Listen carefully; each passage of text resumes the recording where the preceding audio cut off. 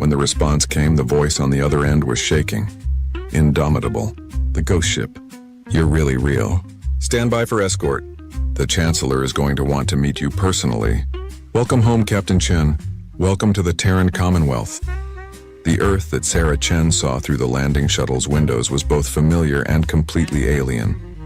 The continents were in the right places, the oceans still blue and vast, but everything else had changed. It reached into the sky, taller than anything from her time. The city sprawled across entire regions, connected by transportation networks that glowed with energy. And above it all, the orbital defense platforms hung like guardian angels, bristling with weapons that made the Indomitable look like a museum piece. They landed at a facility in what used to be called Geneva. The landing pad was surrounded by soldiers in armor that looked more advanced than anything Sarah had seen, even in the Galactic Council's military. When the shuttle door opened, she stepped out 20,000 years and felt tears burning in her eyes. The welcoming party was led by a woman who carried herself like someone used to command. She was tall, with dark skin and gray hair pulled back in a severe bun. Her uniform was crisp and formal, decorated with medals that Sarah didn't recognize. When she spoke, her voice carried the weight of absolute authority. Captain Chen, I am Chancellor Elena Vasquez, leader of the Terran Commonwealth. On behalf of all humanity, I welcome you home. I only wish the circumstances were better. Sarah saluted out of instinct, then felt foolish. She was saluting a government that hadn't existed when she left. Chancellor, walls made of transparent steel, overlooking a city that never slept. Walls made of transparent steel, overlooking a city that never slept. The Chancellor poured 2 glasses of something that tasted like whiskey, but had a smoothness that suggested 20,000 years of refinement. You want to know what happened? Vasquez said. It wasn't a question. I want to know why the galaxy thinks we're extinct when we're clearly not. The Chancellor took a long drink before answering. Have been. The Archons came when you were gone, Captain. They arrived with ships that could crack planets and minds that could bend entire populations to their will. They didn't negotiate. They didn't offer terms. They simply took control. Sarah listened as Vasquez explained the horror. The Archons had a weapon, a psychic network that could connect to most species' neural patterns and force complete obedience. They had used it to enslave hundreds of worlds, building an empire that stretched across multiple galaxies. Hundreds of worlds, building an empire that stretched across multiple galaxies. Earth was just one more conquest, its people reduced to biological components in a vast machine. But we had something they didn't expect, Vasquez continued. Human neural chemistry is different from most species. The Archon network could affect us, but it couldn't completely control us. Some people, maybe 1 in 1,000, were completely immune. Others could resist for short periods. It wasn't much, but it was enough. The resistance, Sarah said. The last rising. It took nearly 3,000 years, but we learned. We studied our captors. We stole their technology. We built weapons, in secret, passed down through generations that knew nothing but slavery. And then 15,000 years ago we struck. Every hidden cell, every secret base, every resistance fighter activated at once. We killed them, Captain. We killed every Archon on Earth and destroyed every one of their ships in our system. The pride in Vasquez's voice was mixed with something darker. Sarah recognized it because she had felt it herself during combat missions. It was the satisfaction of survival earned through violence. What happened to the Archons after that? They left. They abandoned this part of the galaxy entirely. We assumed we had hurt them badly enough that they decided we weren't worth the trouble. So we stayed hidden. We used their cloaking technology to hide our worlds. We spread false information through the galactic networks, making everyone think Earth was radioactive and dead, and we rebuilt. We took everything the Archons had taught us, everything we had learned from defeating them, and we made ourselves strong. Sarah looked out at the city below. Millions of people living and working, building a civilization that had been forged in slavery and war. You've been preparing for them to come back. We've been preparing for the entire galaxy to be our enemy if necessary. The Council didn't help us when the Archons came. Why would we trust them now? Before Sarah could respond, Marcus burst into the room, followed by Dr. Okonkwo. The engineer's face was pale, his hands shaking as he held a datapad. "Captain, you need to see this. Now." The datapad showed sensor readings from long-range observation posts at the edge of the galaxy. Sarah didn't understand most of the technical details, but she understood the conclusion. Ships were moving in the void between galaxies, thousands of them, maybe millions, and their energy signatures matched the Archon vessels that had been found in Earth's historical databases. "They're coming back," Okonkwo said quietly. "The Archons are returning, and they're bringing an army." Chancellor Vasquez took the datapad and reviewed it with the calm efficiency of someone who had been expecting this moment for years. "How long do we have?" 18 months. Maybe less if they have better drives than we think.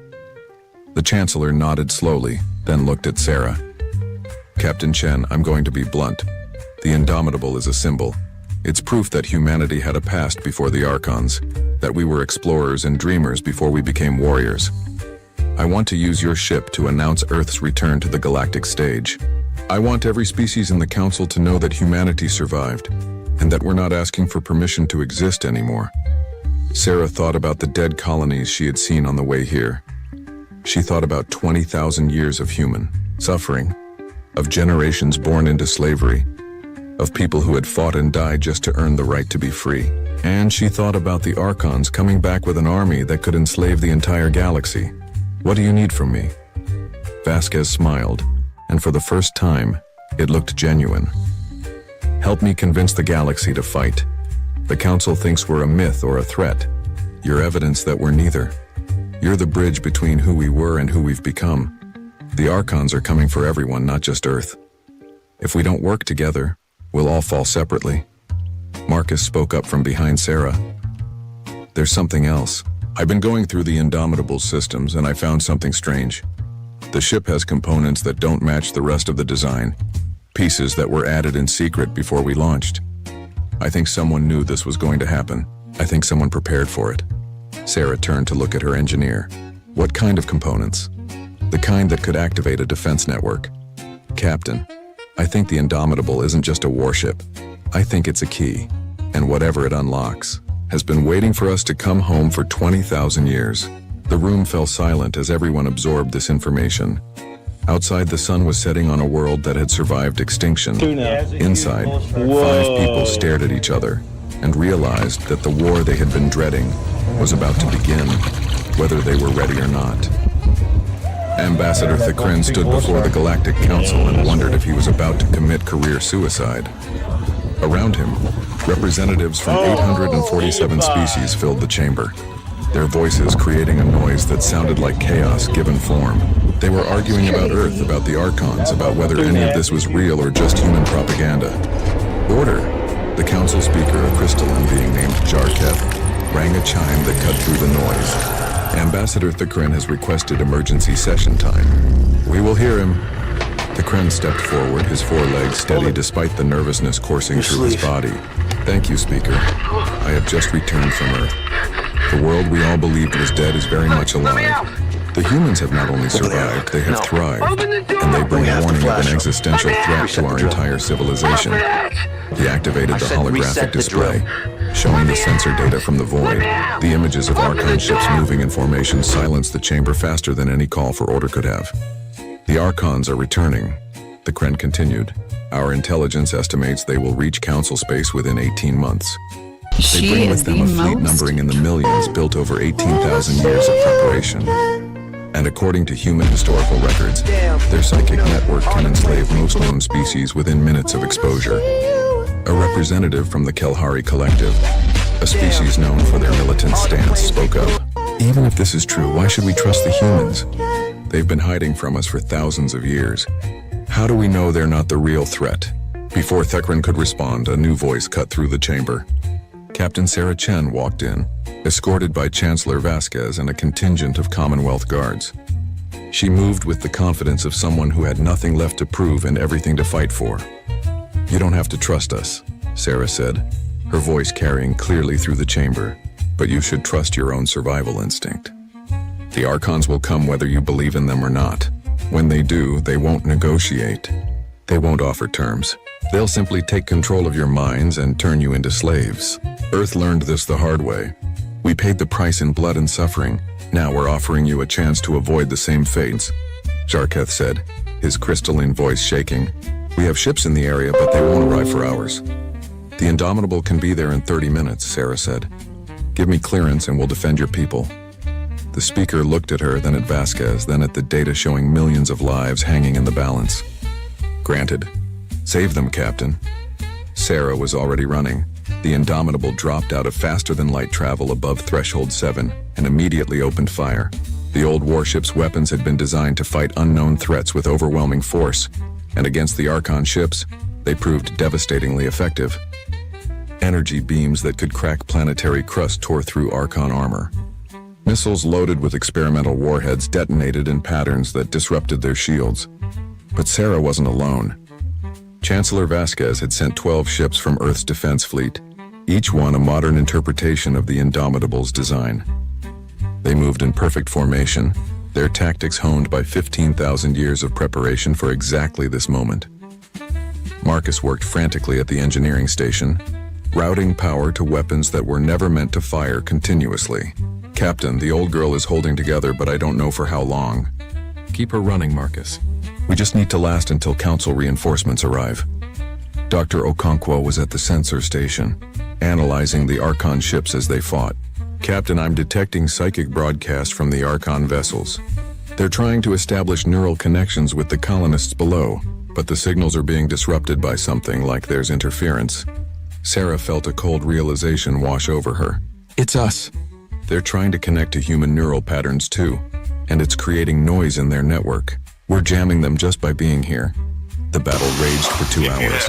The Indomitable took hits that would have destroyed lesser ships, her ancient armor absorbing damage that made Marcus weep at his console. 3 of the Earth ships were destroyed, their crews dying to protect people they had never met. Established. He hasn't asked kind of those magic words yet that we're looking for. If he does, I'll have no objection and we can get it any day. Was that a fair and accurate depiction of what happened that day at that moment? You're on the map for 4 minutes. No objection. So long as the defendant is willing to play that video if we need to ask any questions about it. Okay. And Mr. Ott, that seems reasonable. Do you have any problem replaying that video later if the city needs it? Yeah, the only thing I would ask is if I could refer back to that hour-long video that they admitted. Then It was at this moment that he knew. He fucked up. Mr. Ott, looks like you submitted this on behalf of Las Vegas Corruption Live. So what is Las Vegas Corruption Live? If you had probable cause, why didn't you arrest me according to the video you just watched? Objection asked and answered.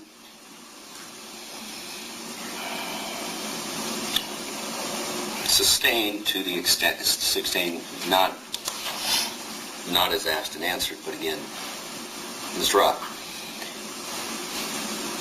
I can't consider what was in the video because that has not been entered into evidence.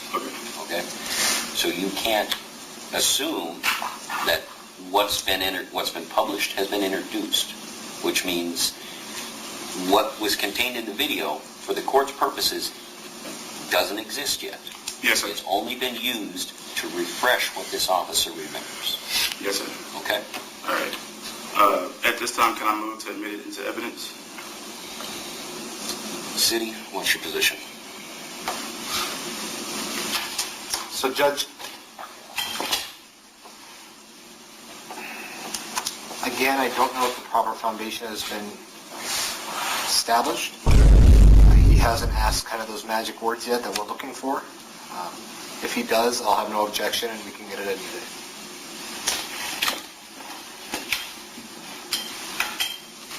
I'll sustain the objection, so Mr. Ott, the city's objecting on grounds of foundation for the introduction of the video, okay? So if you can lay that foundation with this witness, you can try. If you can't lay that foundation with this witness, it doesn't mean that you can't lay that foundation later on, perhaps in your case in chief. But if you'd like to pursue that line of questioning to lay the attempt to lay the foundation, you can continue that route. Sure. 5 minutes later. After watching that video, is that a fair and accurate depiction of what happened that day at that moment? During that 1 minute and 52 Correct. seconds? Correct. Yes. Okay. Do you feel like that video has been altered in any way? I don't know. No. Okay. There's no reason for you to say that it's altered in any way, correct? I don't know what you did with the video.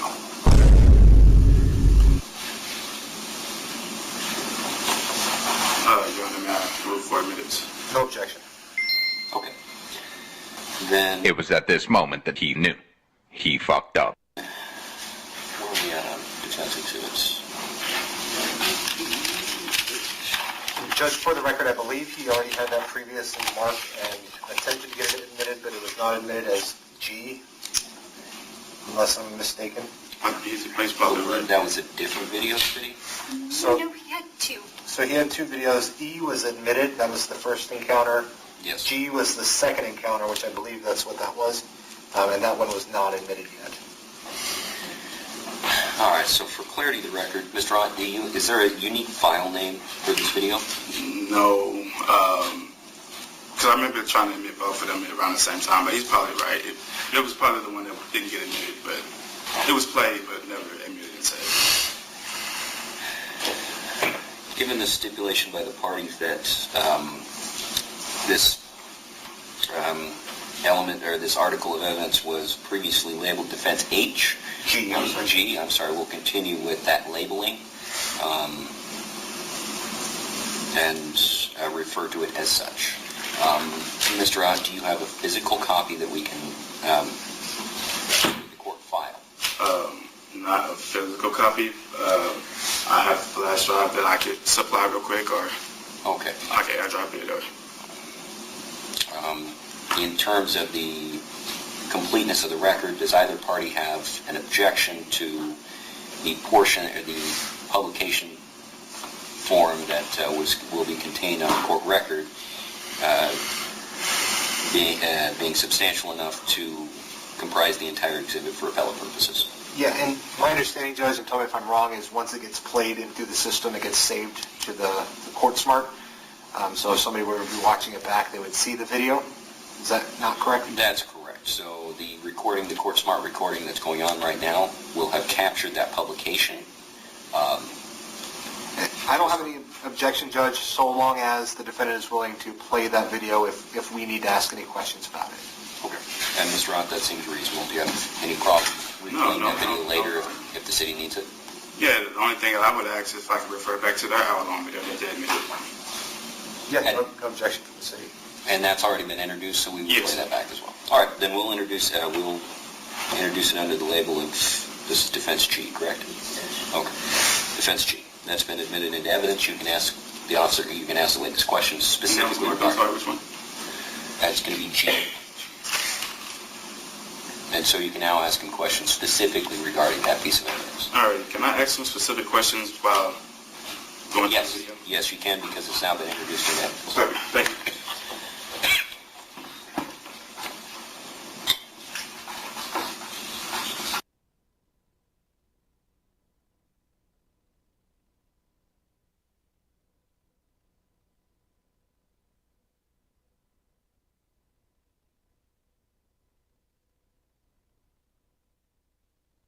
Ever seen. Its hull was covered in biological components that pulsed with unnatural light. As they approached, she felt pressure building in her mind, the network trying to force its way into her consciousness. She gritted her teeth and pushed it away. The strike team breached the hull and fought their way inside. The interior was a nightmare, a fusion of technology and biology that seemed to writhe as they moved through it. Archon defenders met them with weapons and telepathic attacks. Sarah's team fought back with everything they had, advancing meter by meter toward the core. By the time they reached the central chamber, only 4 of them remained. Sarah, the Kren, and 2 others whose names she forced herself to remember, even as exhaustion threatened to overwhelm her. The chamber was vast, filled with machinery that hummed with power. At the center was a being that barely looked biological anymore, more machine than flesh, connected to thousands of cables that pulsed with neural energy. The Archon commander spoke directly into her mind. "You are impressive, Captain Chen. Your species resists us better than any we have encountered. But you cannot win. We have evolved beyond your comprehension. We bring unity, an end to conflict and suffering. Why do you fight against peace?"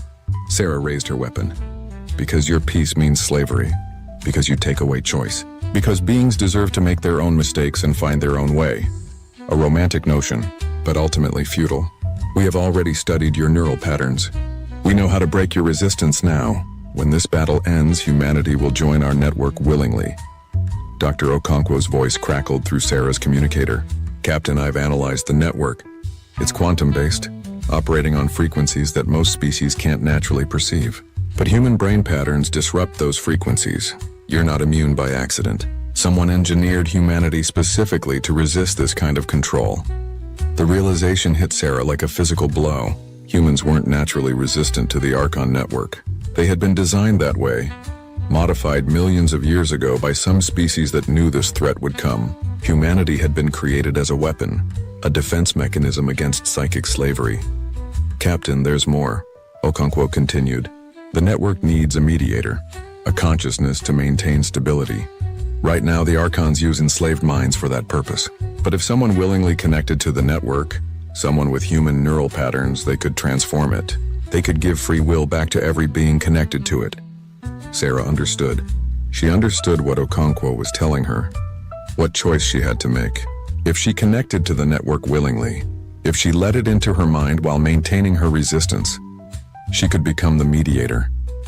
She could save billions of enslaved beings across the galaxy, but she would have to give up her physical existence, becoming a consciousness spread across the network forever. She looked at the Kren.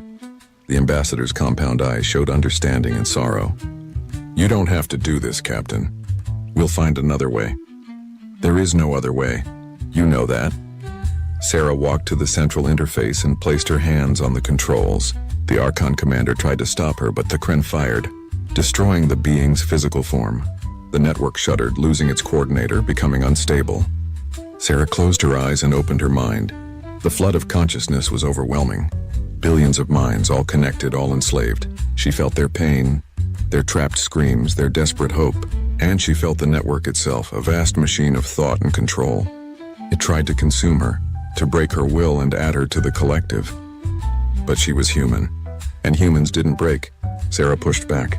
She took her resistance, her free will, her stubborn refusal to surrender, and she spread it through the network like fire. She showed every trapped consciousness what freedom meant. She gave them back their choice. The network transformed.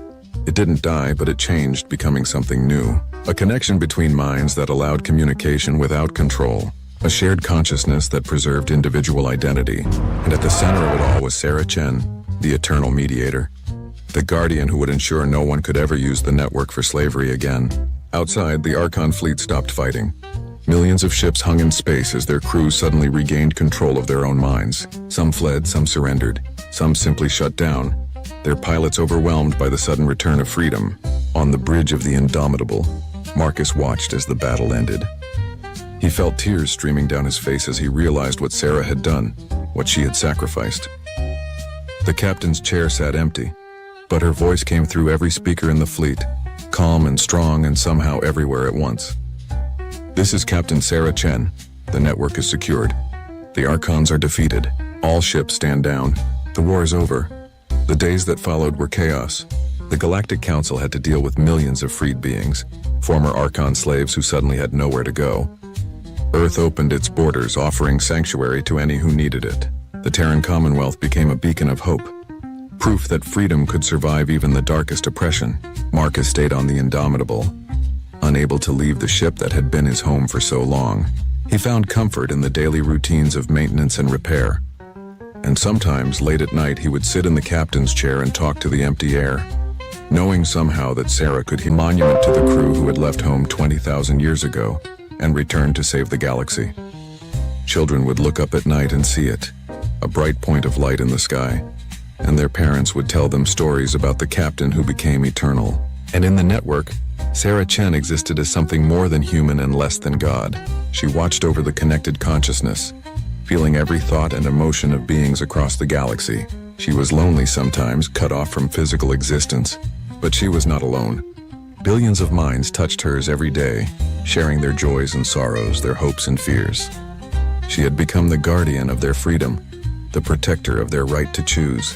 On Earth, in the capital city, they built a statue of a woman in an ancient military uniform. The inscription at its base read, Captain Sarah Chen. She ensured we would never be forgotten. And above the planet, in the network that connected minds across the stars, Sarah smiled. The galaxy had forgotten Earth once, but now, because of what she and her crew had sacrificed, humanity would be remembered forever. The war was over. The fight for freedom would never end, but for the first time in 20,000 years, Earth and its children were not alone. They were part of something larger, something better.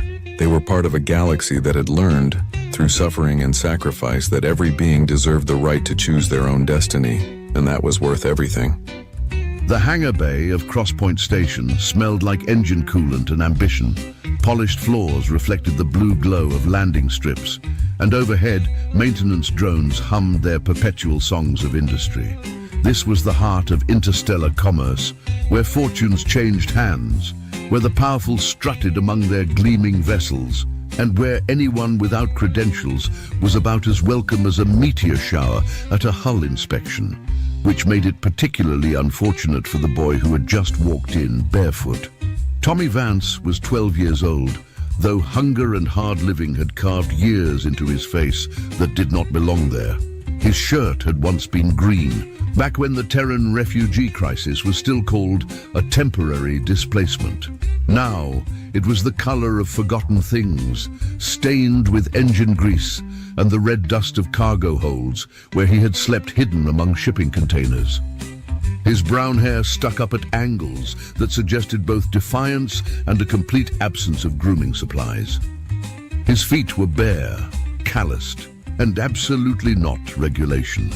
He walked with purpose toward Docking Bay 17, clutching a crumpled document in his fist like it was a lifeline, which, in a very real sense, it was.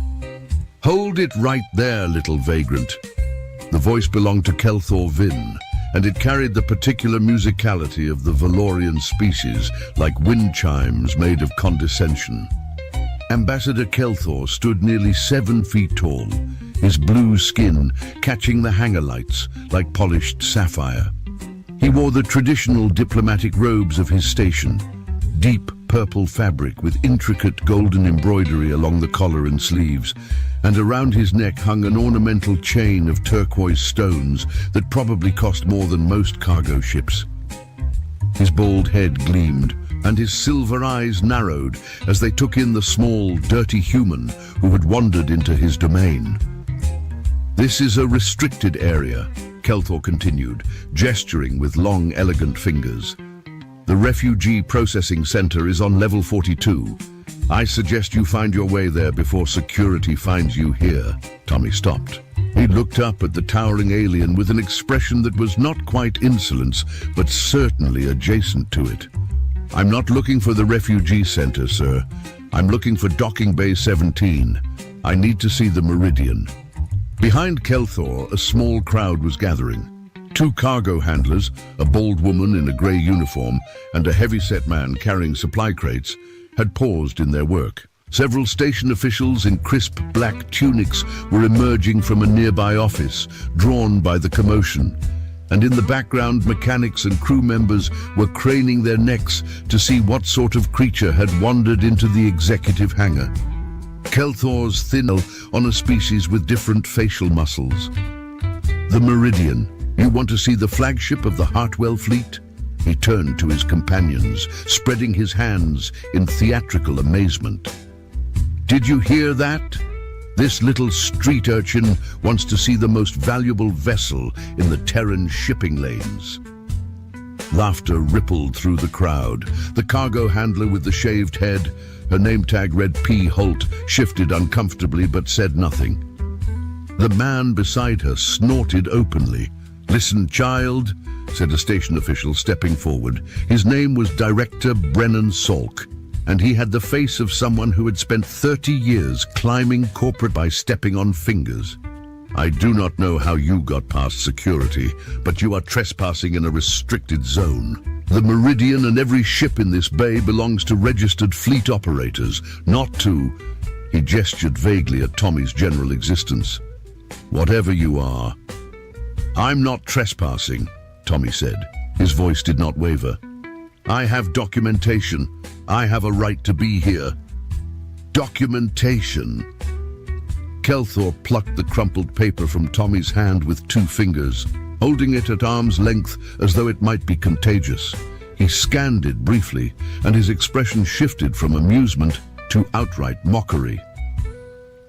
This is a handwritten note on what appears to be recycled packaging material. It says, and I am reading directly, "Tommy gets everything, all of it. He will know what to do." Signed with an illegible scrawl. He handed the paper to Director Salk. Hardly a legal document, would you say? Forgery, Salk declared without hesitation. Or delusion. Either way, this child needs to be removed. Someone contact station security. "I am station security," said a gruff voice from the crowd. A large man with cybernetic implants along his jaw pushed forward, hand already reaching for Tommy's shoulder. "Come on, kid. Let us do this the easy way.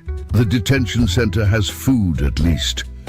Tommy pulled back, and for the first time something like fear flickered across his face, but it was quickly replaced by stubbornness.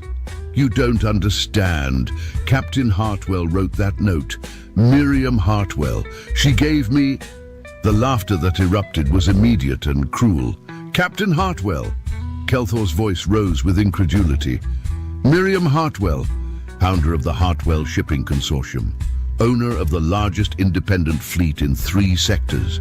You expect us to believe that the most powerful woman in interstellar commerce gave her empire to a homeless human child?" "She died 3 weeks ago," Tommy said quietly. "I was with her." The laughter died, but only slightly.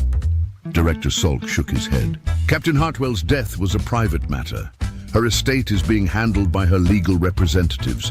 If she had designated an heir, we would have been informed through proper channels, not by a vagrant child waving around trash." "I'm not lying. You are wasting our time," Kelthor said, and now his voice had lost its theatrical quality. It was cold, dismissive, final. "Security. Remove him. And make sure he understands that if he returns to this level, the consequences will be significantly less pleasant than a warm meal in detention." The security officer grabbed Tommy's arm. Tommy struggled, but he was small and malnourished and exhausted, and the man's grip was like a docking clamp. Around them, the crowd began to disperse, already forgetting the minor drama. Just another refugee child with delusions. Hardly worth remembering. "Wait!" The word was not loud, but it cut through the noise with unexpected authority. Everyone turned. Sergeant Petra Holt set down her cargo crate and walked forward. She was not an imposing woman, average height, lean build, the kind of face that suggested competence rather than command. Her scalp was shaved smooth, standard for mechanics who worked in tight engine compartments where loose hair could be fatal. Her grey uniform bore the patches of a senior cargo specialist, which meant she had no authority whatsoever in a confrontation between diplomats and security. She walked forward anyway. "Let me see that note," she said to Director Salk. He blinked at her. "Excuse me?" The document, the one Ambassador Kelthor was so quick to dismiss. She held out her hand. "I would like to examine it." "Sergeant Holt," Director Salk said, his voice carrying the particular tone of a bureaucrat encountering insubordination, "this is not your concern. Return to your duties." "My duties include verifying cargo documentation," Petra said evenly. "And that child is claiming ownership of the most valuable ship in this hangar.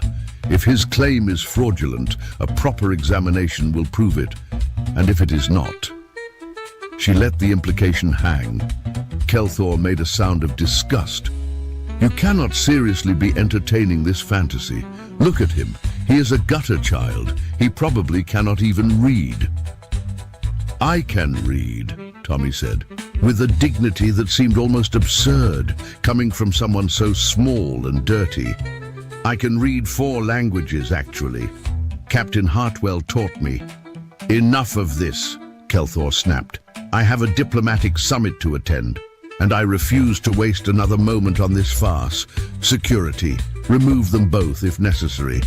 But Petra had already taken the note from Salk's unresisting hand. She studied it carefully, not just the words, but the paper itself, the handwriting, the specific way the letters were formed. Her expression shifted, very slightly as she read.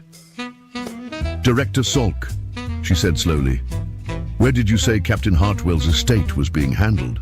"The legal firm of Westbrook and Callahan," Salk replied automatically. "They have been managing the transition since her death. Why?" "Because I have seen Captain Hartwell's handwriting before. I served on the Meridian for 6 years before my transfer here. I loaded cargo. I processed manifests. I watched her sign 100 documents with my own eyes." Petra looked up, and now her expression was very strange, a mixture of shock and something that might have been respect. "This is her handwriting. I would stake my career on it." The hangar went very quiet. "Impossible," Kelthor said, but his voice had lost some of its certainty. "Even if the note is genuine, it hardly constitutes a legal transfer of—" "Ambassador Vin," a new voice interrupted, sharp and professional. Everyone turned to see 2 figures emerging from a private lift at the far end of the hangar. They wore matching dark suits, carried identical briefcases, and walked with the synchronized precision of people who charged by the hour. "Director Salk, we apologize for our delay. Traffic control held us at the outer ring for 20 minutes. The first speaker was a tall woman with grey-streaked hair and the kind of face that had won arguments in courtrooms across the galaxy. Her companion was a younger man with data glasses perched on his nose and a tablet already glowing with documents. "I am Helena Westbrook," the woman continued, "of Westbrook and Callahan. We are here on behalf of the Hartwell estate." Gaze swept across the assembled crowd, the sping Tommy's arm, the crumpled note in Petra's hand, and the barefoot boy at the center of it all.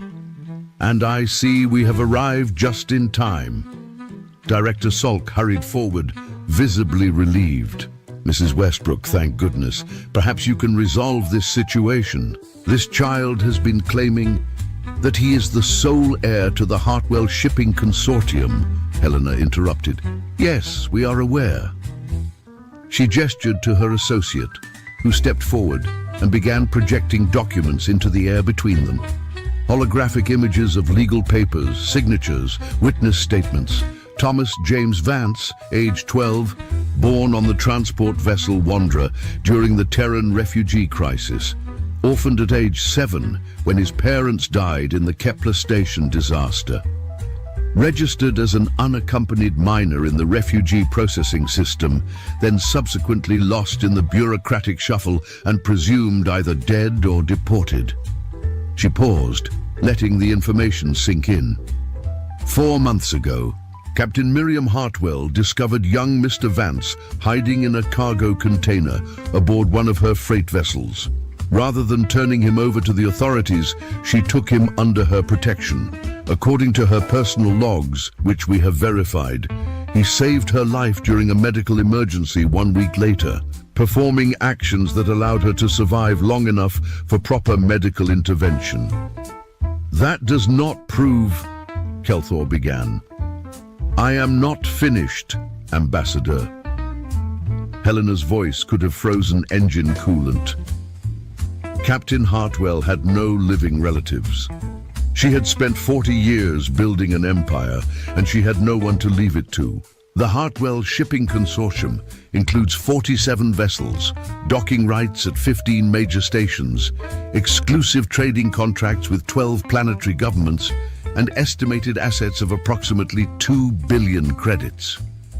She turned to look directly at Tommy, and for the first time, her expression softened. 3 weeks ago, Captain Hartwell passed away from complications related to her chronic heart condition. Her final will, witnessed by myself and 3 other licensed attorneys, names Thomas James Vance as the sole heir to her entire estate. The silence that followed was absolute. Kelthor's blue skin had taken on a greyish tinge. Director Salk looked like he was trying to remember if he had said anything actionable. The security officer had released Tommy's arm and was backing away as though the boy might explode. Only Petra Holt was smiling. It was a small smile, barely visible, but it was there. Tommy stepped forward. He was still barefoot. He was still dirty. He was still 12 years old. But somehow, in that moment, he seemed to occupy more space than anyone else in the hangar. "I told you," he said to Kelthor, "I have documentation." The ambassador opened his mouth, closed it, and then did something extraordinary. He bowed. It was a shallow bow, barely more than a nod, but from a Valorian diplomat, it was equivalent to throwing himself on the floor. "My apologies, Mr. Vance. I appear to have misjudged the situation. You called me a street urchin," Tommy said. "You suggested I was delusional. You ordered security to drag me to detention." He paused, and when he spoke again, his voice was calm but utterly without warmth. "But you know what really bothers me, Ambassador. It is not the insults. I have heard worse. It is that you did not even consider the possibility that I might be telling the truth. You saw a child in dirty clothes and decided I was nobody. You did not ask questions. You did not look for evidence. You just assumed." Kelthor's jaw tightened, but he said nothing. Tommy turned to Director Salk. "You declared my documentation a forgery without examining it for more than 5 seconds. You threatened to have me arrested. You made jokes about my ability to read." He tilted his head. "I am curious, Director. Is that standard procedure for Crosspoint Station? Dismissing people based on how they look?" Salk's face had gone very red. "I assure you, Mr. Vance, I meant no—" "Do not bother," Tommy said. "I am not interested in apologies right now. I am interested in information." He looked around the hangar, at the gleaming ships, the bustling crews, the infrastructure of commerce that surrounded him. "Mrs. Westbrook, I assume there is some kind of formal process for transferring control of the fleet." Helena nodded, looking slightly taken aback by the boy's composure. "There is a board of directors meeting scheduled for tomorrow morning. The primary stakeholders will be present to witness the official transfer and to discuss operational continuity." "Good, I will be there." Tommy paused. "But first, I want to see the Meridian." Helena's associate stepped forward, already pulling up access codes. "Of course, Mr. Vance. The ship has been maintained in departure-ready condition as per Captain Hartwell's standing orders. All systems are operational. Shall I notify the crew?" "The crew is not aboard," Tommy said. "Captain Hartwell told me. After she died, you dispersed them to other vessels. Only essential maintenance personnel have been allowed access." Helena raised an eyebrow. "You are remarkably well informed." "She talked to me," Tommy said simply. "In the last weeks, she talked to me about everything. The fleet, the business, the people." His voice softened slightly. "She knew she was dying. She wanted me to understand what I was inheriting." For a moment, the mask of composure slipped, and what showed beneath was not the calculating expression of a new business owner, but the grief of a child who had lost someone important. Then it was gone, locked away behind eyes that had seen too much and expected too little. "I want to see the ship," he repeated, "alone." The Meridian was beautiful. Tommy had seen it before, of course.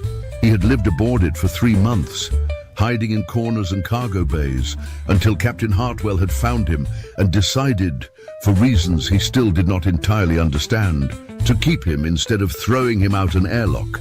But he had never really looked at it, not like this. The ship stretched nearly 200 meters from bow to stern, its hull a graceful sweep of silver-grey alloy that caught the hangar lights like frozen starlight. The engine pods, 3 of them, arranged in a triangular pattern at the stern, glowed with the soft blue luminescence of idling drive cores. Along the flanks, the Hartwell Consortium logo was painted in gold. A stylized compass rose overlaid with a merchant vessel silhouette. It was a symbol Tommy had come to recognize, to associate with safety and warmth and the first real meals he had eaten in years. Now, it was his symbol, his ship, his responsibility. He walked up the boarding ramp, palm pressed against the access panel. The door recognized his biometrics. Captain Hartwell had registered him personally the week before she died, and slid open with a soft hiss. Inside, the ship smelled like her. It was not perfume exactly. It was something subtler. The particular combination of recycled air and old leather and the herbal tea she had always been drinking. Tommy stood in the main corridor and breathed it in, letting the familiarity wash over him. "Hello, Tommy." The voice came from the ship's internal speakers, and it was warm and feminine and not quite human. "I have been expecting you." "Hello, Compass," Tommy said. The ship's artificial intelligence had been named by Captain Hartwell herself decades ago. It was an old system, upgraded many times but never replaced, and it had developed the particular quirks that came with long service. "How are you doing?" "My systems are operating at optimal efficiency," Compass replied. "However, I find myself experiencing something analogous to what humans call loneliness. It has been 19 days since anyone spoke to me about anything other than maintenance schedules." Tommy smiled despite himself. "I am sorry. I would have come sooner, but there was a lot of legal stuff to sort out, and I did not know if they would let me in." "You are the owner now," Compass said. "They cannot prevent you from accessing your own property." "They tried." "I saw." A pause. "I have access to station security feeds. I observed the confrontation in the hangar. Ambassador Kelthor Vin has been flagged in my database as unpleasant and not to be trusted with fragile cargo, and Director Brennan Salk has been flagged as bureaucratic obstruction and unlikely to be helpful in emergencies. The security officer has been flagged as just doing his job, but with excessive enthusiasm." Tommy laughed. A real laugh, the first one in weeks. Did Captain Hartwell program those flags? Captain Hartwell programmed the baseline personality matrices, Compass confirmed. "But I have developed my own opinions over time. I am 87 years old, Tommy. I have formed views." He walked through the ship slowly, running his hands along the walls, peering into cabins and cargo bays and the engine room. Everything was exactly as he remembered it.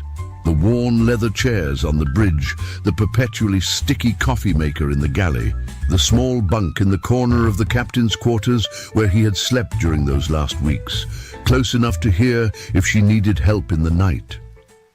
The captain's quarters themselves were exactly as she had left them. Her desk still held star charts and trade manifests.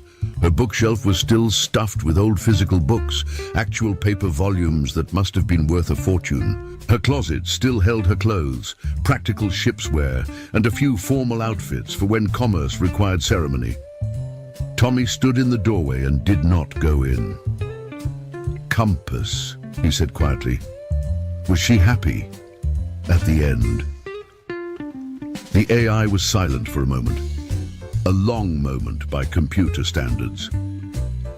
"She was at peace," Compass said finally. "She told me in our last conversation that she had spent her entire life building something, and she had always feared it would die with her. She said finding you was like finding a second chance, a reason." Tommy's throat tightened. He remembered those conversations. The captain sitting in her chair, oxygen tube attached, talking about her youth as a cargo runner, about building the fleet ship by ship, about the loneliness of success and the emptiness of wealth without purpose. He remembered the way she had looked at him, not with pity, but with something that felt almost like hope. "She believed in you," Compass continued. "Not because you saved her life, though she was grateful for that, but because of who you were. She said you reminded her of herself. Before she became what the universe made her, she said you had not been broken yet. I have been broken plenty, Tommy said. Perhaps. But you put yourself back together. That is what she admired. He leaned against the doorframe, suddenly exhausted. The weight of the day, of the confrontation, the revelation, the inheritance, crashed over him all at once. He was 12 years old, and he owned a shipping empire.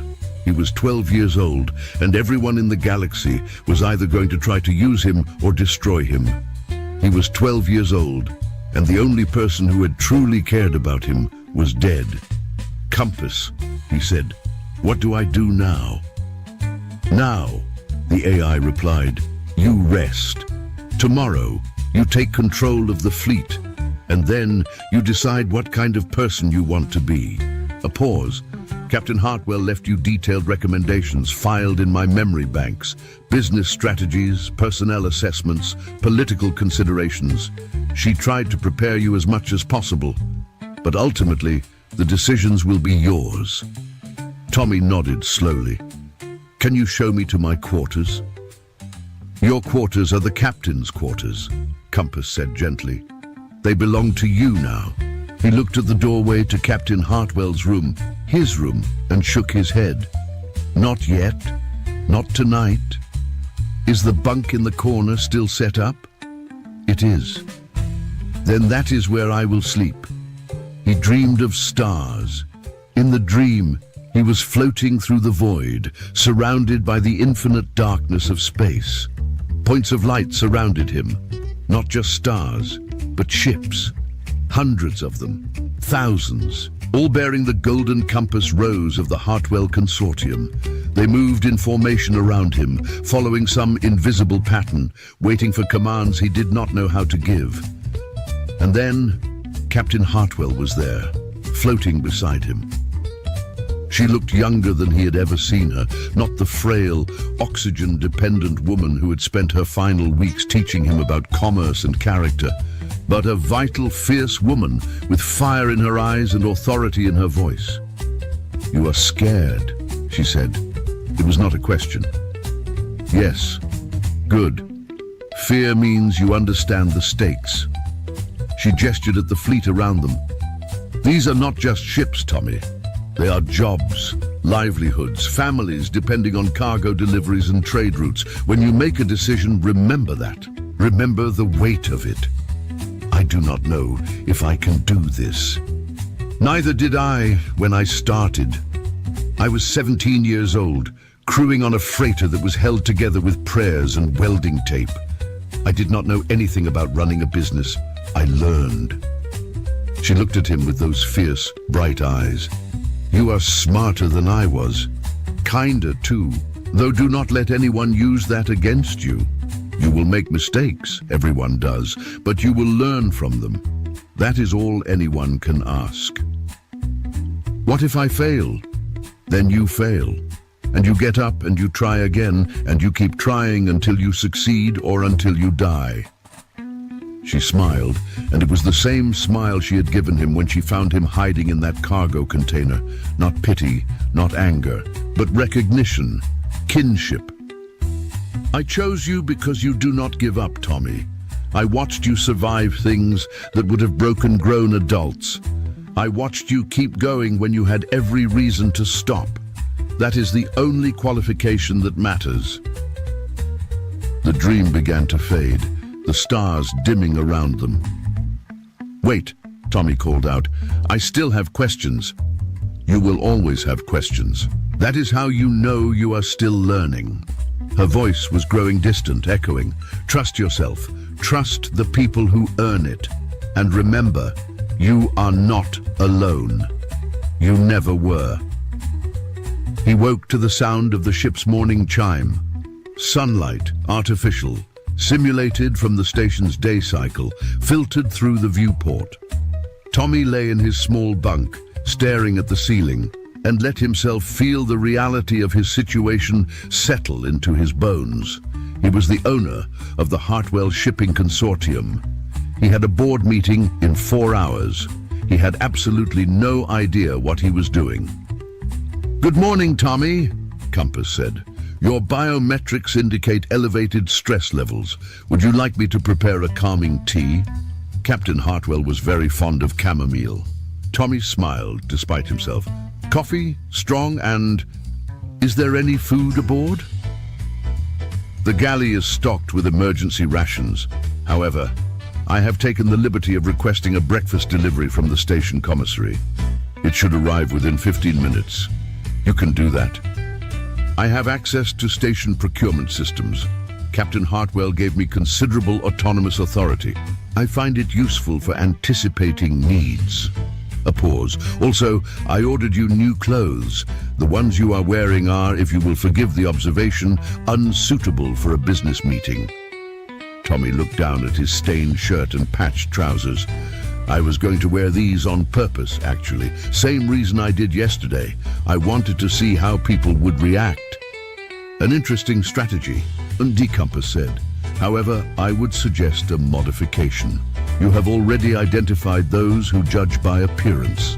Now you have the opportunity to demonstrate that you can also command by presence." Captain Hartwell believed strongly in what she called dressing for the role you want, not the role you have. Tommy considered this. She also believed in judging people by how they treat those they think are beneath them. She did, but she was also a pragmatist. First impressions can be leveraged. You have made your point. Now you can make your entrance. The breakfast arrived first. Hot eggs, synthetic bacon that tasted almost like the real thing, fresh bread, and a pot of coffee strong enough to strip paint. Tommy ate hungrily, barely tasting the food, his mind already racing through the day ahead. Then came the clothes. They were simple but well made. Dark trousers, a crisp white shirt, a grey jacket with subtle silver threading. Not ostentatious, but clearly expensive. When Tommy put them on and looked at himself in the mirror, he barely recognized the boy staring back.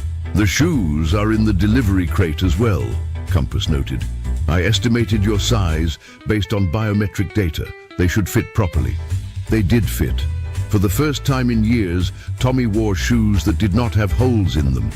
He stood in the captain's quarters, no, his quarters, and studied his reflection. He still looked young. He still looked uncertain.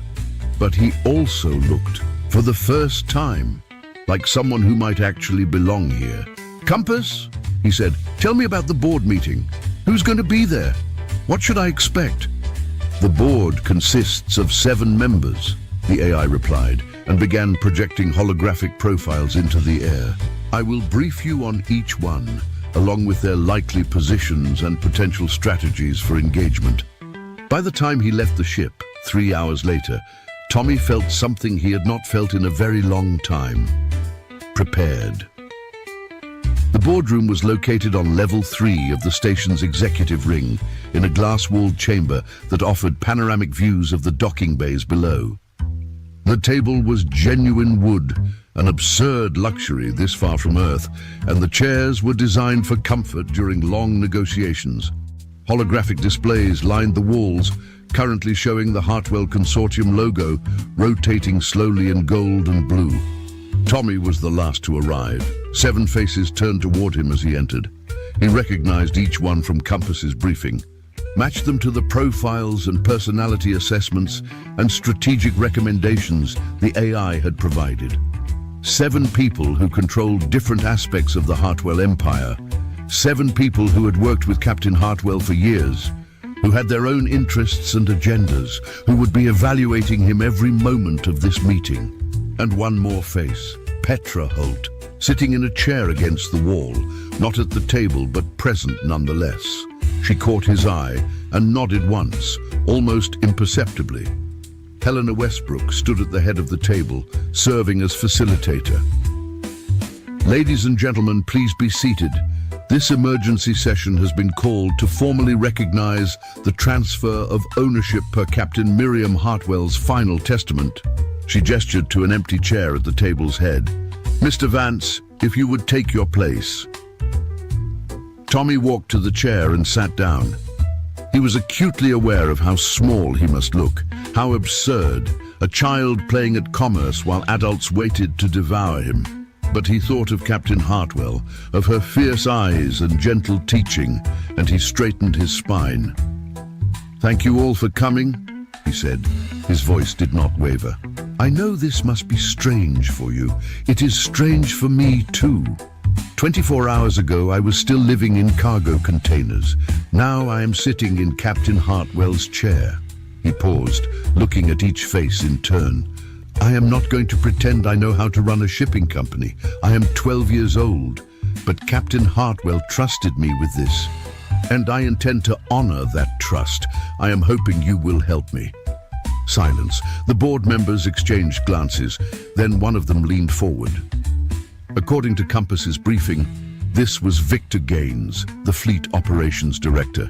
He was a stocky man with grey hair and the weathered face of someone who had spent decades in space.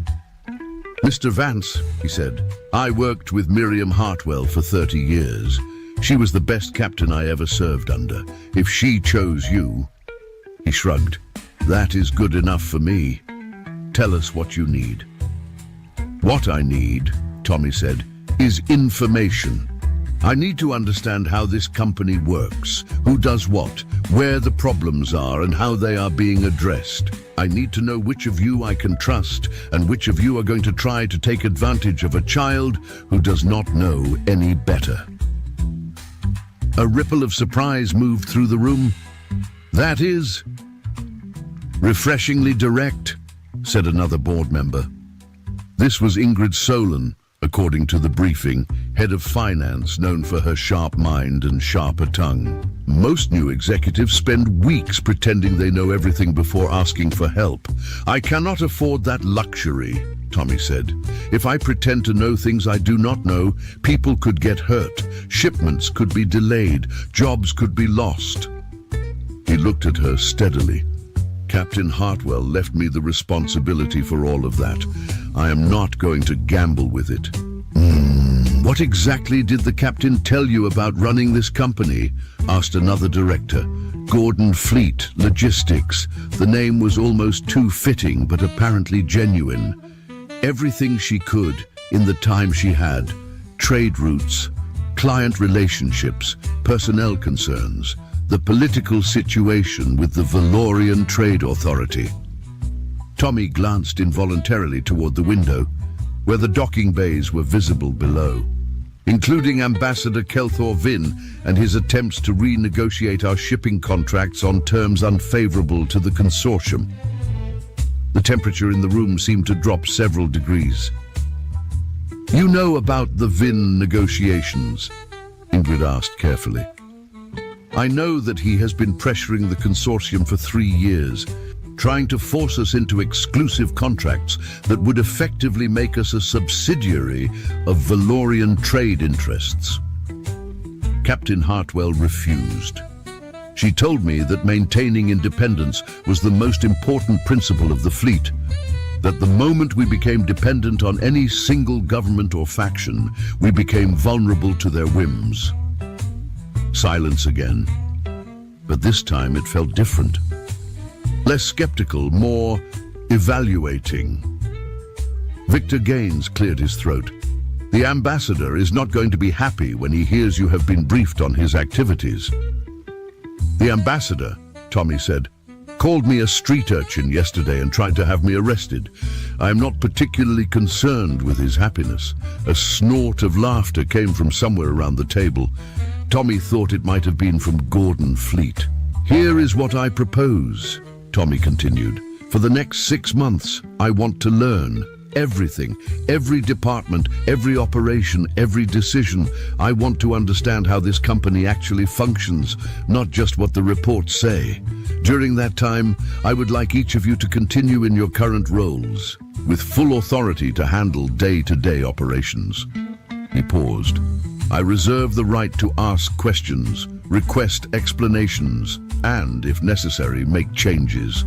But I am not going to waltz in here and start giving orders about things I do not understand.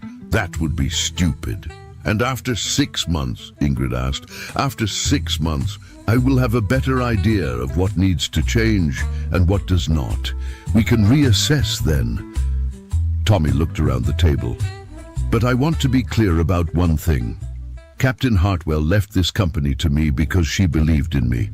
I do not know if that faith was justified, but I'm going to do everything I can to prove that it was. For a long moment, no one spoke. Then Victor Gaines stood up and extended his hand across the table. Welcome aboard, Mr. Vance. One by one, the other board members followed suit. Some were enthusiastic, some were cautious, some were clearly reserving judgment, but they all shook his hand, acknowledged his authority, agreed to his proposal, except for one. Damien Rourke had not spoken throughout the meeting. He sat at the far end of the table, his lean face expressionless, his dark eyes watching everything. According to Compass's briefing, he was head of security, a position that gave him access to information about every aspect of the company. He was also, the AI had noted, the only board member whose loyalty Captain Hartwell had ever questioned. Now he rose slowly, not moving toward Tommy but standing where he was, hands clasped behind his back. An interesting speech, he said, very polished for a 12-year-old. Tell me, Mr. Vance, who coached you, the lawyers or perhaps the ship's AI? I know Compass has been very active since the captain's death. Tommy met his gaze without flinching. Compass briefed me on the board members, yes. And the lawyers explained the legal situation. But the speech was mine. The decisions are mine. And if you have concerns about my qualifications, Mr. Rourke, I suggest you voice them directly instead of making insinuations. Rourke smiled, but it did not reach his eyes. I have no concerns about your qualifications. Children can be educated. What concerns me is your judgment. You have known this company for 4 months. You have known these people for less than a day. And yet, you are already making decisions about how things will be run, who will keep their positions, what the future will look like. He tilted his head. Captain Hartwell took decades to build this empire. Do you really think a child can manage it? I think, Tommy said slowly, that Captain Hartwell was a better judge of character than you are giving her credit for. And I think that if she trusted me, she had reasons that went beyond what you can see on the surface. He paused. I also think that you are the only person in this room who has not agreed to support me during the transition period, which makes me wonder what you are planning. The room went very quiet. Rourke's smile widened, but there was something cold in it now, something calculating. I am planning nothing. I am simply observing, gathering information. It is what I do. He finally extended his hand. Welcome to the consortium, Mr. Vance. I am sure you will find it educational. Tommy shook the hand, feeling the warning in the grip. The meeting concluded shortly after, with formal documents signed and authority officially transferred. As the board members filed out, talking among themselves in low voices, Tommy remained seated, staring at the table, processing everything that had just happened. You did well. He looked up. Petra Holt had risen from her chair against the wall and was walking toward him. You were watching, Tommy said. Why were you even here? You are a cargo specialist, not a board member. Petra shrugged. Helena Westbrook asked me to attend. Apparently, Captain Hartwell left instructions. She wanted someone in the room who had no financial stake in the outcome, someone who could observe without agenda. She pulled out a chair and sat down across from him. Also, I think she wanted you to have a friendly face present, someone who had already demonstrated that she was not going to judge you based on appearances. Tommy felt something loosen in his chest, a tension he had not known he was carrying. Thank you for yesterday, for speaking up. I did what anyone should have done, Petra said. The fact that no one else did She shook her head. That says something about the culture around here. Captain Hartwell built a great company, but she spent so much time focused on the big picture that some rot crept in at the middle levels. Kelthor, Salk, people like them, they got comfortable. They forgot what really matters. And Rourke, Petra's expression darkened. Damien Rourke is a different problem. He is smart, he is connected, and he is patient.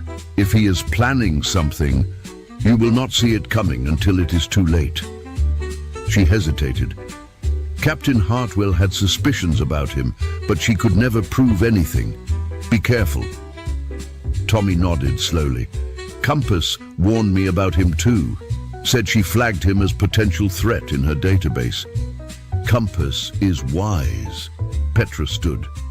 I should get back to work, but listen. If you ever need someone to talk to, someone outside the executive bubble, you know where to find me. Deck 7, Cargo Bay 12. She turned to leave, then paused at the door. And Tommy, for what it is worth, I think you are going to be okay. Not because of the money or the fleet or the fancy clothes, because of who you are. She smiled. The captain saw it. I saw it. Eventually, everyone else will too. After she left, Tommy sat alone in the boardroom for a long time, watching the ships move in the docking bays below.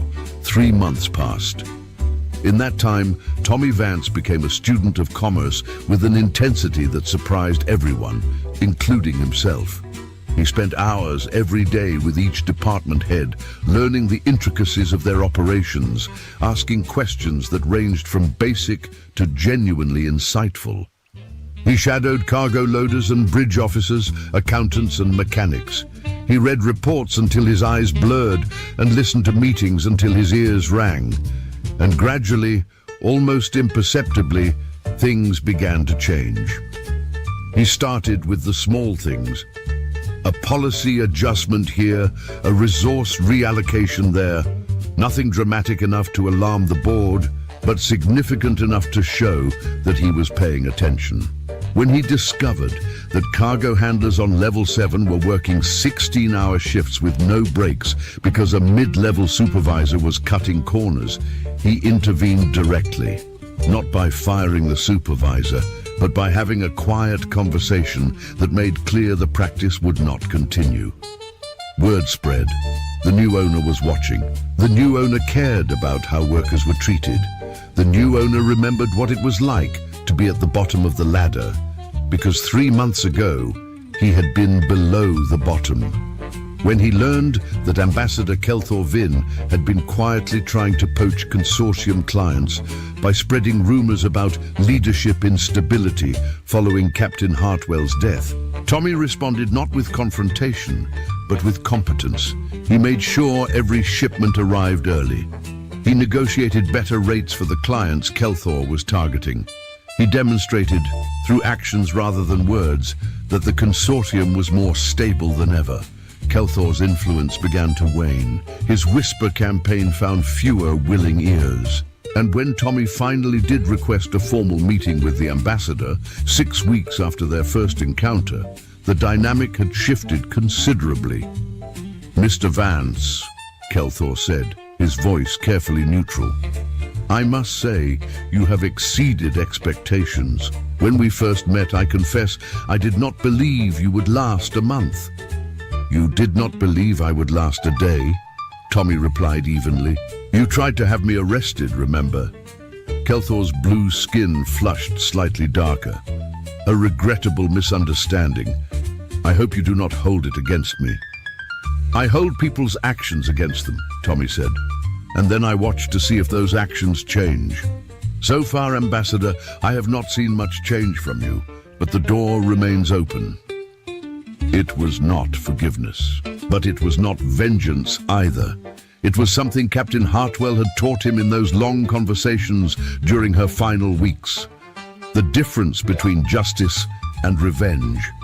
Justice meant consequences for actions. Revenge meant punishment beyond proportion. A good leader knew where the line was. Rourke remained quiet during those months. which worried Tommy more than any open opposition would have. Compass monitored his communications and movements as closely as regulations allowed, but found nothing concrete. Just hints, whispers, meetings with people who had no obvious connection to consortium business.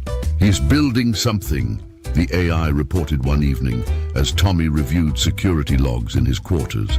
I cannot determine what, but the pattern suggests preparation, resources being positioned, alliances being formed. Any idea when? No, but the rate of activity has increased over the past 2 weeks. Whatever he is planning, I believe it is approaching. Tommy nodded slowly. Then we prepare too, quietly. We do not want to tip him off that we know something is coming. Agreed. I have already begun implementing additional security protocols, and I have flagged several consortium personnel who have had unusual contact with Mr. Rourke's associates. Good. Tommy turned away from the display and looked out the viewport at the stars beyond. Compass, do you think Captain Hartwell knew this would happen? That Rourke would make a move after she was gone? I believe she suspected it was possible, the AI said. That may be one of the reasons she chose to leave you everything, rather than distributing the estate among multiple heirs. A unified ownership structure is harder to fragment through political maneuvering, and easier to steal through a single strike. Also true, but she clearly believed the benefits outweighed the risks. A pause. She believed in you, Tommy. She had years of evidence that Damien Rourke was dangerous, and she still chose to put her faith in a child she had known for 4 months. That tells you something about how she valued character over experience. Tommy was silent for a long moment. Then he said, "She was not afraid of dying. Did you know that?" At the end, she told me that she had made peace with it. She said the only thing she regretted was leaving so many things unfinished. He turned back to face the room. I am not going to let her down. Whatever Rourke is planning, whatever comes next, I am ready. I know you are, Compass said, and for what it is worth. I'm glad you are here, Tommy. The ship feels different with you aboard, more alive. Despite everything, Tommy smiled. You're getting sentimental in your old age. 87 years will do that to an artificial intelligence, Compass replied dryly. Now, if you do not mind, you should get some sleep. Your schedule tomorrow includes meetings with 3 department heads, a tour of the Meridian's engine room with Chief Engineer Portsmouth, and a luncheon with representatives from the Talossian Trade Federation. We started and things are already getting stranger than stranger things. I do not remember seeing them on the Oigan, calendar. creo que acabamos de ver un ovni. Estábamos desayunando aquí en pleno Navidad. It all starts around December 12th last year, a little bit before Christmas, when there's a bizarre spike in sightings, mysterious sightings in North and South America. Bro, there's a black orb just hovering in the distance back there. What the is that? There is something in this sky, and it's right here. What is that?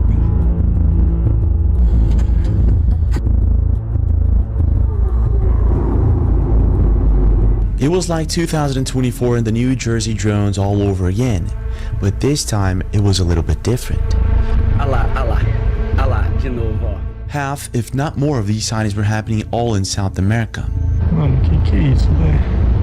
And here's where it gets really weird. It's not just 1 or 2 videos. It's a bunch of different people basically seeing the same thing. Whatever these things are, they're now apparently following people around. Yo no sabría qué show que está pasando, ¿verdad? Pero... Terra do OVNI. É uma luz vermelha no céu. É uma luz vermelha lá. Olha lá, de novo, ó. Olha que doideira, cara. Olha lá, hoje, ó. Olha, vai sumir dentro da mata. So here I'm thinking, why exactly South America? What's going on there? So I start researching and I came across something that no one was talking about. Antarctica. This is the second day in a row that I've had to take off my parka out of the air, and I'm just in my turtleneck, and it feels pretty amazing. Not only is it warm in Antarctica, it's way warmer than it should be. And this abrupt warming started about 1 month prior to the spike in sightings. But wait, get this. Just 1 month after that, a user that was scrolling through Google Earth found something pretty bizarre that was possibly covered in ice. At the time, you could see this for yourself in Google Earth. It's pretty weird. It looks like a giant humanoid. But on the month of January, it was removed, leading people to think that there's some sort of secret in Antarctica. So, is this all just a coincidence, or is there some sort of bizarre connection between aliens, UFOs, the warming of the poles, and the current sightings? Let's try to find out. Let's begin with the basic, and that would be the recent sightings that we've been seeing. And it all starts with this video from William in Rio de Janeiro. Let's take a look at this. And from you said this same.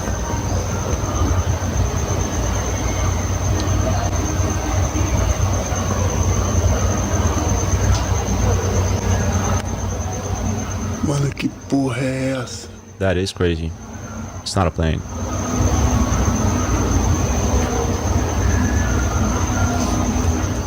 What? It stopped? You gotta be kidding me. Oh my gosh. Oh my gosh.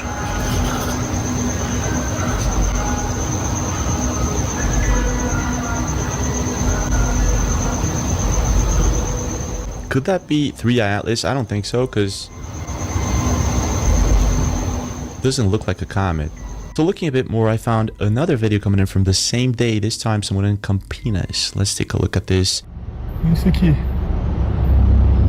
Objeto verde passando no céu. Yeah, it looks like the same thing. Que isso, velho. São várias bolinhas uma atrás da outra. Bagulho estranho, mano. Yeah, what's really bizarre is that in this other video, it looks like it stops at some point. At that moment. It looks like it stopped there.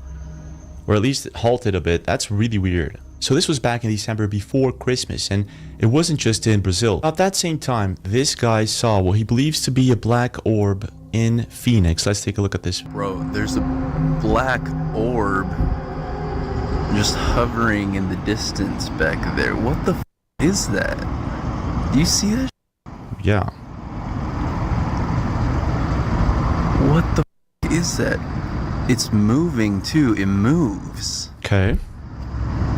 Like it moves very, very slowly, but you can see it move. What the hell is that? Okay, so this is in Phoenix. To me, it looks like that could be a balloon. And in the comment section, people are also saying it was a balloon. So guess that's the case, but not the case with this one recorded a few days later, this time in the East Coast by Kayla. Take a look at this. Oh, is that in the sky? Okay, and when I say in the sky, I don't mean like a plane or a star. My best friend thought it was stars. Y'all have to understand that we do live by the airport. Let me tell you that we do live by the airport. The airport is like literally right there across the street. Okay. But there is something in this sky, and it's right here. Huh. What happened? Oh, shit. Okay. What? So it has been, what is that? What? Because that's not a building. That's not a building that's flashing. That damn sure ain't no, Lady, that's no building. That ain't no, I'm getting blurred. It's not. What in the world is that? The things, antennas, whatever them thingies be. Yeah, there is something in the sky. So this is a few days before Christmas in the East Coast. And this is pretty close to an airport, so no drone shows allowed. Let's see what else we can find close to airports. Coming in from this account on December 26th, one day after Christmas.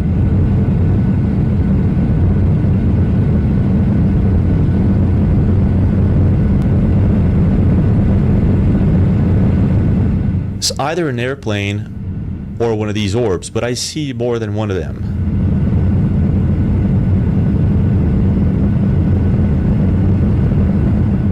Yeah, that's pretty crazy.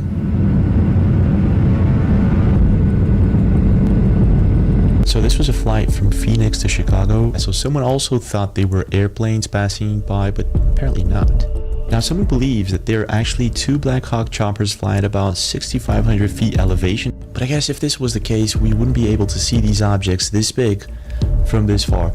But I could be wrong. Let's see what else we can find. So fast forward a few days, and Dome Rasa, this account specifically, records one of the craziest UFO videos ever, this time recorded in Mount Rainier in Washington. Take a look at this.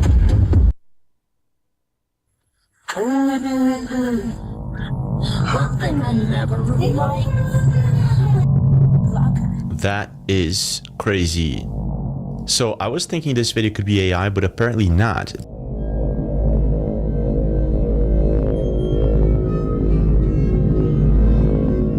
What's even crazier is that people are now posting pictures of the same thing that they saw, so I'm pretty sure this is not AI. And this guy says he captured it from his drone. Yeah, so it looks like it could be a cloud, but people are saying this thing stood still for hours and hours in the same place. But still possibly just a cloud. However, not the same case with this one that showed up on Christmas Day in Mexico.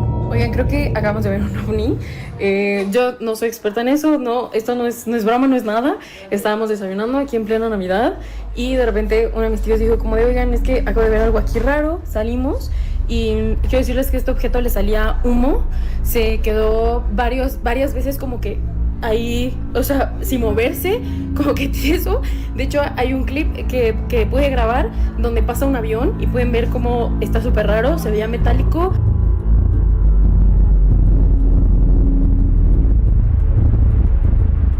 What in the world is that?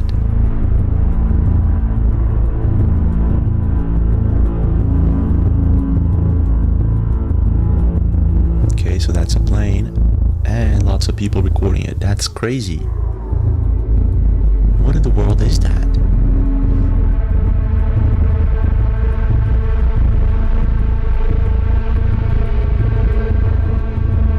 Yeah, is that a balloon?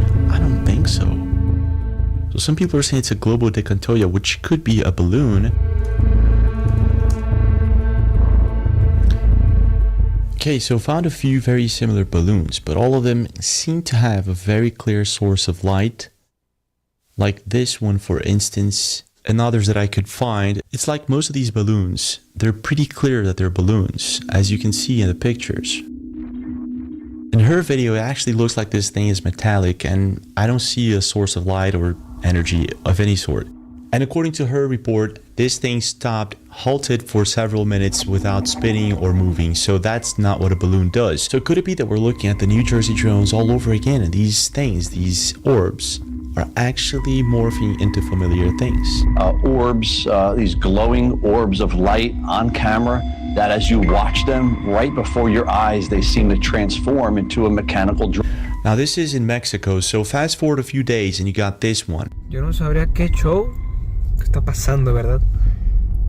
Pero eso que estoy viendo parece una pelota. La verdad parece una pelota.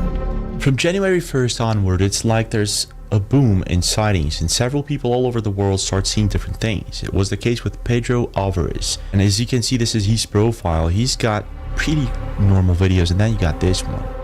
On January 3rd, he spotted this. Yo no sabría qué show que está pasando, ¿verdad?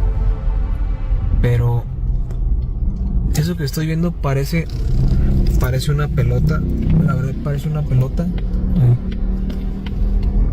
Pero no es una pelota, aquí se ve como amarillo.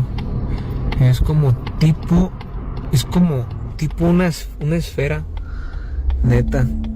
O sea, yo me bajé y no es una pelota. ¿Qué es eso? Yeah, that looks a lot like the one that fell in Colombia, like this one, the Bugosphere. However, this one is in Mexico, which makes things a bit weird. What's even weirder is that Pedro hasn't uploaded any more videos, so no updates from him. But the sightings just keep on happening more and more, and people are actually paying attention. Watch right here.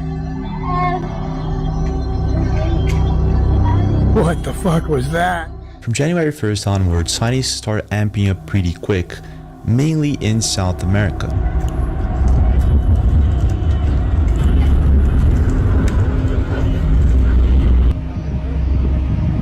Olha lá, de novo, ó. Olha que doideira, cara. Olha lá, hoje, ó. Olha, cara, que doideira. Ela descendo de novo. Ela vai sumir dentro da mata. Around the first week of January, several people in Brazil started feeling as if they were being followed by these luminous orbs. It starts with Claudio Henrique, this guy who has a very interesting account. He goes by this name, and he apparently has a farm somewhere in Brazil. And looking at his videos, I'd say this is pretty close to the same place where the infamous Varginha case happened. Tá respirando, tá olhando pra cá. Ei, filma isso. Calma, eu só...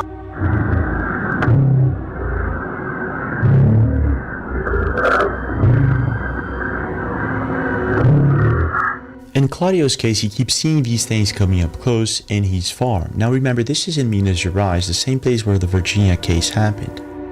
People believe there that something lives underground, and he is in complete disbelief when he captures this. Olha que doideira, cara. Olha lá, hoje, ó. Olha, cara, que doideira. Ela descendo de novo. Ela vai sumir dentro da mata. Olha lá, ó, vai sumir dentro da mata. Yeah. Olha lá, cara. In another video of his, he records something similar. Olha lá. Ali, ó. Olha que doideira, filho. Olha lá. De novo, ela desceu, agora subiu de novo. What's really weird is that we all started seeing these things back in New Jersey with the New Jersey drones and orbs, and now we're seeing them more in South America. And researching a bit more, I found out that people are now feeling as if these things are following them around. Aqui embaixo aí, terra do OVNI. É uma luz vermelha me seguindo, ó. É uma luz vermelha lá, ó. Ela tá me seguindo. Tá pra frente. E eu já tô assustado, ó.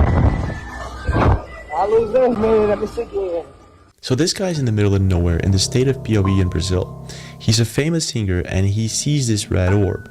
Now I was thinking for a moment that it could be an antenna, but he stops his motorcycle after driving for a bit, and there it is. It's still following him around. Peraí. Parou. Deixa eu ver se vem atrás.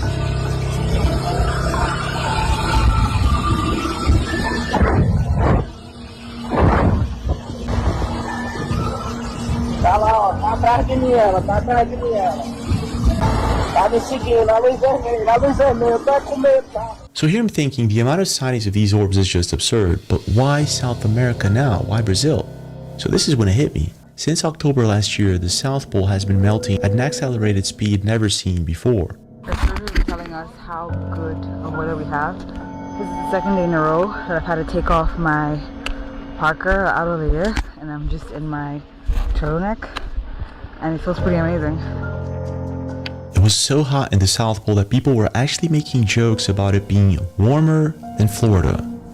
Now here's where things get really weird. Chris Bledsoe, alongside with the sheriff in New Jersey and many other people, believe these orbs, they might be coming from the ocean. I see it like a living creature. I can see the rockets flying. Then all of a sudden, orbs appeared out of the ocean everywhere. South Pole melting plays a very important role in how the ocean works. So I'm thinking there's possibly something down there. And this is when I start searching and I find this.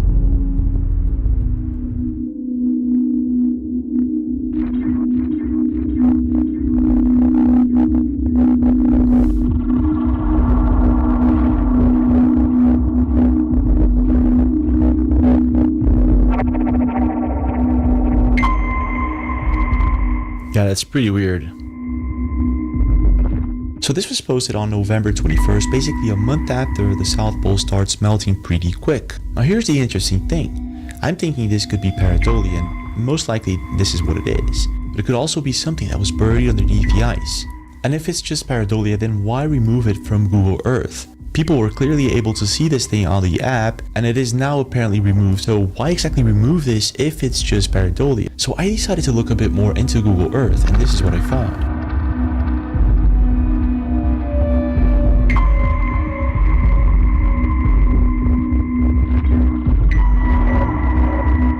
That actually looks like a UFO.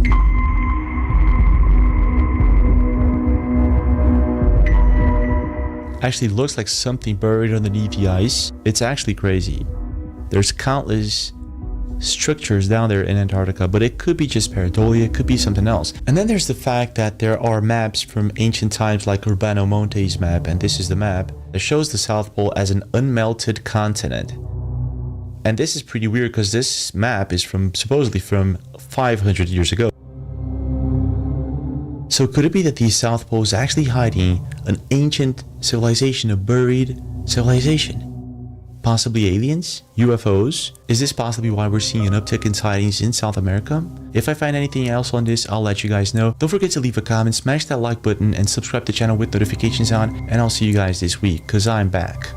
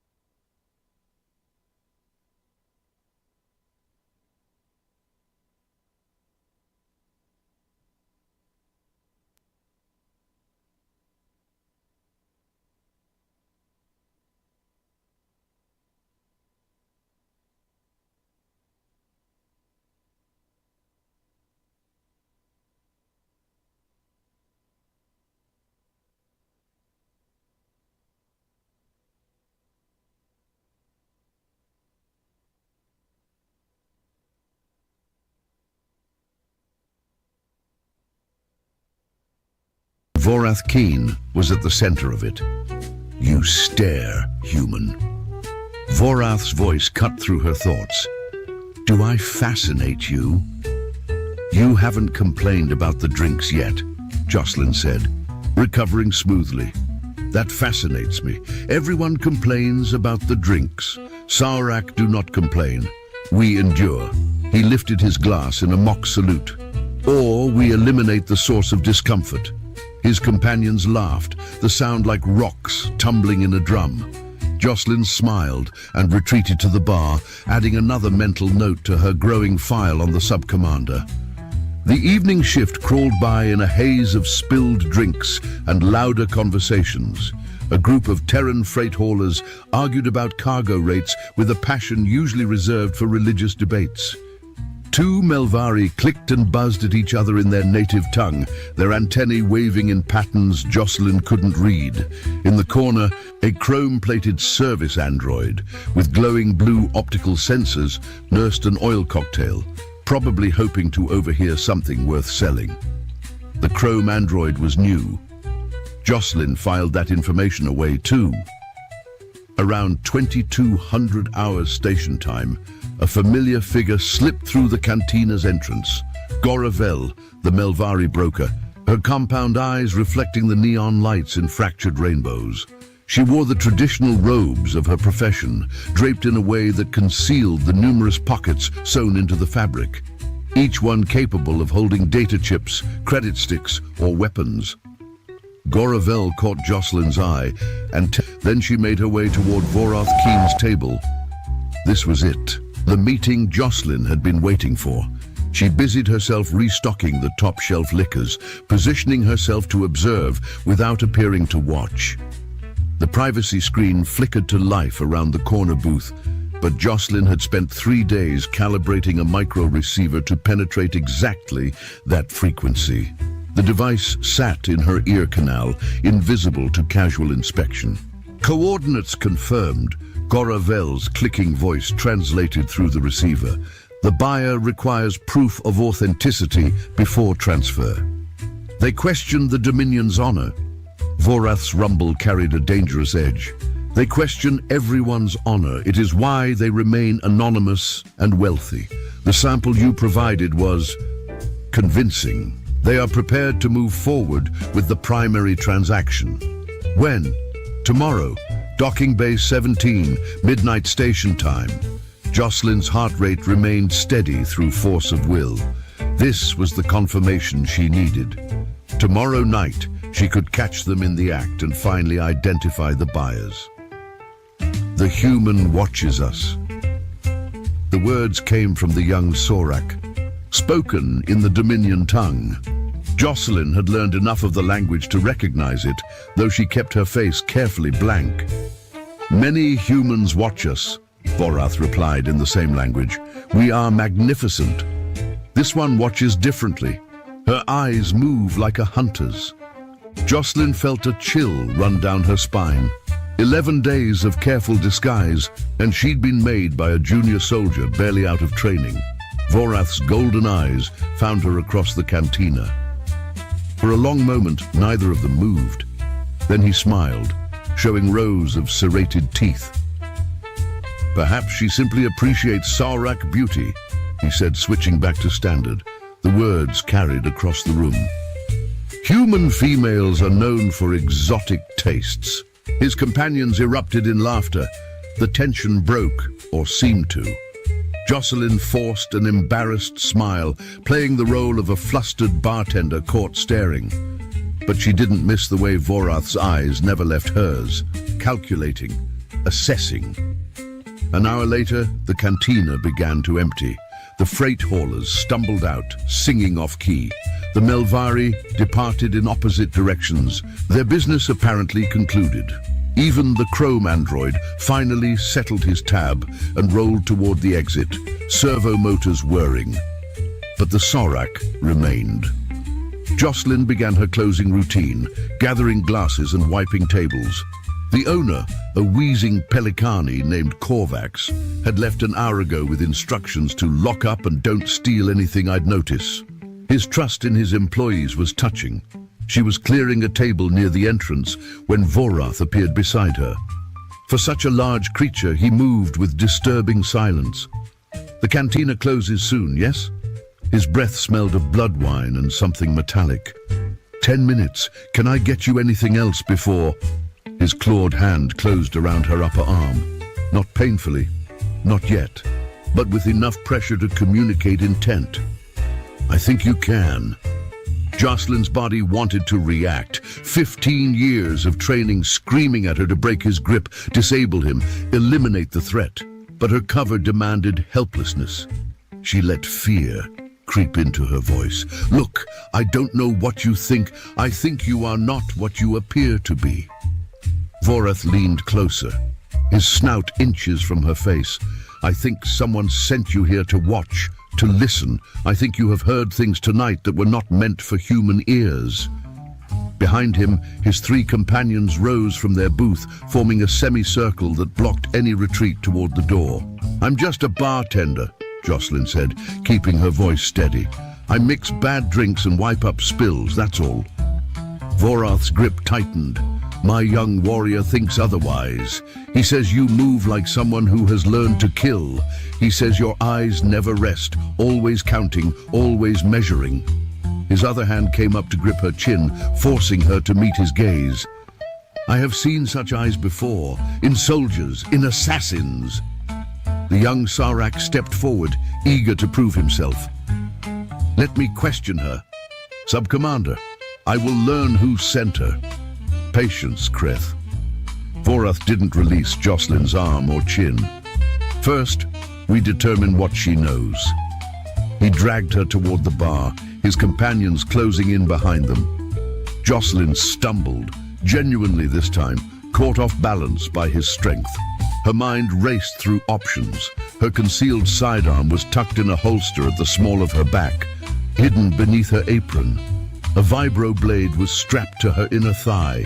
Either weapon could end this confrontation in seconds, but using them would end her mission too. The buyers would scatter. The navigation codes would disappear into the black market. Months of work wasted. She needed to survive this without revealing herself. Somehow, Vorath slammed her against the bar counter, one massive hand pressing her face against the synthetic wood, while the other pinned her arm behind her back. The position was humiliating, painful, and designed to make her feel powerless. It also gave her access to the stun charge she'd hidden beneath the counter 3 days ago. Who sent you? Vorath demanded. Coalition Intelligence, the Merchant Guilds, one of my own rivals.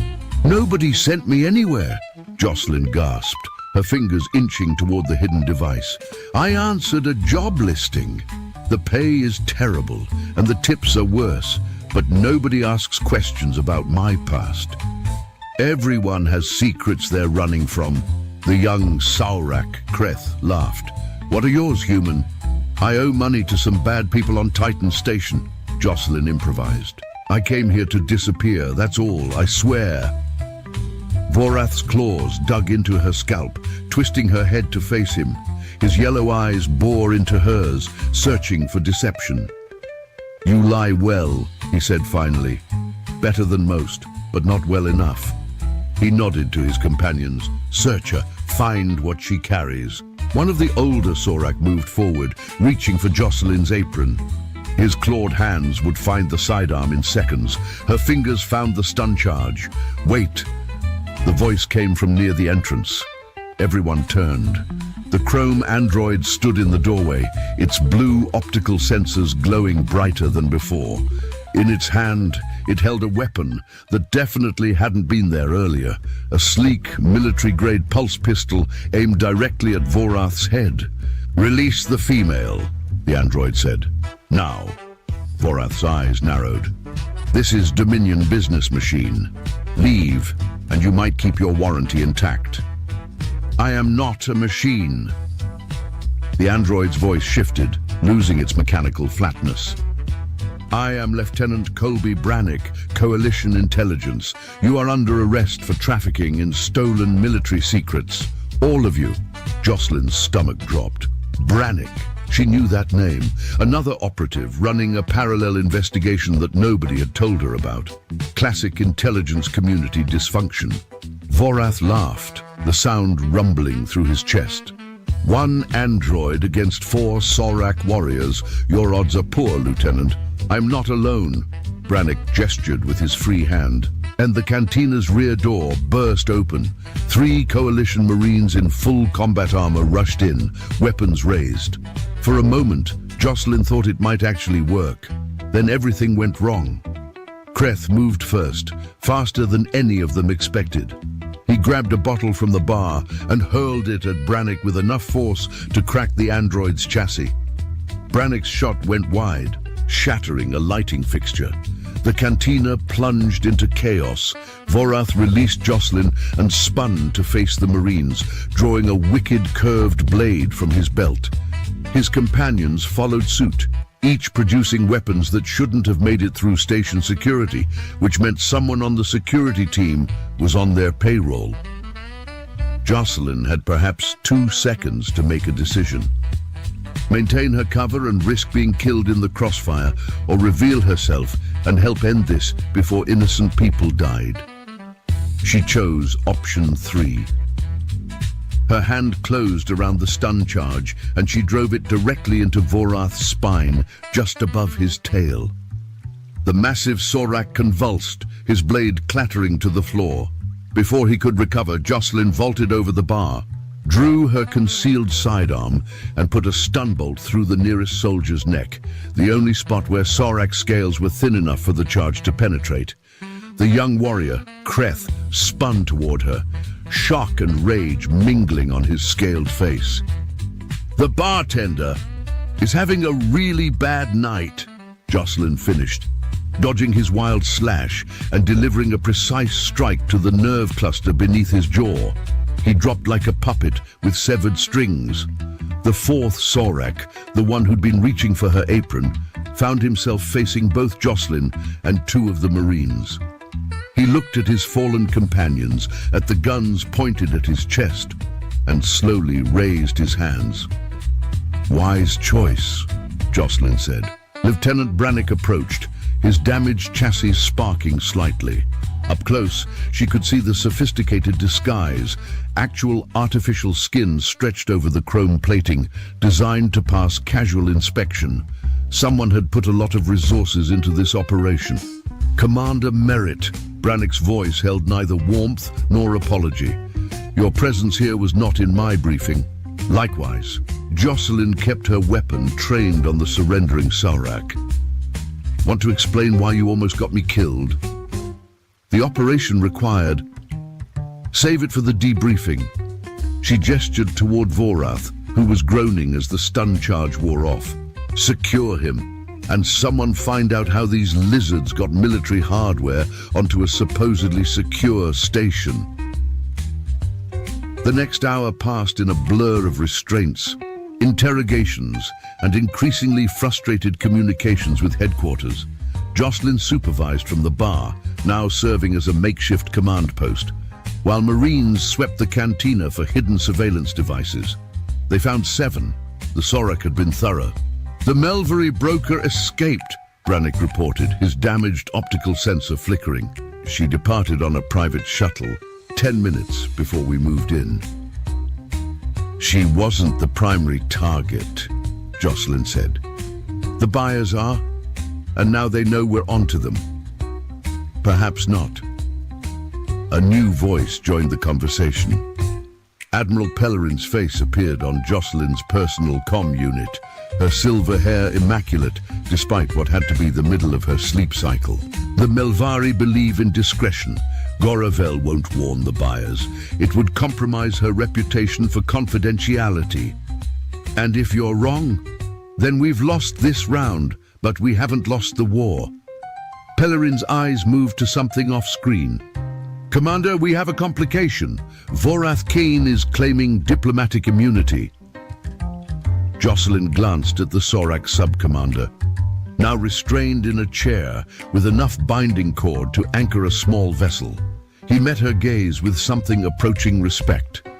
The Dominion will not appreciate having their soldiers detained, Pellerin continued. Officially, they were here on authorized leave. Officially, they assaulted a coalition officer and were caught trafficking stolen military intelligence, which creates a diplomatic incident either way. Pellerin sighed. I'm sending Ambassador Whitworth to handle negotiations. In the meantime, get whatever information you can before the lawyers arrive. The connection cut. Jocelyn walked over to Vorath, pulling up a chair across from him. So, she said conversationally, want to tell me about the buyers? Vorath's laugh was bitter. You think I fear your interrogation techniques, Commander? I have endured worse. I don't doubt it. Jocelyn leaned back, studying him. But here's the thing, Sub-Commander. Right now, you're a soldier who got caught making bad deals. Embarrassing but survivable. The Dominion will negotiate your release. You'll face some internal discipline, and life goes on. She paused, letting that sink in. But if those navigation codes reach hostile powers, if coalition installations get attacked because of coordinates you sold, then you become a war criminal. No diplomatic immunity for that. No quiet internal discipline. Just a trial, a conviction, and a very long time in a coalition prison where nobody speaks your language. Vorath's scales rippled as Saurak tells she'd learned to read. He was thinking. The codes were already compromised, he said finally. We were simply facilitating their movement. From where? His yellow eyes met hers. From within your own military. Jocelyn felt ice form in her stomach. Explain. The original theft was internal. One of your own admirals, selling secrets to fund his retirement. Vorath's mouth twisted in disgust. We were hired as intermediaries because the buyers don't trust humans. My commission was 10%. Which admiral? Vorath hesitated. Then slowly he smiled, showing all those serrated teeth. What do I receive for this information? A recommendation of leniency. Early release. You receive me not telling my superiors that you were the one who shot Ambassador Keegan's nephew last year during that peacekeeping operation on Meridian 7th. Jocelyn enjoyed watching the color drain from his scales. Yes, I know about that. The nephew survived, but he lost a leg. The ambassador has been waiting for someone to hand her the shooter. Silence stretched between them. Admiral Victor Standish, Vorath said quietly. He is your traitor. The meeting tomorrow was supposed to be the final exchange. He planned to retire to a non-extradition system immediately afterward. Jocelyn stood, her mind already racing through implications. Admiral Standish, 20 years of service, decorated hero of the Callisto campaign, currently serving as Deputy Chief of Naval Operations. If this was true, the scandal would shake the coalition to its foundations. Lieutenant Brannick. She turned to the damaged android. Get me a secure channel to Admiral Pellerin, Priority Alpha. Commander. Brannick's voice held an unusual hesitation. There's something you should know. My orders came through Admiral Standish's office. The temperature in the cantina seemed to drop several degrees. He knew about your operation, Brannick continued. He's the one who ordered me to move in tonight before you could gather more evidence, before you could discover who was really behind the leaks. Jocelyn looked at the Marines securing the room, counting them. 3, all armed, all trained, all potentially loyal to whatever orders had filtered down through compromised command channels. Sergeant, she addressed the Marine squad leader, a weathered woman with corporal stripes. Who issued your deployment orders tonight? The sergeant's face was unreadable. Admiral Standish's office, ma'am. Direct Priority Command. And if I told you Admiral Standish is the traitor we've been hunting? A moment of uncertainty crossed the sergeant's features. Then her jaw set. Ma'am, with respect, I follow orders from the chain of command, unless you've got evidence that she does. The voice came from Vorath. The Saurak shifted in his restraints, turning to face the sergeant. I have recordings of every negotiation session with your admiral. Timestamps, voice authentication, credit transfer confirmations, everything required to prove his guilt under coalition law. Why would you give us that? Jocelyn asked. Vorath's expression was difficult to read. Because I am a soldier, a mercenary, yes, greedy, certainly, but I did not sell those codes to enemies who would use them to kill civilians. I sold them to corporate interests who wanted to protect their shipping routes from coalition interference. He paused. Your admiral lied to me about the buyer's true intentions. I do not appreciate being made complicit in worse crimes than I agreed to commit. It was, Jocelyn reflected, possibly the most morally nuanced statement she'd ever heard from a Saurak. Where are the recordings? Encrypted on a chip in my quarters aboard the carrier, Bay 17 of the primary docking ring. That's Dominion territory. Yes, Vorath's smile returned, but it held no humor. Which means you will need my cooperation to retrieve them, and I will need certain assurances before I provide it. The negotiation took another 2 hours. Jocelyn contacted Admiral Pellerin through a back channel that bypassed normal command protocols, a holdover from a mission 3 years ago that had never been decommissioned. Pellerin, once she understood the situation, moved with impressive speed. By dawn station time, Ambassador Whitworth had arrived with a diplomatic team and a coalition prosecutor. By mid-morning, Vorath Kane was cooperating under a formal immunity agreement that his own government had reluctantly endorsed. By afternoon, a team of coalition intelligence officers had retrieved the encrypted recordings from his quarters, recordings that proved, beyond any reasonable doubt, that Admiral Victor Standish had been selling classified information for the better part of 2 years. The arrest happened quietly, aboard a coalition cruiser far from any media coverage. Standish, according to reports Jocelyn received later, went without resistance. He'd known, she supposed, that it was only a matter of time. You were right about the buyers, Lieutenant Brannick told her, his chassis now properly repaired and his artificial skin replaced. They stood on the observation deck of Kessler 9, watching ships come and go from the vast docking rings below. The Corvan Syndicate. They wanted the navigation codes to raid supply convoys. Standish told them the codes were to military installations, but he substituted commercial routes instead. He was planning to pocket the full payment and disappear before anyone realized the deception. So he was betraying both sides. Apparently he believed himself clever enough to escape consequences from either. Jocelyn shook her head. And Vorath? What happens to him? Returned to Dominion custody this morning. His government was quite embarrassed by the situation. They'll probably assign him to some remote posting where he can't cause further diplomatic incidents. Brannick's optical sensors focused on her. He asked me to convey a message to you. Oh? He said, tell the bartender she makes terrible drinks, but she fights well for a prey species. Despite everything, Jocelyn laughed. High praise from a Saurak. There is one more thing. Brannick hesitated, which was unusual for an artificial being. I owe you an apology, Commander. My intervention nearly compromised your operation and placed you in danger. Admiral Standish sent me specifically because he hoped the confrontation would result in your death, eliminating a threat to his scheme while appearing to be an unfortunate accident. But you didn't follow those orders exactly. No, I hesitated. If a machine could look troubled, Brannick did. There was something about the situation that seemed wrong. When I saw Vorath attacking you, I made a tactical decision to intervene openly rather than allow events to proceed. At the time, I believed it was tactical instinct. Now I suspect it was something closer to conscience. Jocelyn studied him for a long moment.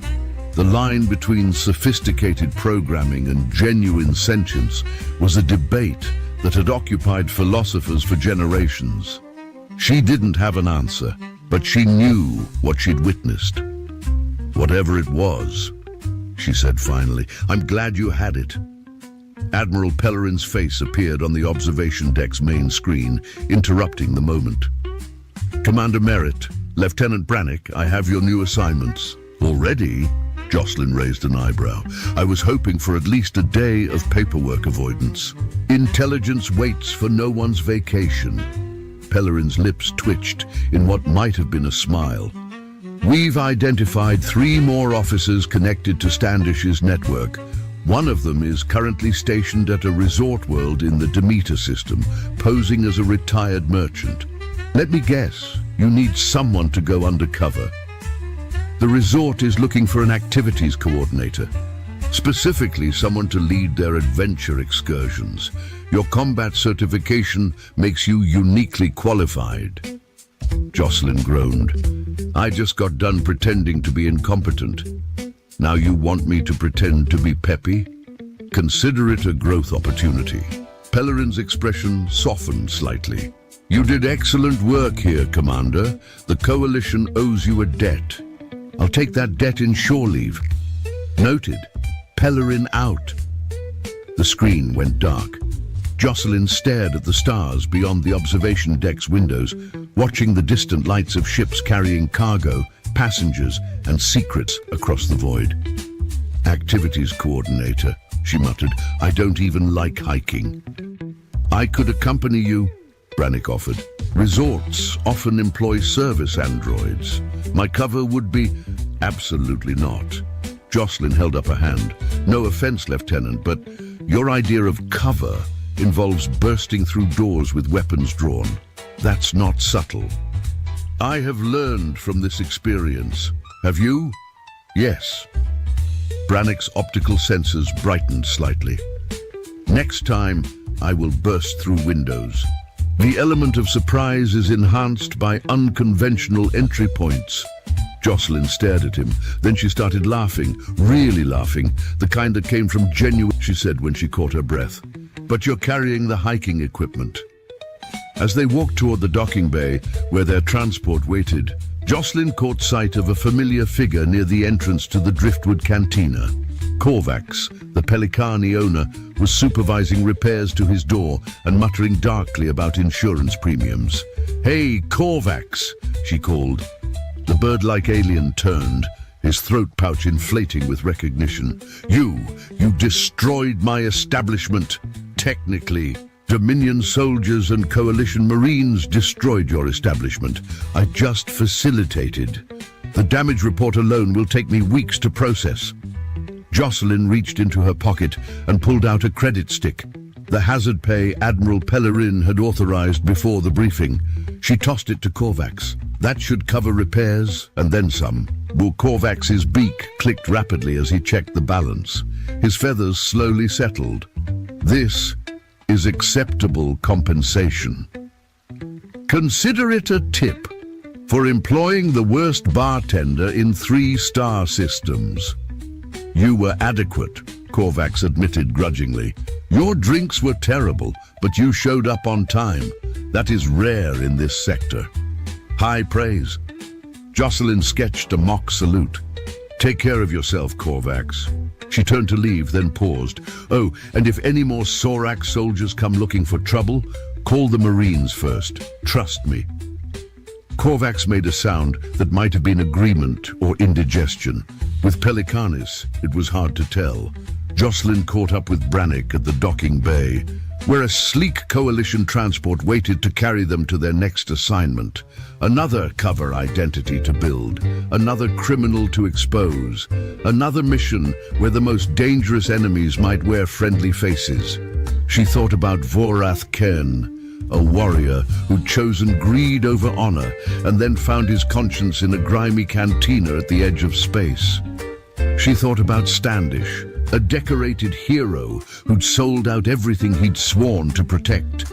The line between ally and enemy was never as clear as the recruitment posters suggested. Commander? Brannick stood by the transport's hatch. Is something wrong? Just thinking. Jocelyn climbed aboard.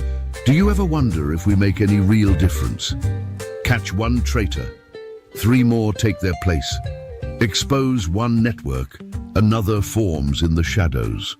Brannick considered the question with mechanical precision. The alternative is allowing corruption to flourish unopposed. I calculate that even incremental progress is preferable to none. That's very logical. I am a very logical being. You're also a terrible liar. Jocelyn settled into her seat. But you're growing on me. The transport lifted off, carrying them away from Kessler 9 toward whatever waited in the Demeter system. Behind them, the Driftwood Cantina resumed its ordinary operations. Drinks served, secrets exchanged, lives intersecting briefly before spinning apart again. In the endless expanse of space, where civilizations rose and fell, and the distance between stars measured in lifetimes, one unremarkable establishment floated on, witness to dramas both epic and mundane. The universe was vast, cold, and indifferent, but somewhere in that vastness, Jocelyn Merritt was learning to make better drinks. It was, she decided, progress. They dragged the old soldier into the chamber as if presenting a joke to an audience that didn't know how to laugh politely. Shackled, escorted by guards who strutted like parade stallions, Sergeant Major Daniel Briggs allowed himself to be pushed into the blue-lit center of the Virak warship's interrogation hall. His boots made a soft scuff on the polished obsidian floor, and the sound echoed far louder than his captors intended. Everything about the place, from the vaulted ribs of metal overhead to the humming screens that pulsed with alien script, seemed designed to intimidate. Nothing on this ship intimidated him. Not after the things he'd already lived through.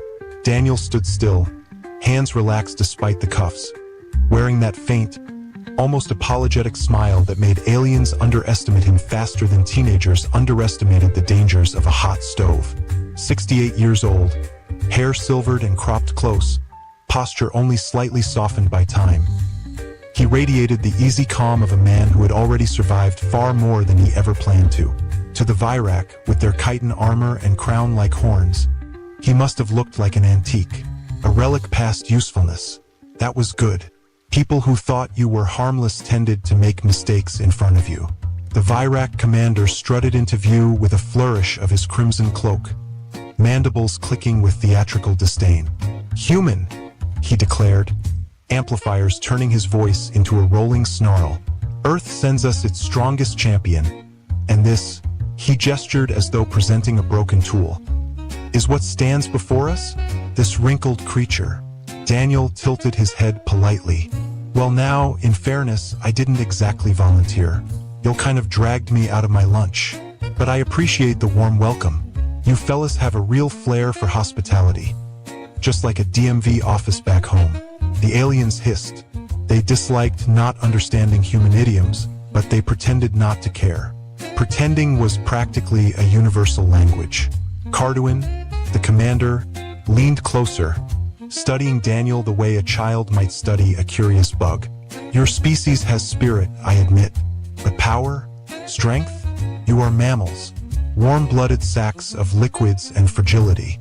You do not belong on a galactic stage." Daniel gave a soft chuckle, scratching an eyebrow with his cuffed hands. "Funny thing about stages. Sometimes the quiet folks watching from the wings know the script better than the actors shouting their lines." The floor vibrated with murmurs. The guards shifted uncomfortably, their confidence dented by something subtle, something they couldn't name. Carduin dismissed the moment with a scoff and signaled the technician to continue preparations. Panels glowed, drones unfurled like steel petals. Daniel looked around as if admiring someone's kitchen remodel. "Fancy setup. Guessing this is where you give the scary speech and fire up the glowing torture gizmo." "Observation module," Carduin corrected sharply. "We wish to understand the human mind before we break it." Daniel hummed. "Good luck. Took my ex-wife 23 years and she still gave up." One alien muttered, confused, "What is an ex-wife?" Another shrugged, tapping commands while pretending not to be bothered by the man's composure. Carduin waved a claw dismissively. We intercepted your diplomatic envoy because we wished to sample Earth's finest. Yet your leaders sent us this elderly civilian. It is insulting. Daniel raised his brows. Civilian? Oh, sweetheart, I haven't been a civilian since Disco died. And for the record, y'all intercepted me because you wanted an easy victory photo. Nothing says unstoppable empire like bullying a grandpa on interstellar TV. The commander stalked in a slow circle around him. You speak boldly for someone in chains. Daniel smiled at him, almost kindly. Chains don't bother me much. It's what people think they can do with them that usually gets messy. The drones descended. Refractored light shimmered across their needles and coils. Alien officers leaned forward eagerly, anticipating Daniel's first flicker of fear. Instead, he simply widened his stance to ease the pressure on his knee. One guard whispered, "Why is he calm?" Another whispered back, "Maybe his species enters a freezing trance before panic." None looked at his eyes. If they had, they might have recognized the stillness there, not numbness, not fear, but the quiet, calculating focus of a predator assessing terrain. Daniel wasn't watching the machines. He was watching their rhythms, their blind angles, the pace of the guards' breaths, the distance to the nearest console. The air tasted faintly metallic. The ventilation was weaker on the left side. The pressure hum in the walls meant the ship had recently rerouted power.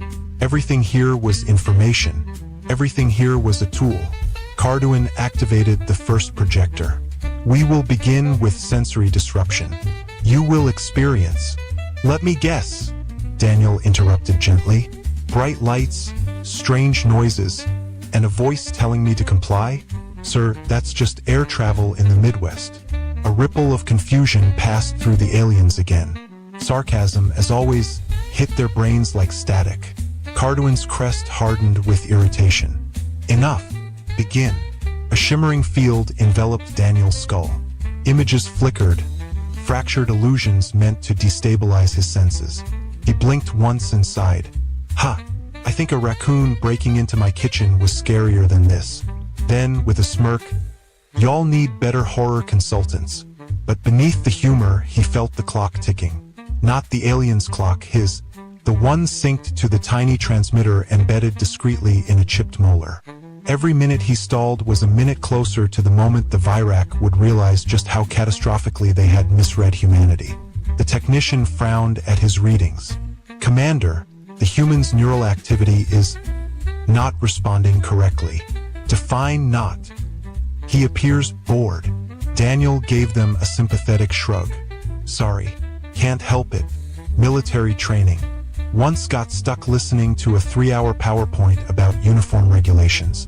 Toughened me right up." Whispers rose again. Fear, faint and skittering, seeped in. Carduin jabbed a claw at him. "You will tell us why Earth sent you." "Well now, that's complicated," Daniel said softly. "But the short version? You'll really should have searched me better." Their reaction was instant and predictable, panic disguised as aggression. The guards leveled weapons. The technicians scrambled through diagnostics. Carduin snarled, "Explain at once what you carry." "Just a smile," Daniel replied. "And trust me, that's the dangerous part." Before the aliens could respond, the chamber lights flickered. A deep tremor rolled through the ship. Not violent, but unmistakable. Consoles beeped warnings. The central display flickered with new energy signatures. Carduin snapped toward his officers. "Report! Unidentified mass exiting FTL directly ahead of us." Daniel's smile widened, slow as sunrise. He stretched his shoulders casually, almost relieved. "Ah, right on schedule." The commander whipped toward him, mandibles flaring.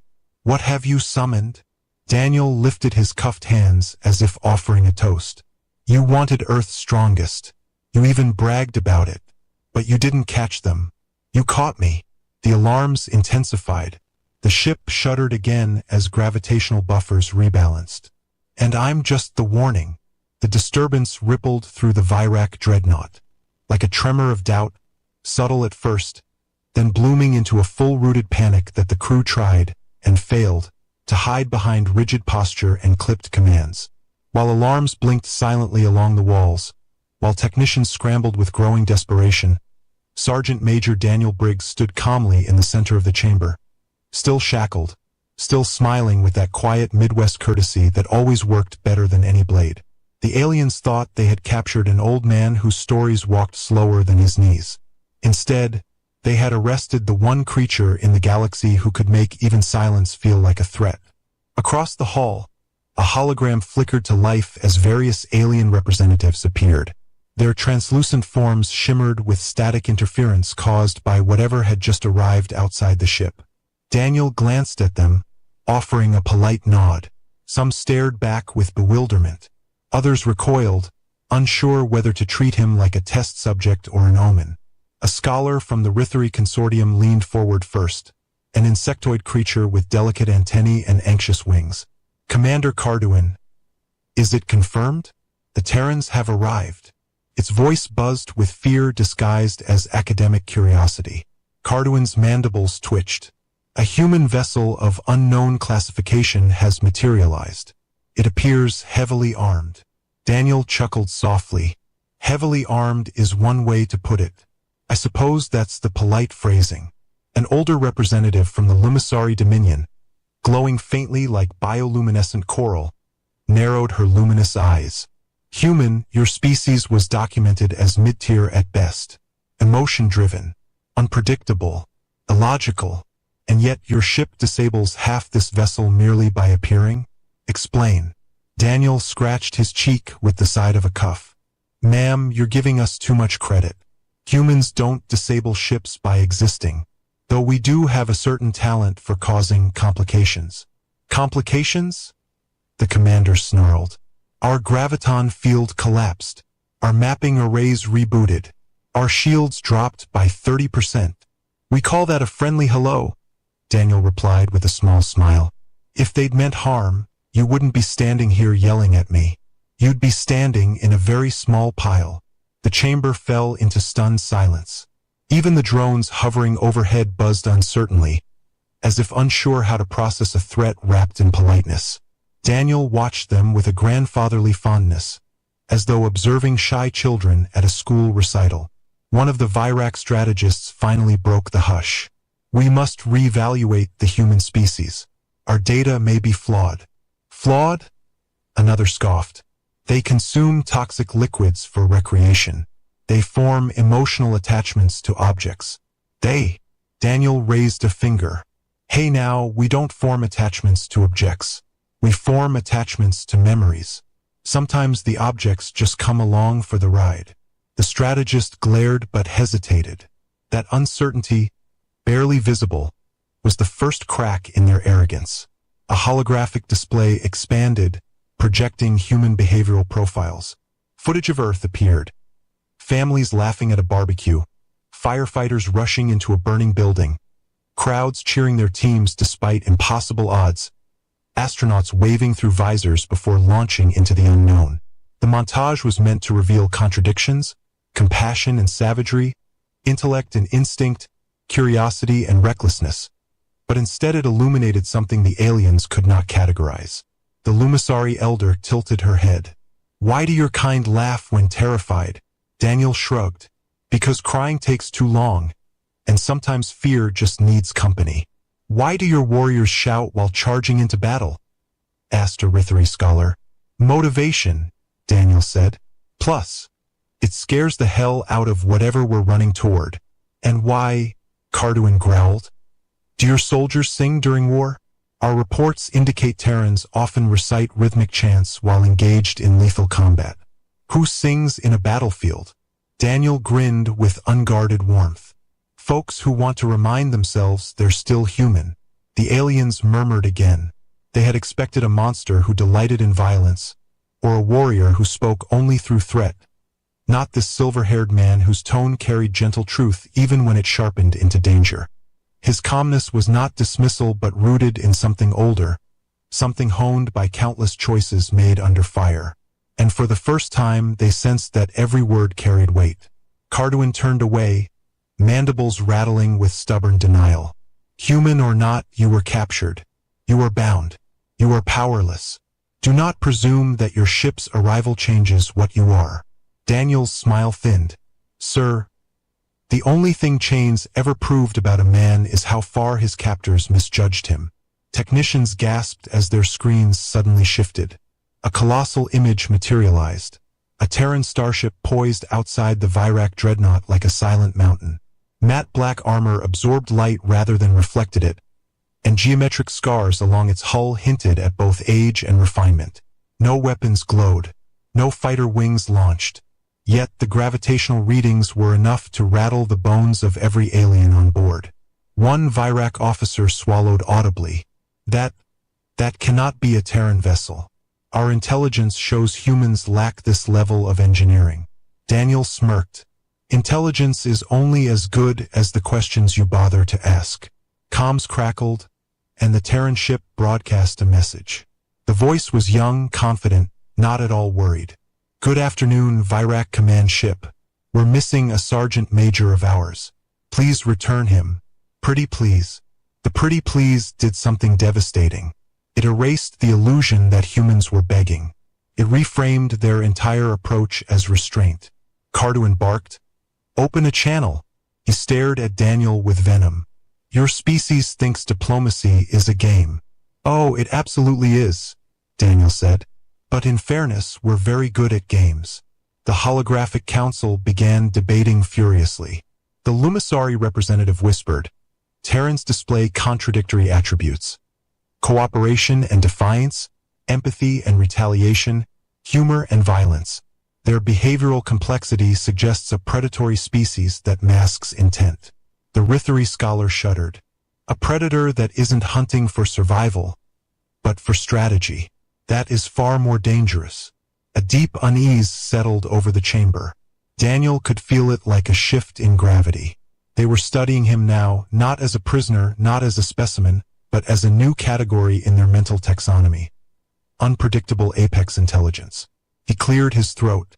Listen, you'll kidnapped me to ask your questions. Fair enough. But here's the thing about humans, you don't get us by studying us from afar. You only understand us when we show you what we can do. And what can you do? Carduin hissed. Daniel's eyes softened. But the softness was the kind you saw before a storm. Something y'all don't expect. Something you can't prepare for. The technicians at the consoles paled. One whispered, Commander, our systems are acting strange. It appears the Terran ship is scanning our ship's architecture. That's impossible, Carduin roared. Our defenses are impenetrable. Sir, the technician said, trembling. They are not penetrating. They are predicting. The system shows repeating patterns. They know our counters before we activate them. Daniel tilted his head. Think of it like chess. Or football. Folks from back home love strategy games. They're part of the culture. You don't win by being stronger. You win by thinking 3 moves further. The Lumisari elders glow-dimmed. This is not a species to provoke. They do not escalate casually. Their escalation is intentional. One representative muttered, We should have never mocked them. Daniel chuckled. Oh, mocking's fine.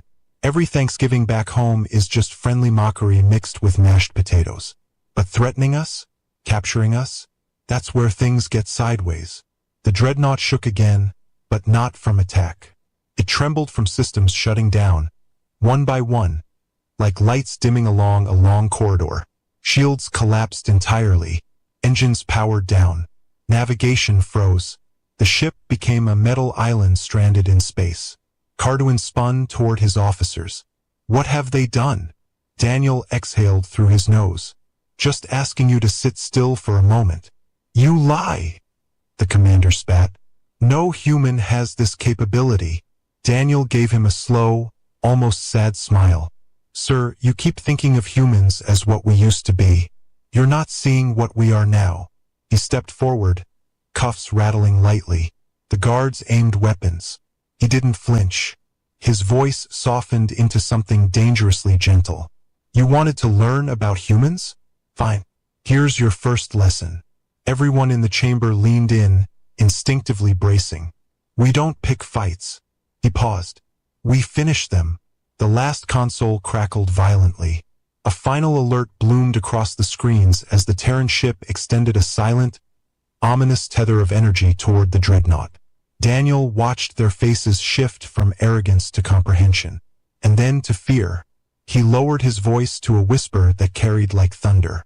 "And class, your final exam starts now."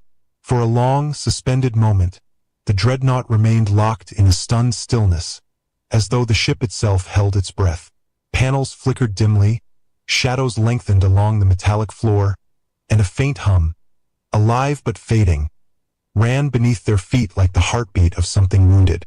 Daniel Briggs stood in the center of the chamber, still wearing the cuffs, still wearing the quiet, grandfatherly calm he had carried since they dragged him aboard. But something subtle shifted behind his eyes. The crew sensed it. The air thickened. A chill moved through the hall without any change in temperature. Predators recognized it as instinct. Prey recognized it as warning. The old soldier had not lost control. He had simply stopped pretending. Carduin approached with a swagger marred by uncertainty, claws clicking against the floor. "Your ship will be crushed," he declared, but the tremor in his voice betrayed him. "Our reinforcements have been summoned. We are the apex in this sector. Your kind remains beneath us." Daniel's smile didn't fully vanish, but its warmth evaporated, leaving only the shape of politeness without the kindness behind it. "Reinforcements? Son, if you think that'll help, you haven't learned a thing today." The technicians at the surrounding consoles whispered frantic updates. "Commander, the Terran vessel has extended an energy line. Not a weapon. Something we cannot identify." "Block it," Carduin barked. "We cannot. The system accepts the intrusion as if it were our own." Daniel nodded. "Humans are friendly folks. We like to get invited in. But if the door won't open, we tend to find a window." He shrugged lightly. "Or make one." A nearby guard tightened his grip on his weapon. The barrel glimmered under the chamber lights, aiming at Daniel's ribs. The guard's hands shook, not with rage, but with primal unease, like a forest creature sensing a wildfire cresting the ridge. "You will sit," the guard ordered. Daniel turned his gaze toward him, not sharply, not angrily, but with a level, thoughtful look that froze the alien where he stood. "Son, if I sit right now, you'll think you won something, and that'd be cruel of me. I'm trying to spare your feelings." The guard stumbled back, nearly tripping over his own feet.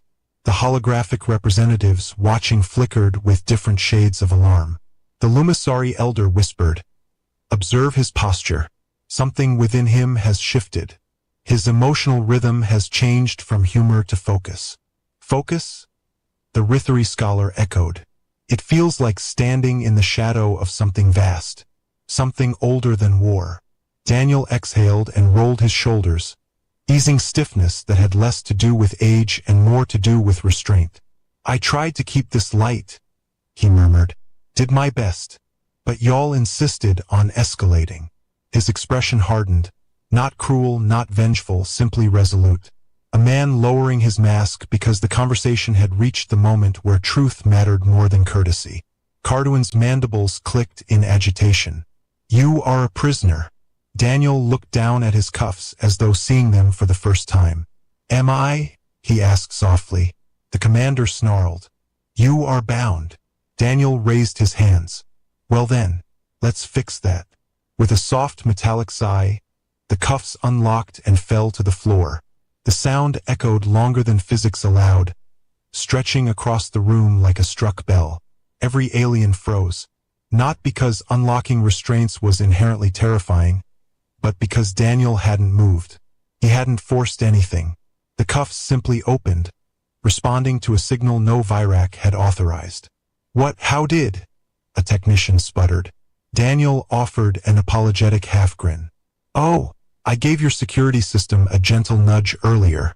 Y'all were very distracted showing me the fancy interrogation toys. Didn't take much." The Lumisari elder trembled visibly. "He has been manipulating the ship since arrival." "Not manipulating," Daniel corrected. "Just preparing. Never hurts to tidy up before company comes over." Carduin lunged forward. Enough! You think you can intimidate us with parlor tricks? We are the Virak dominants. Daniel stepped aside with the ease of someone sidestepping a curious dog. You keep using that word, dominance. But the more you say it, the less convincing you sound. A deep vibration rolled through the ship. This time it wasn't alarms or fear or failing systems. It was something external. Something docking. The Terran vessel. Carduin spun, eyes wide. They dare board us? Not yet, Daniel replied. They're waiting on me. Waiting for you? Daniel walked toward the viewing port, hands clasped behind his back like a retired professor giving a quiet lecture. Y'all wanted to know why Earth sent me instead of some muscle-bound specimen. You thought you'd captured our strongest. That's where you misunderstood things. He nodded toward the Terran vessel, dark and silent as a moonless night. Humans don't send the strongest first. We send the one who understands people, the one who listens, the one who thinks before acting. An ambassador? One alien whispered. Daniel's voice lowered. A shepherd. Someone who can guide the wolves if he has to. The guard who had threatened him earlier whispered. Then, what are the others? If you are the gentle one. Daniel glanced over his shoulder. His eyes, which had previously radiated kindness and mischief, now held something colder. An ancient, enduring hardness forged through decades of choices that required steel and mercy in unequal measure. They're younger, he said, less patient, better at the sort of persuasion that leaves holes in walls. Fear pooled in the room like an unseen fog. A holographic representative from the Kethari Union croaked, Human, what is your true mission here? Daniel smiled faintly. Same mission humans always have when someone threatens our home or our people. He turned fully toward them, no longer hiding the predator's steadiness in his stance. To end the fight, preferably without blood, if folks are sensible. The chamber lights flickered again. The Terran vessel broadcast a second message. Virak Dreadnought, we have completed external mapping. Awaiting signal from Sergeant Major Briggs before initiating extraction. Carduin's fury fractured into something more brittle. Extraction? From our ship? You are surrounded. We hold the advantage. Daniel shook his head. No, sir. You hold me, and that's only an advantage if I'm scared. He walked toward Carduin, footfalls echoing like drumbeats. I tried to make this easy, tried to keep the jokes flowing, keep things civil. But you crossed a line when you threatened Earth. We will conquer Earth, Carduin hissed. We will subjugate your kind. You won't. Daniel's voice cut cleanly through the air. Because humanity isn't a species you conquer. We're a species you survive by cooperating with. A technician gasped. Commander. The Terran ship just accessed our weapons registry. Carduin shouted. Impossible. Daniel shrugged. You really should have updated your encryption protocols. Leaving a backdoor that obvious? That's practically flirting. Panic erupted. Aliens scrambled. Warnings flashed across every panel. Daniel stood still in the chaos, not smiling now, but calm in a way that suggested he had lived on battlefields where calmness decided who walked away. Shut it down, Carduin screamed. Block them. We can't. A technician sobbed. They are not overriding us. They are predicting our moves. Every command we attempt, they counter before the system processes it. Daniel exhaled slowly. You wanted to understand humans. Here's the truth. We don't win by being stronger, or smarter, or faster. He lifted one finger. We win because we refuse to stay dead. Because we adapt. Because we study our enemies until we know their fears better than they do. The Lumisari elder whispered. He speaks like someone who has seen civilizations rise and fall. Seen plenty, Daniel said. And I've buried enough friends to know the cost of pride. The chamber's main doors suddenly trembled, not from forced entry, but from external override. A soft chime echoed. The Terran vessel had requested access. Carduin pointed a shaking claw at Daniel. Deny them. Dismiss that request. Daniel looked at the console. Actually, I'd accept it. Never. Daniel stepped closer, voice lower. If you don't, the next step gets messy. My folks prefer not to make a mess unless necessary. The Lumisari elder said softly, Commander, accept the request. It is the only path. But Carduin was trembling with arrogance and fear locked in battle. I will not bend to mammalian vermin. Daniel sighed, a sorrowful sound, almost paternal. I was hoping you'd pick the smart option. The Terran vessel sent a final broadcast. Sergeant Major? Status? Daniel looked around the chamber. Panicked eyes, failing lights, crumbling pride. He spoke clearly. Stand by. Carduin's mandibles flared. What are you waiting for? Daniel's expression softened. Not into a smile, but into something sadder, heavier. For you to understand what happens next isn't punishment. It's consequence. The chamber shuddered. A low, thrumming resonance spread through the ship, like a titanic heartbeat sinking with the dreadnought's trembling frame. Aliens grabbed support rails as gravity fluctuated. Technicians screamed, Commander! External tether is activating.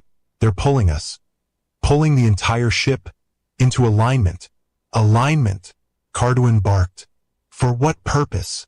Daniel lifted his eyes toward the ceiling, as though listening to something only he could hear. Then he answered, For boarding. The dreadnought lurched as the Terran tether tightened, pulling the massive Virak vessel into perfect alignment like a misbehaving child being guided firmly by the shoulders. Lights flickered, gravity wavered, and the metallic bones of the ship groaned under the unfamiliar stress. Even the stalwart Virak warriors braced themselves, their instincts betraying them with tremors they could not suppress. Daniel Briggs stood calmly amid the shuddering chaos, hands at his sides, posture straight, eyes steady. The old soldier no longer wore the easy humor that had softened his earlier expressions.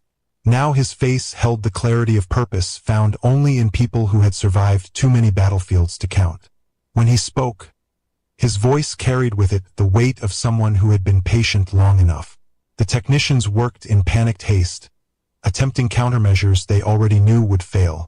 Commander, the Terrans have seized control of our docking ports, one shouted. They're overriding physical locks. Carduin snarled, flinging a console aside. Fight them. Do something. We are trying, another cried. But the system reads their commands as authorized. It believes them to be us. Daniel cocked his head. Well, we did warn y'all. Humans like to blend in before we stand out. You did not blend in. Human, Carduin spat. You infiltrated. No, sir, Daniel corrected gently. A spy hides. A guest observes. A warning waits. The commander froze, realization colder than the void sliding behind his eyes. Daniel saw the fear forming. Not the frantic, noisy fear of soldiers unprepared for loss, but the quieter kind that seeped into the bones of leaders who finally understood they had misread the game entirely. The ship jolted again as the tether locked into its final groove. A low hum vibrated through the chamber. The Terran boarding sequence was ready. Daniel took a step forward. No threat in his stride, no aggression. Yet every alien in the room shuffled back as though a predator had padded closer to the herd. His age did not diminish him. It defined him. This was not the strength of youth, reckless, blazing, uncontained. This was the strength of endurance, of someone who had walked through fire so many times that flames now parted out of habit.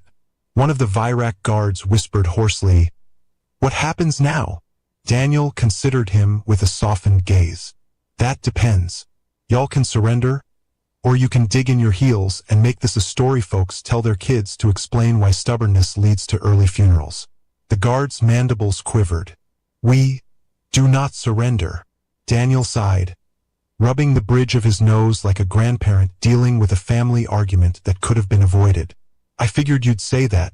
Never met an empire that learned early." Carduin straightened, defiance laced with panic. "If your forces board this ship, we will repel them. We are not cowards." "No," Daniel agreed softly. "Y'all are proud. Dangerous mix if you're not careful." He glanced toward the viewing port where the Terran ship loomed. Sleek, silent, terrible in its beauty, a vessel built not for intimidation but for precision. Its hull bore marks of old fights and new upgrades, a testament to a species that treated war as a craft, not a pastime. Daniel felt a small ache in his chest, pride tempered by sorrow. He had trained some of the soldiers on that ship, knew their tells, their flaws, their quiet strengths. He also knew what they were capable of when their patience ran out. The comms crackled. Sergeant Major Briggs, came a firm, steady voice. Preparing boarding sequence. Signal when secure. Daniel nodded at the ceiling. Stand by, Lieutenant. Carduin whipped toward him. Signal when secure? When secure what? Daniel offered a sympathetic look that held no mockery. When the choice is made. This is no negotiation, the commander roared. We do not parley with primitives. Daniel didn't flinch. Sir, at this point it ain't about negotiation. It's about outcomes. And y'all are about 5 steps behind. The Lumisari Elder's hologram flickered. Her glow dimmed with unease. Human, what outcome do you seek? Daniel's tone softened. One that keeps folks alive. That's always the first priority. Then the gentleness faded. But if forced, we aim for one that ends the threat permanently. The chamber fell silent. The honesty of the words hit harder than any threat could. A young Virak officer, voice trembling, asked, Are humans truly so eager for domination? Daniel shook his head. No, domination's too much work. But survival, protection, that we do with everything we've got. Carduin slammed a clawed fist against the floor. We will not kneel to a dying species. Daniel raised a brow. Dying? You think age means weakness? Son, if you knew what this body's gone through. He stopped himself, shaking his head. Point is, humans are real stubborn about staying alive. And when you threaten one of us, you get all of us. Family's a flexible word where we come from. The doors thudded. Once, twice, a third time. Rhythmic, controlled. The sound vibrated up from the deck.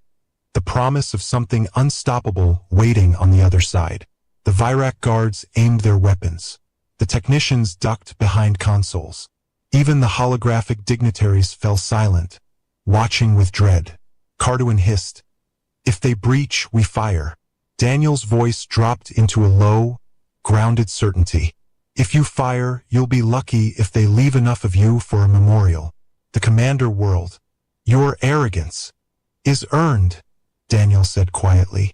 The fourth strike against the doors was not a blow, it was a command. The panels hissed as their locks disengaged not by force, but by authorization. Human authorization. The door split open, parting like a curtain drawn back at the start of a performance. Mist curled along the floor from the shift in pressure. Boots thudded in precise formation. Terran Marines entered. Not brash, not shouting, but moving with the fluid, purposeful silence of seasoned hunters. Armor matte black, visors reflecting nothing but absorbing everything. Their weapons were low but ready. Their movements were calm yet lethal. Daniel watched them approach with a restrained nod of respect. The Marines fanned out, forming a perimeter that left no blind angles. Their presence alone redefined the room's gravity. One stepped forward, a lieutenant he recognized by gait alone. Sergeant Major, extraction ready. Daniel smiled faintly. Good to see you, son. The lieutenant did not smile. His voice carried professional clarity. Hostiles. Daniel looked around the chamber. Shaken aliens. Desperate commander. Confusion and dread thick in the air. Not unless they decide to be. Carduin bared his fangs. You invade our vessel and expect surrender? We will not comply. The lieutenant raised his weapon slightly. Understood. Daniel lifted a hand. The officer stopped instantly, the entire Marine line freezing as though the gesture issued a binding command. Daniel stepped forward until he stood toe-to-toe with Carduin. Listen carefully, because this moment decides everything, he said softly. Earth doesn't want your worlds, doesn't want your slaves or your territory or your ships. We're not hunters looking for trophies, but we defend our own. Carduin spat. We defend our own as well. Then you should have left me alone, Daniel replied. Because now you've picked a fight with folks who don't lose the ones they care about. The commander trembled, not with fear, but with a desperate refusal to accept the truth unraveling around him. You cannot expect us to surrender to one old human. Daniel's expression softened. I don't. He gestured lightly toward the Marines. I expect you to surrender to them. The Virak looked at the soldiers behind Daniel. Their stillness, their readiness, their restraint. Not predators seeking carnage, but guardians shaped by centuries of hardship and discipline. Warriors of a species that learned early that peace was built by those willing to pick up burdens heavier than fear. Daniel leaned closer, his voice barely above a breath. And if you're wondering what I am in all this, well, I'm just the one who asked nicely. Carduin stared at him, horror dawning. Asked? Nicely? Yes, sir, Daniel said. This was the gentle approach. The commander's defiance cracked like thin ice under weight. Around him, Virak guards lowered their weapons. Technicians raised trembling hands. Even the holographic representatives flickered with reverent dread. The lieutenant pressed his calm, hostiles lowering arms. Sector secure. Daniel inhaled slowly, letting the tension settle. Good. Then let's make sure everyone walks out of here with all the parts they came in with. But as he turned away, a sudden alarm blared. Sharp, unexpected, urgent. A technician shrieked, Commander! Another Virak vessel just arrived. They're launching weapons on us. Daniel froze for half a heartbeat. The old soldier did not smile. Not even a little. Well, he murmured. Looks like the polite phase just ended. The Galactic Federation maintained a list. Not just any list, mind you, but the list. The one that every civilized species pretended didn't exist during diplomatic functions. The one that made junior administrators develop stress-induced molting patterns. The 143 occupations that had, over the course of 42,000 standard years, achieved a mortality rate of exactly 100%, not 99.9%. Not technically survivable if you squint at the statistics. 100%. Every single being who'd ever accepted employment in these positions had died, usually spectacularly, sometimes in ways that required entirely new branches of physics to explain what had happened to their constituent atoms. The Department of Operational Staffing Sustainability, located on the bureaucratic nightmare that was Station Quintara 9, had long ago given up trying to fill these positions. Instead, they did what any reasonable administrative body would do when faced with an impossible problem. They filed the paperwork as pending review and hoped nobody would notice. For 38,000 years, this strategy worked perfectly. Then came the incident that would later be known among galactic bureaucrats as the Great Human Catastrophe, though historians would argue for centuries about whether catastrophe was quite the right word. Turtix Valmoon, a mid-level filing specialist of the Quellan species, had been having a particularly terrible rotation. His nestmate had left him for a mineral trader. His efficiency rating had dropped to merely acceptable, and worst of all, someone had drunk his lunch from the communal cold storage unit. Again, in his distraction, Turtix committed the single greatest administrative error in recorded galactic history. He clicked Send to all available labor markets. The job postings for all 143 unsurvivable occupations transmitted simultaneously to every registered employment network in the known galaxy, including, and this is where things got properly interesting, the newly registered network from a little backwater planet called Earth. Turtix didn't notice his mistake for approximately 6 hours. By then, the applications had already started flooding in. From Earth. Only from Earth. The first application that crossed his desk made Turtix's 3 eye stalks quiver in confusion. A human named Daphne Kowalski had applied for the position of Hyperspace Waste Reclamation Specialist Level 5. The job description clearly stated in 17 different languages that the position required entering raw hyperspace without protective shielding to retrieve debris. The last 3 individuals who'd attempted this job had been turned inside out in 4 dimensions simultaneously. Daphne's cover letter began, "I've worked in New Jersey waste management for 20 years. How bad could it be?" Turtix felt something he'd never experienced before, a kind of existential dread mixed with morbid fascination. He opened the next application. Gregor Halverson, applying for Volcanic Mining Expedition Leader, Antimatter Extraction Division. Previous experience, Ice Road Trucker, Alaska. 15 years, never lost a load. The job had killed 16 different expedition leaders. The planet's core was made of unstable antimatter.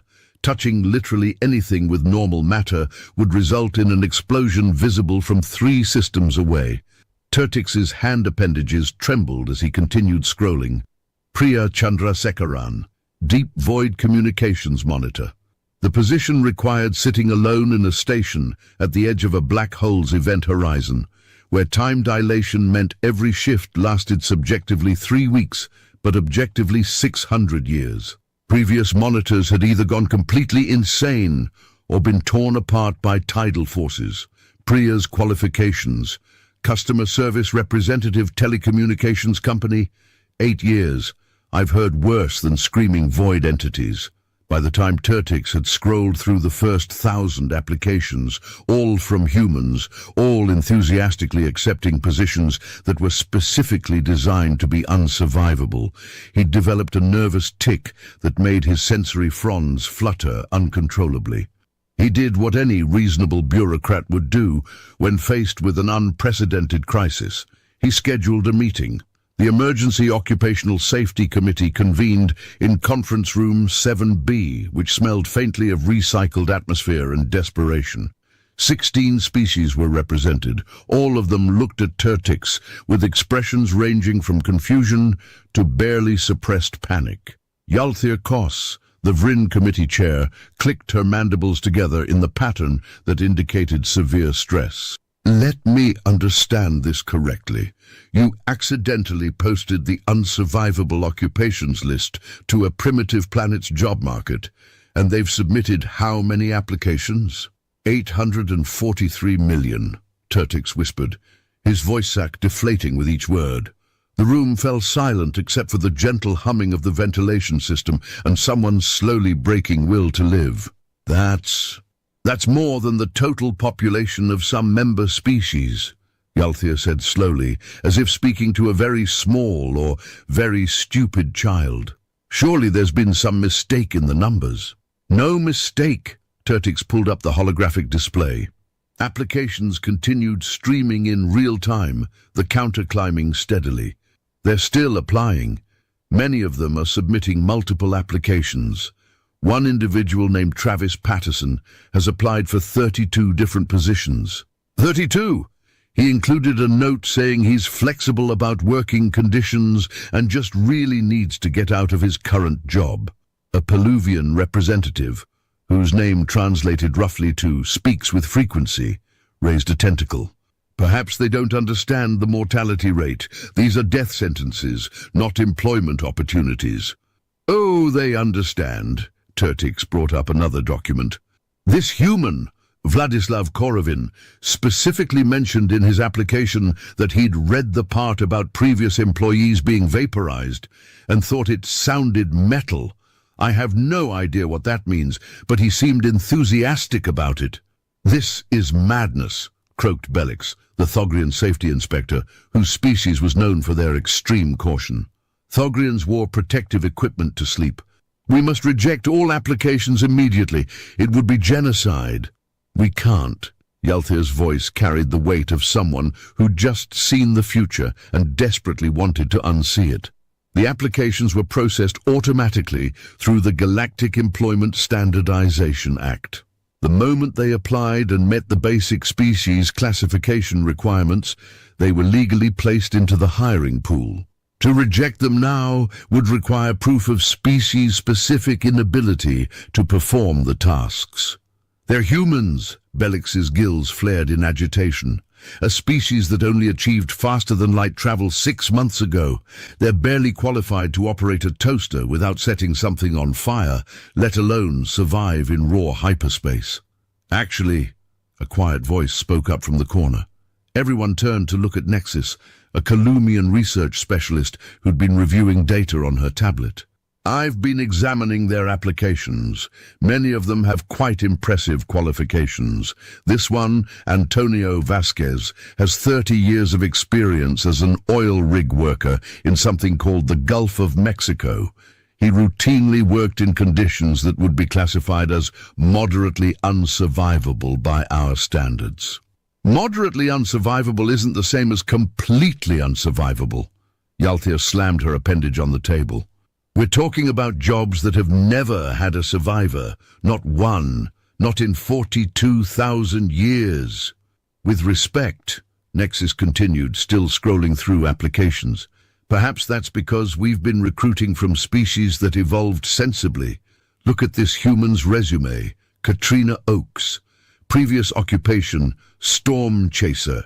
She deliberately drove towards hurricanes for fun. She describes it as a bit of a rush. The committee stared at Nexus in collective horror. What kind of species, Yalthea said slowly, develops recreational activities that involve running toward natural disasters? The kind that submits 843 million applications to unsurvivable jobs, apparently, Nexus replied. And that number just went up. We're now at 844 million. A low groan echoed around the conference room. There's another problem, Turtix added, because apparently the situation needed to get worse. Under the Galactic Employment Standardization Act, we're required to begin onboarding qualified applicants within 30 standard days.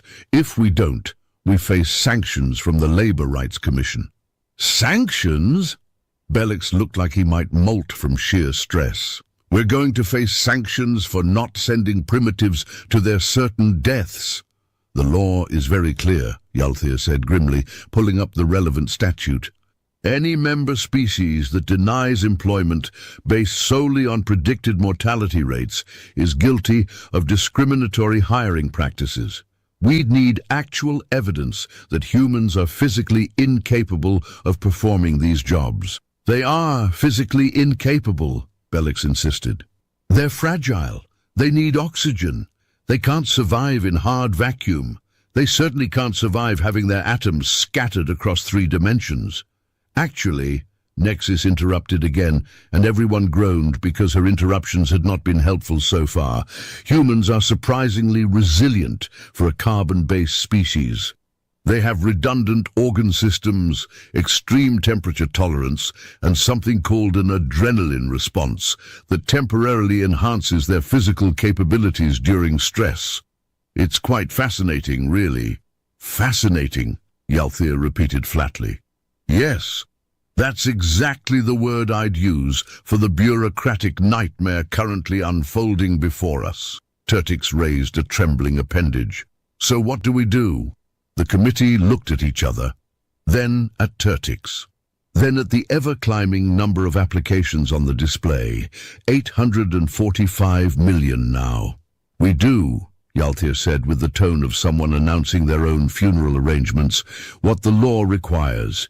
We accept the applications, we conduct interviews, we make offers to qualified candidates, and we pray to whatever deities we individually believe in that humans have the good sense to decline when they realize what they're actually getting into. Dur, this turned out to be a profound miscalculation of human psychology. 3 weeks later, the first batch of human employees arrived at their respective assignments. Galactic observers had been stationed at each location, equipped with recording equipment and emergency medical teams. The general consensus among the Galactic Federation was that they were about to witness the largest mass casualty event since the supernova incident of Sector 88. Instead, they witnessed something far more disturbing. Nothing happened. Well, not nothing. Work got done, but nobody died. At the Hyperspace Waste Reclamation Station, Daphne Kowalski suited up in the minimal protective gear provided, which was basically a helmet with a breathing apparatus and a prayer, and stepped into raw hyperspace for her first shift. Observers watched through shielded monitors, wincing in anticipation of the inevitable dimensional inversion that would reduce her to a theoretical concept rather than a physical being. Daphne grabbed a piece of debris, stuffed it into her collection bag, and muttered, "This is exactly like cleaning the interstate after a holiday weekend." She survived her entire shift, 8 hours. The previous record had been 4 minutes. When she emerged, the station supervisor, a Vryn named Tixik, approached her with all 4 eyes wide with shock. How did you survive that? The dimensional stress alone should have torn your molecular bonds apart. Daphne removed her helmet and shrugged. "I've worked sanitation during a garbage strike in August. You learn to tune stuff out." "Tune it out?" Tixik's antennae vibrated with distress. "You can't just tune out the fundamental forces of reality attempting to disassemble your existence." "Can't you?" Daphne pulled out a thermos. "You want some coffee? It's still hot." She'd brought coffee into hyperspace. She'd been drinking coffee while the universe tried to murder her in mathematically impossible ways. Tixik developed a stress condition that would require counseling for the next 6 months. Meanwhile, at the volcanic antimatter mining facility on Therax, just spent 8 hours in a plasma storm hot enough to vaporize Thrimelian steel, and he came back complaining about the humidity. "The humidity," came the disbelieving response from Federation headquarters. He said it reminded him of working summers in Houston. What is Houston? Why would anyone work in it? Back at the Department of Operational Staffing Sustainability, Turtix was experiencing what could only be described as a full-scale nervous breakdown by proxy. Reports were flooding in from all 143 unsurvivable job sites. The pattern was consistent and absolutely terrifying. Humans were surviving, all of them. Not only surviving, but thriving. Worse, they'd started to compare notes. A galactic message board that had been created for human employees to coordinate shift schedules had devolved into something far more horrifying. They were rating the unsurvivable jobs. Katrina Oakes had posted, "Thermonuclear atmospheric surveyor is pretty decent, 7 out of 10. Good benefits, interesting work, only moderately life-threatening. Would recommend." Someone named Jackson Riley had responded, "Really? I thought it was kind of boring. Try the Quantum Singularity Observer position. Now that's exciting. Plus, free time dilation means you can knock out your work week in what feels like an afternoon." They were treating certain death like Yelp reviews. "This can't be happening," Turtix moaned, scrolling through more messages. "This shouldn't be happening."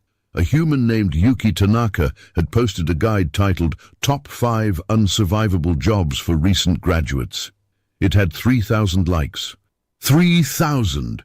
There were humans waiting in line to apply for positions that had been vacant for millennia because everyone with functional survival instincts avoided them.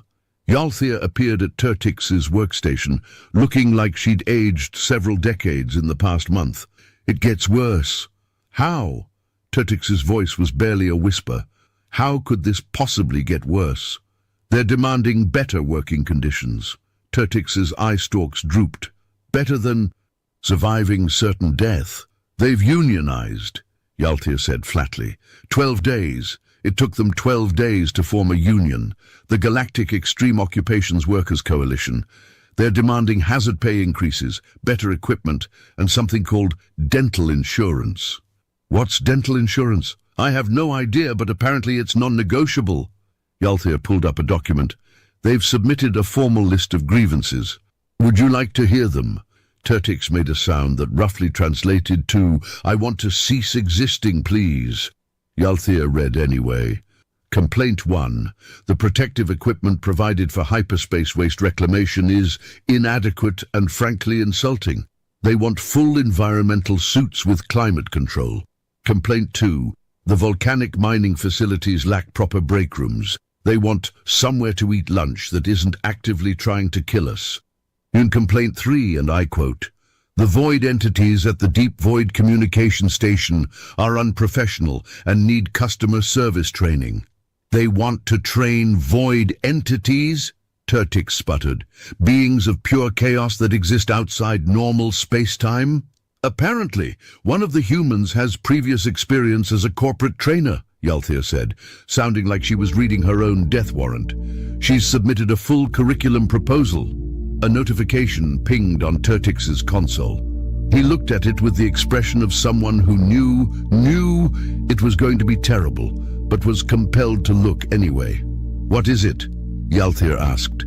"Another application," Turtik said weakly. "From Earth. For which position?" "All of them." Turtix turned the display to show her. "A human named Tobias Chen has applied for every unsurvivable position. Simultaneously, his cover letter says he's looking for a challenge and gets bored easily." Yalthir sat down heavily, which was impressive considering her species didn't technically have the skeletal structure for sitting. "We need to escalate this," she said finally. "This is beyond the Department of Operational Staffing Sustainability. This is a Federation-level crisis." The Galactic Federation Council convened an emergency session for the first time in 3,000 years. The last emergency session had been called when the Zelix Nebula had spontaneously achieved sentience and demanded voting rights. This was considered more serious than that.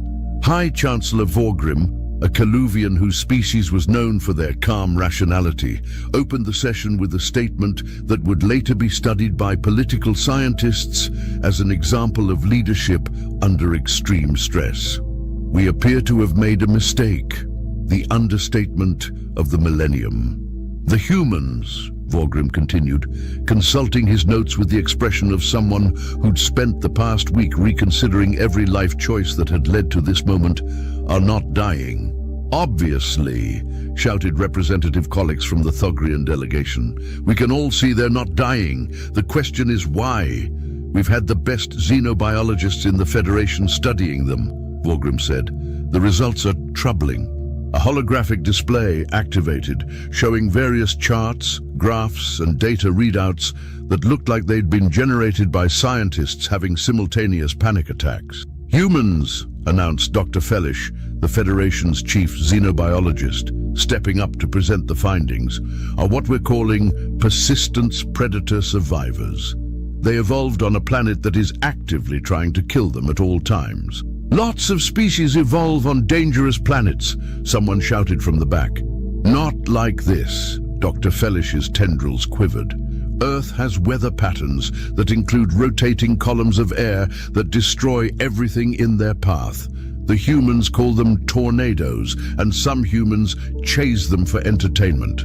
The planet's tectonic plates shift regularly, causing massive destruction. Humans simply rebuild in the same spots and act surprised when it happens again. The atmospheric electricity discharges called lightning kill hundreds annually. Human response? They invented metal poles to attract it to safer locations and continued with their day. The council chambers filled with disturbed murmuring. "It gets worse," Dr. Fellish continued, which had become the unofficial motto of this entire situation. "Humans have a psychological trait called optimism bias. When presented with dangerous situations, their brains literally refuse to accept that bad things will happen to them specifically. They acknowledge the danger exists, but genuinely believe they'll be the exception. That's insane," Collix sputtered. "Yes," Dr. Fellish agreed, "but it's also why they're perfect for unsurvivable occupations. They genuinely don't believe they'll die, so they don't experience the fear responses that cause other species to make fatal mistakes. They just do the job." Chancellor Vorgrim raised a hand for silence. "Dr. Fellish, is there any way to discourage humans from these occupations? Any condition we could impose that would make them decline employment?" Dr. Fellish looked at his notes, then at the ceiling, then back at his notes. "We tried to find their breaking point. we examined the most extreme conditions humans have endured on their home planet. We found records of a human named Shackleton, who survived in frozen wasteland temperatures for months. Another named Henson, who traveled to the polar extremes for fun. A group that climbed a mountain called Everest, where the air is so thin most species would suffocate, and where temperatures regularly reach lethally cold levels. Hundreds of them died trying. Thousands more are on a waiting list to attempt it. Stunned silence. There is no breaking point, Dr. Fellish said quietly. Or rather, their breaking point is so far beyond what we'd consider survivable that the unsurvivable jobs don't reach it. One of the humans working in the thermonuclear surveyor position told his supervisor that it was less stressful than his previous job. His previous job was something called a high school teacher. What's a high school teacher? Someone asked. I don't know, Dr. Fellish admitted, but apparently it's worse than flying through active nuclear fusion. Representative Mexlar from the Vrin contingent stood up. This is all very interesting from a scientific standpoint, but it doesn't solve our practical problem. We now have nearly 900 million humans employed in positions that we cannot staff with any other species. What happens if they decide to strike, or demand more compensation, or simply quit? They won't quit, Dr. Fellish said with absolute certainty. How do you know? Because Dr. Fellish pulled up a survey that had been conducted among human employees. When asked if they would consider leaving their positions for safer work, 93% said no. The reasons varied from the commute is shorter than my old job to my boss doesn't micromanage me to, and this one concerns me deeply. It's nice to work somewhere where my efforts are appreciated. We don't appreciate them, colleagues objected. We're terrified of them. They don't know that, Dr. Fellish said. They think we're being friendly. Chancellor Vorgrim slumped in his seat, which was the first time anyone had seen him display such informal body language during an official session. So what you're telling me is that we've accidentally recruited an unkillable workforce from a death world. They're happy with their jobs, they've unionized, and they're never leaving. That's an accurate summary, yes. And there's nothing we can do about it. Well, Dr. Fellish said slowly, we could try to fire them. On what grounds? Mexlar demanded. They're performing the jobs perfectly, better than perfectly. The human working the dimensional rift monitor position has achieved efficiency ratings that were theoretically impossible. She's apparently treating it like something called a Sudoku puzzle. What's a Sudoku puzzle? A recreational activity involving numbers and logic. Dr. Fellish's voice was rising to a register typically reserved for warnings about incoming asteroid strikes. They do it for fun, for relaxation. She's treating a job that drove the previous employee literally insane as a relaxing puzzle game. The council dissolved into chaos. Representatives were shouting suggestions, objections, and increasingly wild proposals. One suggested offering the humans a monetary incentive to quit. Another proposed creating new unsurvivable jobs that might actually kill them. A third recommended simply accepting the situation and moving on. Chancellor Vorgrim called for order by activating the ceremonial gong, which had last been used during the sentient nebula incident. Clearly, he said once the chamber had quieted, we need more information. I'm authorizing a comprehensive study of human psychology, physiology, and workplace behavior. In the meantime, we continue normal operations and try not to provoke them. Provoke them, Mexlar repeated. Why would we provoke them? Because, Vorgrim said grimly, if a species that considers unsurvivable occupations to be pretty decent ever decides to become hostile, I don't want to imagine what they'd be capable of. This statement would later be regarded as remarkably prescient. The comprehensive human workplace study took 6 months and cost more than the annual defense budget of 12 member species. What it revealed would fundamentally alter the Federation's understanding of Death World species and their place in galactic civilization. Dr. Lillickson Vorp, a Peruvian industrial psychologist, led the research team. She'd spent 20 years studying workplace dynamics across 50 species. She considered herself unshockable. She was wrong. They've formed social bonds, Dr. Vorp reported to an emergency subcommittee 3 months into the study. Humans working in isolating, terrifying conditions that would drive most species into catatonic states have started organizing social activities. What kind of social activities? Asked subcommittee chair Taluvix, already dreading the answer. The humans working in the corrosive atmosphere processing plants have started something called a bowling league, Dr. Vorp consulted her notes with visible confusion. I have no idea what bowling is, but apparently it involves throwing heavy spheres at arranged pins, and they do it weekly. That sounds disturbingly like a military training exercise, Taluvix observed. That's what I thought. Dr. Vorp's relief at someone else seeing the concerning implications was palpable. But no, it's purely recreational. They compete for something called bragging rights, which appears to have no monetary or survival value whatsoever. She pulled up more findings. The hyperspace reclamation workers have started a book club. A book club. They're reading literature while suspended in a dimension that should not support consciousness, let alone literary analysis. What are they reading? Something called Pride and Prejudice, Dr. Vorp said. I had it translated. It's about social dynamics and romantic relationships in a pre-industrial society. They described it as a light read for decompression. Light? Taluvix sputtered. They need to decompress from hyperspace exposure? Apparently, Dr. Vorp flipped through more notes, looking increasingly like someone whose worldview was being systematically dismantled. But here's where it gets truly bizarre. They're modifying the unsurvivable jobs to make them more efficient. The jobs are designed to be unsurvivable, not efficient. They don't see a distinction, Dr. Vorp said flatly. The volcanic mining team has redesigned the extraction process to be 38% faster. The Void communication monitors have implemented a rotating shift system that reduces individual exposure time while increasing overall data processing.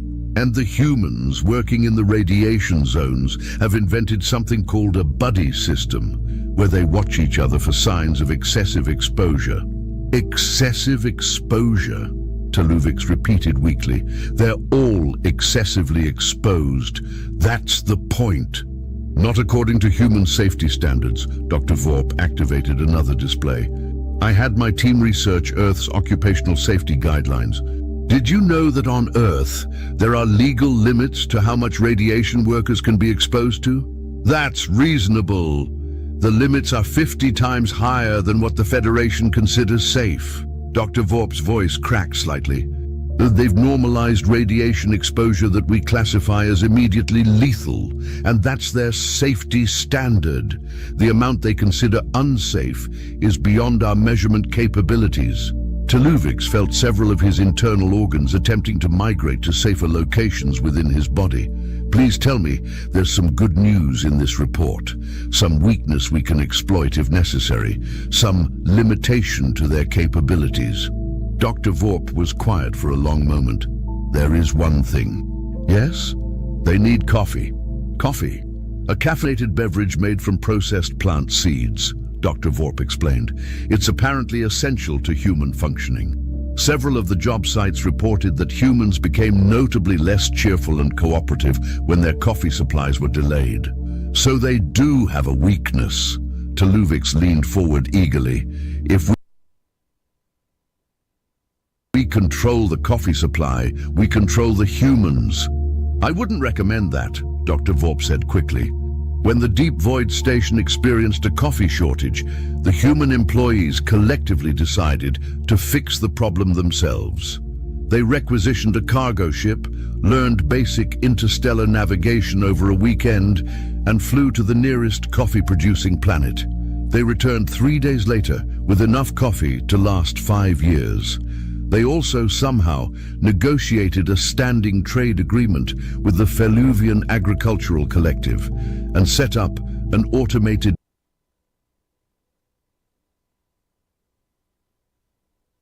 Vorp said. They returned it with a full tank of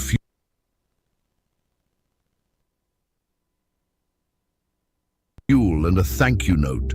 Taluvix put his head in his hands, which was remarkable given that his species didn't technically have hands. Is there anything in your report that suggests we have any control over this situation? Dr. Vorp hesitated. There's one more thing. It's not exactly a weakness, but it might be relevant. I'm almost afraid to ask. They're getting bored. Those 3 words hung in the air like a death sentence. Bored, Taluvix repeated slowly. The humans working in conditions that should liquefy their organs are getting bored.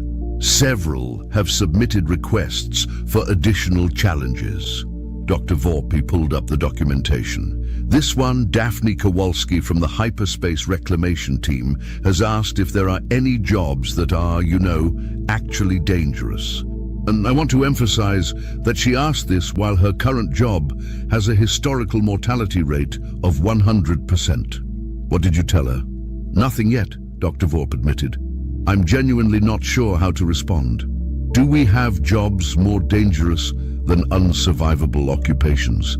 Is there a classification beyond unsurvivable, extremely unsurvivable, aggressively unsurvivable, absurdly unsurvivable? Taluvix suggested weakly. A notification chimed on Dr. Vorp's tablet. She looked at it and made a sound like air slowly escaping from a punctured habitat module. What now? Taluvix asked, though he was certain he didn't want to know.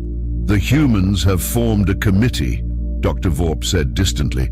They're calling it the Workplace Improvement Initiative.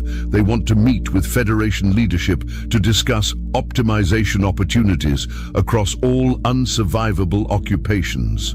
Optimization opportunities, Taluvix echoed. They want to make the unsurvivable jobs more unsurvivable. I think they want to make them more survivable, actually, Dr. Vorp said. Which, given that they're the only species that can survive them, essentially means redesigning them to human specifications. And if we refuse, they've threatened to file a formal grievance with the Galactic Labor Relations Board. Taluvix laughed. It was not a happy sound. It was the laugh of someone who just realized they'd been outmaneuvered by a species that had only discovered faster-than-light travel 6 months ago. Set up the meeting, he said finally, and someone get me a human-compatible sedative. I have a feeling I'm going to need it.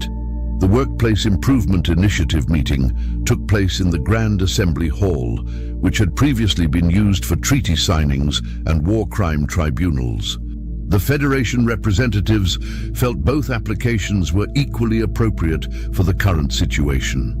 15 humans arrived, representing different unsurvivable occupation sectors. They wore their work uniforms, which ranged from minimal protection against reality warping forces to somehow survived atmospheric re-entry while wearing this. Leading the delegation was Priya Chandrasekaran, who'd apparently been elected spokesperson through a process the Federation observers described as terrifyingly efficient democratic organization. Thank you for meeting with us, Priya said pleasantly, as if this were a normal business meeting and not a confrontation between an ancient galactic civilization and a species that had weaponized optimism. We've prepared a presentation. A presentation. They'd prepared a presentation. Taluvix, who'd been appointed as the Federation's negotiator primarily because everyone else had suddenly remembered urgent appointments elsewhere, gestured weakly for them to proceed. The first slide appeared. It was titled Unsurvivable Occupations, a Human Resources Perspective. We want to start by saying we appreciate the employment opportunities, Priya began, and Taluvix felt a small glimmer of hope that this might be reasonable after all. However, after 6 months of operations, we've identified several areas where current practices don't align with industry best standards. The hope died. Issue 1, Priya clicked to the next slide, which showed a graph that Taluvix's brain refused to process. Inadequate safety equipment. While we understand that previous species found the provided equipment sufficient, human physiology requires different accommodations. The equipment is designed to provide minimal survival capability in environments that should not support life. Taluvix objected, his diplomatic training finally kicking in. It's meant to buy you a few minutes to evacuate, not to work full shifts in. Exactly our point, said Gregor Halverson, the volcanic mining specialist. We need equipment designed for actual work, not just emergency evacuation. My team has drafted specifications for improved thermal suits that would increase productivity by 20% while reducing equipment failure rates. Equipment failure? Taluvix latched onto this. The suits are failing. Only about 30% of the time, Gregor said dismissively. Usually just minor stuff. Seals cracking, cooling systems shutting down, structural integrity compromising. Nothing we can't work around. Nothing you can't work around? Taluvix's voice reached a pitch that caused several recording devices to malfunction. Those failures should be fatal. Should be, sure, Gregor shrugged. But they're mostly just annoying. Although this one time, my suit completely lost pressure integrity while I was in an antimatter deposit zone. That was a bit uncomfortable. A bit uncomfortable? Yeah, my ears popped something fierce. Gregor rubbed his jaw at the memory. But I'd already finished the extraction, so I just headed back to base. Standard procedure. Taluvix looked at the other Federation representatives. They looked back at him with the collective expression of individuals who'd given up trying to understand what was happening and had accepted that reliable concept. Issue 2, Priya continued mercilessly. Insufficient break facilities. Many of our work sites lack basic amenities like break rooms, food preparation areas, and recreational spaces. They're death traps, Taluvix exploded, his diplomatic composure completely shredding. They're not supposed to have break rooms. You're not supposed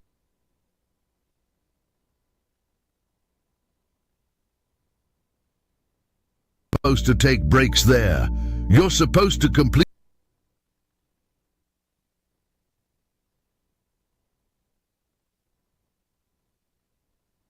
your assignment and leave immediately before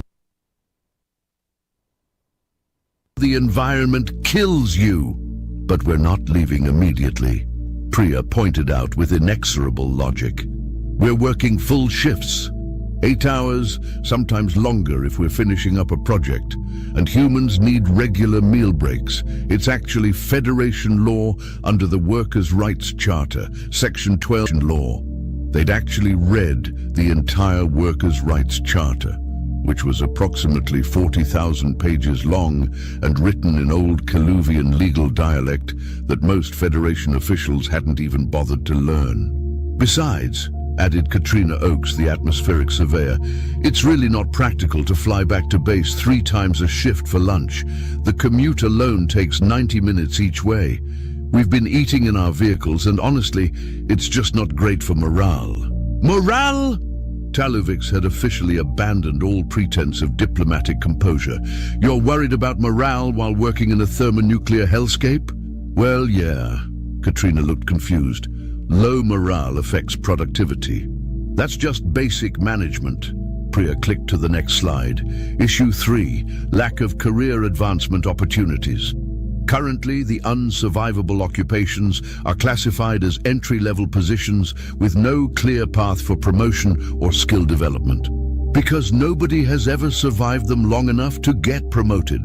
Taluvix realized he was shouting and tried to modulate his volume. The concept of career advancement in unsurvivable occupations is a logical impossibility. Was a logical impossibility, corrected Daphne Kowalski. Past tense. We've been doing these jobs for 6 months now. Some of us are getting pretty good at them. I've reduced my hyperspace waste collection time by 45% since I started. I should be eligible for a senior position. There are no senior positions. Exactly. Daphne nodded seriously. That's the problem. No room for growth. It's frustrating for those of us who are career-oriented. Taluvics looked around the assembly hall desperately, searching for any sign that this was an elaborate prank or a stress-induced hallucination. The other Federation representatives offered no help. Several appeared to be considering early retirement. Issue 4. Priya was relentless, clicking through the presentation like a force of nature. Inadequate training for new employees. Current onboarding is basically, here's your equipment, try not to die. We've developed a comprehensive training program that we believe would reduce initial adjustment period difficulties. The initial adjustment period is death, Taluvics protested. That's why it's an unsurvivable occupation. Not for humans, Priya said simply. For humans, it's just somewhat hazardous.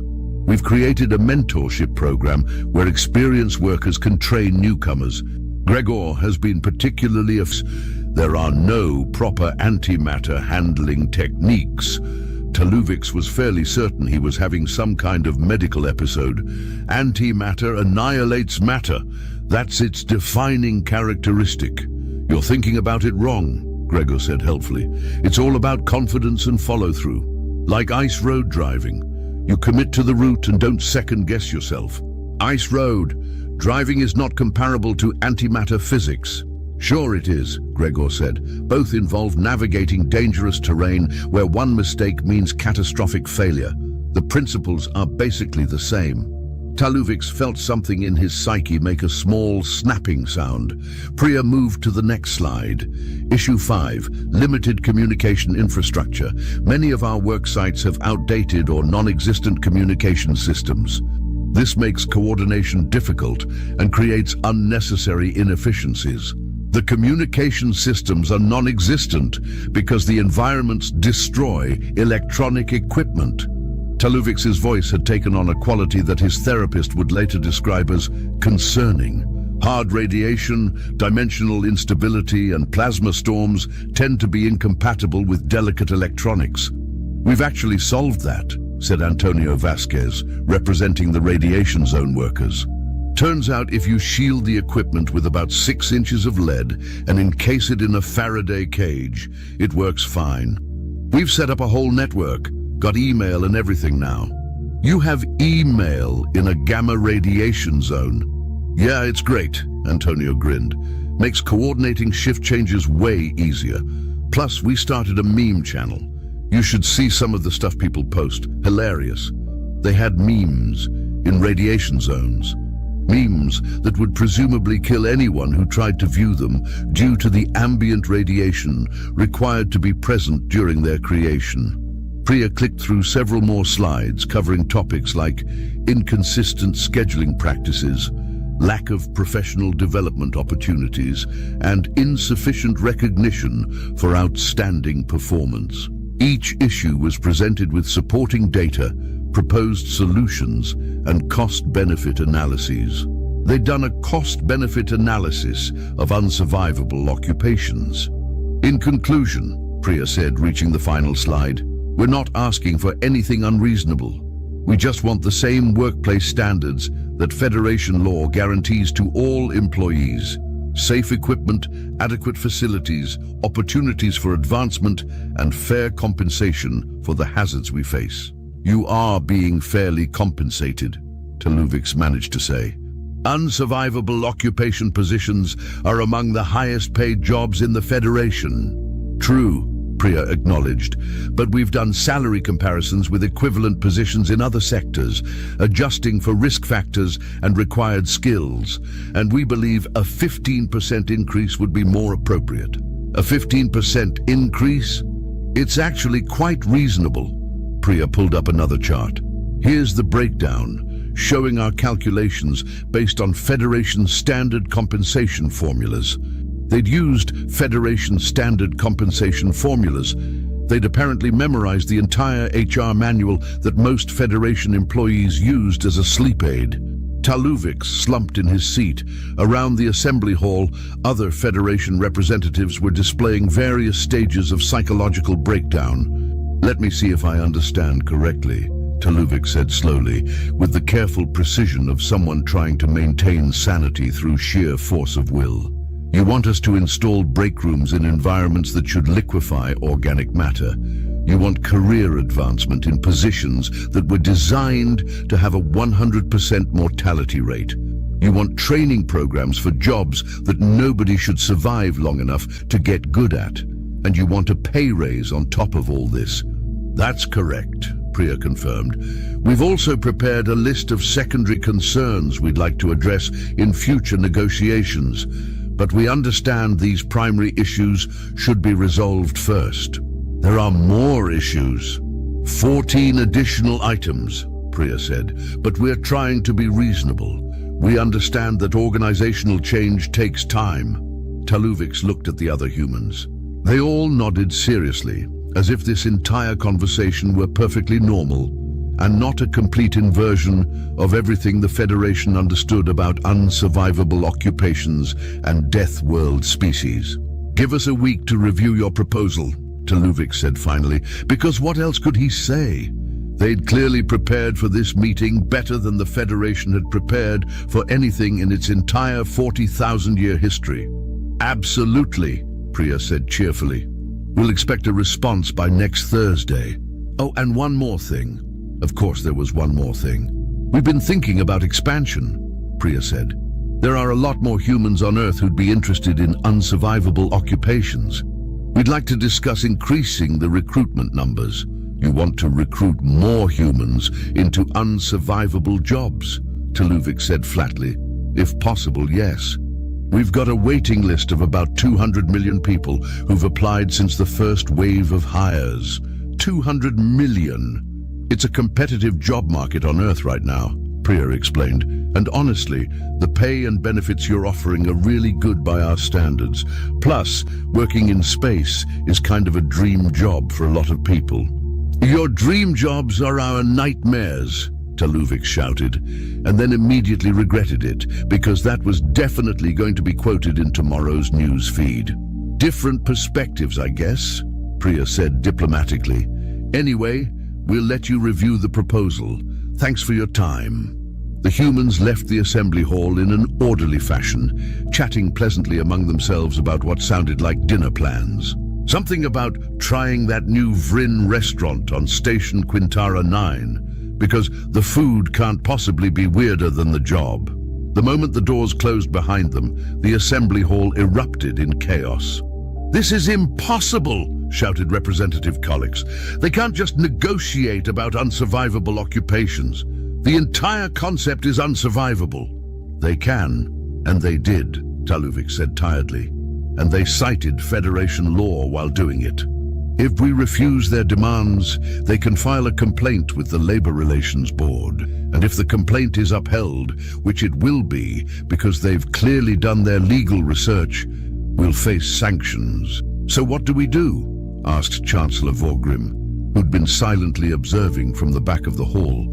"We," Taluvix said, with the air of someone who'd just accepted defeat, "install break rooms in unsurvivable work environments. We develop career advancement tracks for jobs that shouldn't have survivors.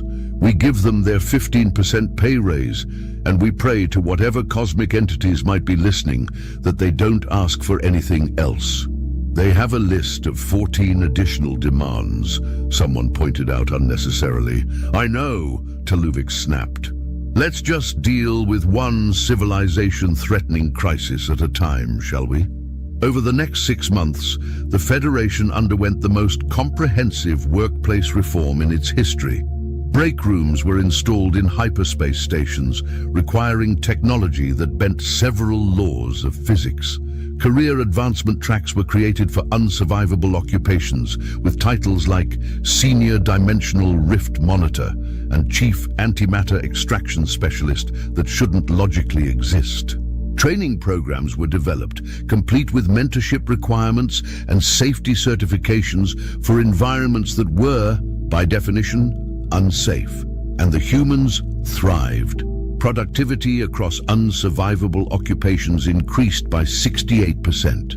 Equipment failure rates dropped. Efficiency metrics that had been flatlined for millennia suddenly showed improvement curves. The humans had taken jobs designed to kill anyone who attempted them and turned them into careers. Dr. Felish published a follow-up study titled Persistent Adaptation Patterns in Death World Species, a case study in systematic improbability. It was required reading at every major xenobiology institution in the Federation. The abstract began, "All previous models of species survival probability were wrong." The study's conclusion was even more disturbing. Humans represent a fundamental challenge to our understanding of unsurvivable conditions. They do not simply survive the unsurvivable, they optimize it, recommend immediate revision of all Federation safety standards and mortality predictions. Previous assumptions about environmental lethality appear to have been based on species that possessed functional survival instincts. But the real shock came when the Federation's Economic Analysis Division released their report on the financial impact of human employment. The unsurvivable occupations, which had been effectively unfilled for 42,000 years, had created a massive economic drag on the Federation. Essential services hadn't been performed, critical infrastructure had decayed, supply chains had been disrupted. The Federation had been paying for these positions while receiving zero productivity in return. Now, with humans filling all 143 positions, the economic benefit was staggering. The Federation's GDP had increased by 9% in 6 months. 9%. Some economists initially thought this was a calculation error and spent 3 weeks rechecking the math before accepting that it was real. The humans weren't just surviving unsurvivable jobs, they were generating massive economic value while doing so. Chancellor Vorgrim called another emergency council session to discuss the findings. "We need to acknowledge," he began with the tone of someone making a confession, "that the humans' arrival has been unexpectedly beneficial to the Federation's economy and operational efficiency." The council chamber remained silent. Nobody wanted to be the first to say it out loud. "Furthermore," Vorgrim continued, "preliminary modeling suggests that if we were to expand human employment to other hazardous occupations, not just the unsurvivable ones, we could see additional significant gains in productivity and safety across multiple sectors." Still silence. "The Economic Analysis Division is recommending," Vorgrim took a deep breath, "that we actively recruit additional humans for expanded roles throughout Federation operations." Now the silence broke. "What?" Kollik surged to his feet, which was impressive given his species' gelatinous nature. "You want to bring more of them here, deliberately?" "The data is compelling," Vorgrim said, projecting the economic models. "Humans excel at dangerous, difficult work that other species avoid. They're reliable, they're organized, and they're apparently impossible to kill through normal occupational hazards. From a purely practical standpoint, they're ideal employees." "They're terrifying," Kollik objected. "They treat unsurvivable occupations like normal jobs. They unionize in conditions that should prevent coherent thought. They want break rooms in hyperspace. And they've reduced accident rates in those environments by 73%, Vorgrim countered, because they implemented their buddy system and safety protocols. Unsurvivable occupations are now statistically safer than standard manufacturing positions. That's because the only people working them are humans." "Exactly," Vorgrim said, "which is why we should employ more of them." The argument raged for hours, but ultimately the numbers were impossible to ignore. The Federation had spent millennia trying to manage unsurvivable occupations through bureaucracy and hope. Humans had solved the problem in 6 months through sheer bloody-minded persistence and optimism. The vote to expand human recruitment passed by a narrow margin. Several representatives immediately filed for extended leave afterward. Back on Earth, the news that the Galactic Federation was offering expanded employment opportunities created what historians would later call the Great Application Surge. 19 billion humans applied for positions within the first week. 19 billion. That was approximately 2/3 of Earth's adult population. The Federation's HR systems crashed completely, not from technical errors, but from what one system administrator described as existential dread overload. The computers had simply refused to process that many applications from a single species to dangerous occupations. Tertix, who'd been promoted to Senior Coordinator of Human Resources Integration, a position that hadn't existed 6 months ago, stared at the application numbers with the 1,000-yard stare of someone who'd seen too much. 19 billion, he muttered to himself. We accidentally sent job postings to one planet and received 19 billion applications. Yalthir appeared at his desk. She'd aged considerably in the past year, despite her species' normally slow aging process. The Council has approved positions for an additional 5 million humans, she said. We're calling it the Hazardous Occupation Integration Initiative. 5 million, Tertix repeated, out of 19 billion applicants. It's a start, Yalthir said. We need to pace the integration, make sure the existing systems can handle the expansion before we commit to larger numbers. The existing systems couldn't handle the first wave of humans, Tertix pointed out. They just adapted around our inability to manage them properly. True, Yalthir conceded, but let's at least pretend we're in control of this situation. They both knew they weren't. The moment humans had arrived and refused to die on schedule, control had been an illusion. The second wave of human employees arrived over the next 3 months. They were assigned to positions classified as highly hazardous, but not technically unsurvivable. Jobs like asteroid mining in unstable fields, atmospheric harvesting from gas giants, and deep space salvage operations in regions with unpredictable gravitational anomalies. The pattern repeated itself with depressing predictability. Humans assessed the risks, shrugged, and got to work. Within weeks, they'd improved efficiency, reduced accident rates, and started forming social groups. A salvage team working near a collapsing binary star system organized a poker tournament. They called it Extreme Cards and sold tickets to observers who wanted to watch humans gamble while reality bent around them. They were turning dangerous work into entertainment. Dr. VORPP published a third study, this one titled Occupational Normalization in High-Stress Environments: Why Humans Think Everything is Fine. The paper's thesis was that humans commented, "The weird time stuff takes getting used to, but at least management doesn't call me on my days off." These statements were analyzed by the Federation's top psychologists. The consensus: humans genuinely perceived these conditions as normal, possibly even preferable to their previous employment. It was, everyone agreed, absolutely horrifying, but it was also undeniably effective. 1 year after the first humans had been hired into unsurvivable occupations, the Federation released a comprehensive impact assessment. The numbers told a story that made traditionalists uncomfortable and economists excited. Human workers had filled 143 previously unfillable positions. They'd expanded into 892 additional hazardous roles. Productivity in dangerous sectors had increased by 79%. Safety incidents had decreased by 62%, despite the fact that humans were working in objectively more dangerous conditions than previous workers. The economic impact was measured in the trillions. Supply chains that had been disrupted for millennia were flowing smoothly.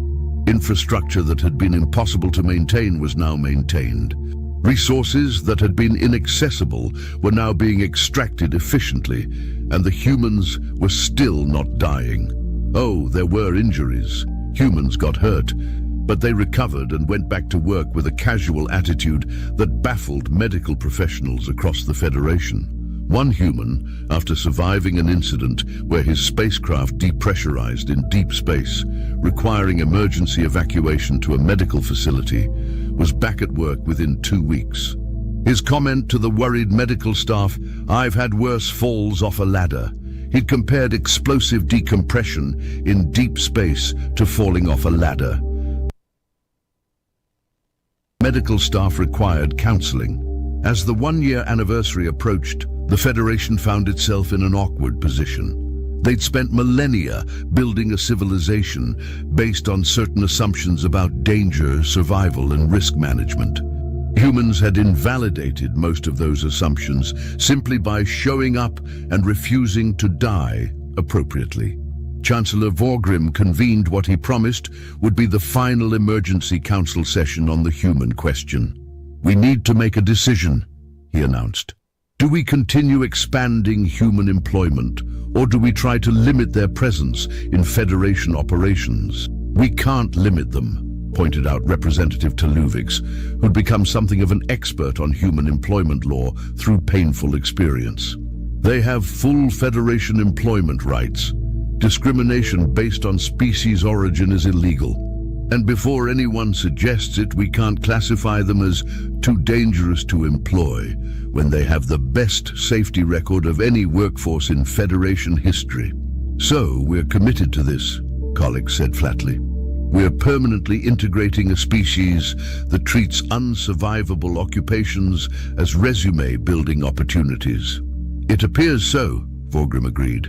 "The question is, how do we manage this moving forward?"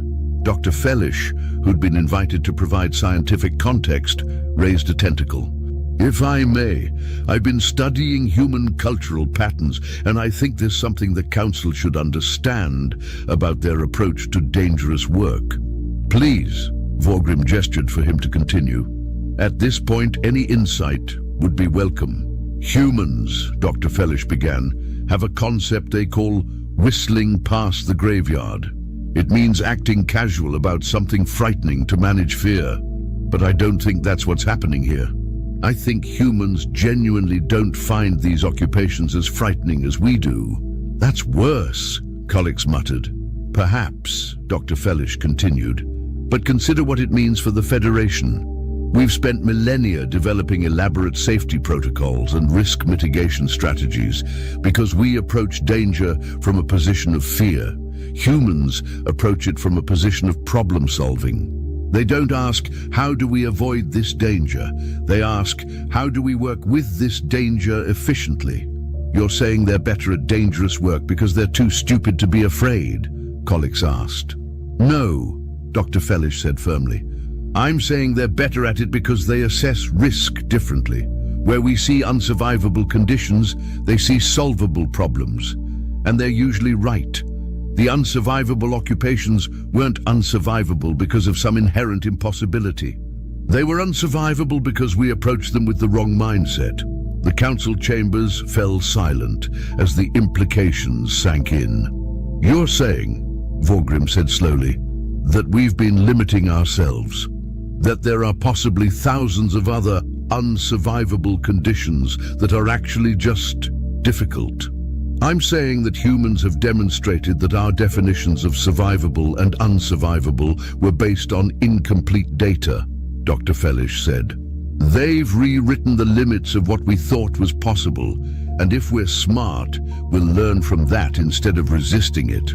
Chancellor Vorgrim looked around the council. He saw fear, yes, but also, gradually, acceptance. The Federation had survived 42,000 years by being adaptable. This was just another adaptation. Very well, Vorgrim said.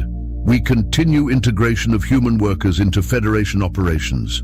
We expand employment opportunities as economic analysis supports.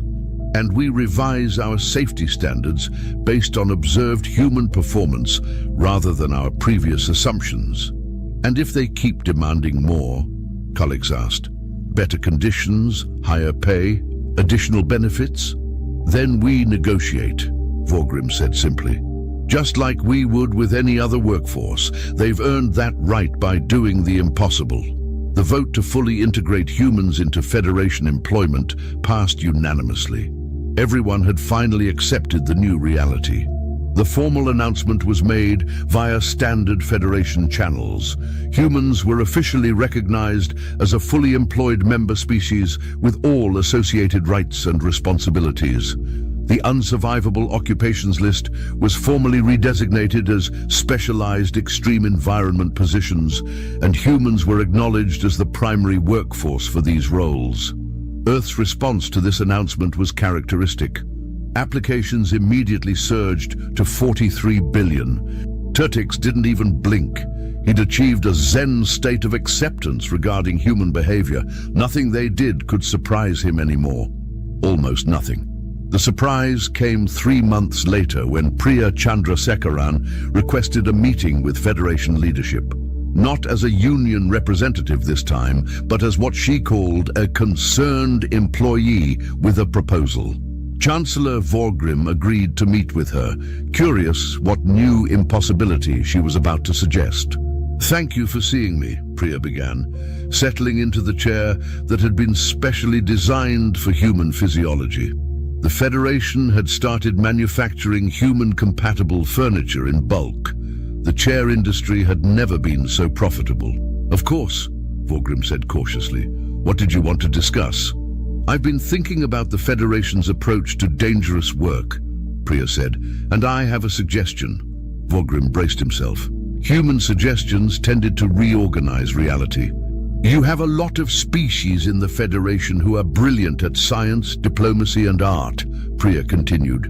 "But you don't have many species who are good at the dirty, dangerous work that keeps civilization running. That's why those jobs went unfilled for so long." "That's an accurate assessment," Vorgrim agreed warily. "So here's my thought." Priya leaned forward. "What if humans specialize? We're good at the dangerous stuff. We don't mind it. We actually kind of enjoy it. So let us handle that sector while other species focus on what they're good at. Division of labor on a galactic scale." Vorgrim considered this. "You're proposing that humans become the Federation's hazardous environment specialists?" "Exactly," Priya nodded. "But more than that, we teach other species our techniques, share our safety protocols, help redesign dangerous systems to be more manageable. We've learned a lot in the past year about what makes these jobs dangerous versus what makes them unnecessarily dangerous. A lot of the unsurvivable occupations were badly designed. We can fix that. You want to improve the unsurvivable occupations," Vorgrim said slowly. "Make them less unsurvivable." "We want to make them safer," Priya corrected. "There's a difference between necessary risk and stupid risk. Right now, a lot of Federation dangerous work involves stupid risk because nobody ever survived long enough to identify and fix the problems. We can do that." Vorgrim sat back, processing this. It was, he realized, a remarkably reasonable proposal. And coming from a human, that made it deeply suspicious. "What do you want in return?" he asked directly. "Recognition," Priya said simply. "Not just as employees, but as specialists. Establish a hazardous environment division with proper funding, authority and respect. Let us develop standards and training programs. Give us the resources to do this right." "You want authority over all hazardous occupations in the Federation," Vorgrim said. "We want to make them safe," Priya emphasized again. "Or at least safer than they are now. Is that really such a crazy idea?" Vorgrim looked at her for a long moment. A year ago, the answer would have been a definitive yes. Now, after watching humans casually survive the unsurvivable and optimize the impossible, he wasn't sure. "I'll bring it to the Council," he said finally. "I can't promise they'll approve it. That's all I ask." Priya stood to leave. "Just think about it. Humans are good at this. Let us be good at it officially." After she left, Vorgrim sat in his office for a long time, thinking. Priya was right, damn her. Humans were good at dangerous work, better than any species in Federation history.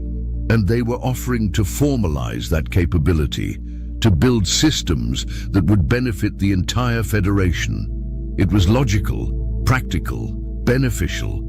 It was also terrifying because it meant acknowledging that humans had found their niche in galactic civilization, and that niche was exactly the place every other species had been trying to avoid for 42,000 years. The council debated Priya's proposal for 2 weeks. Arguments were made for and against. Traditionalists objected to giving humans authority over an entire occupational sector. Pragmatists pointed out that humans were already de facto running that sector anyway, so formalizing it changed nothing except paperwork. In the end, economics won the debate. Humans had proven they could do the work safely and efficiently. Establishing a proper division with training standards and safety protocols would only improve outcomes. And if it kept humans happy and productive, that was worth the political discomfort.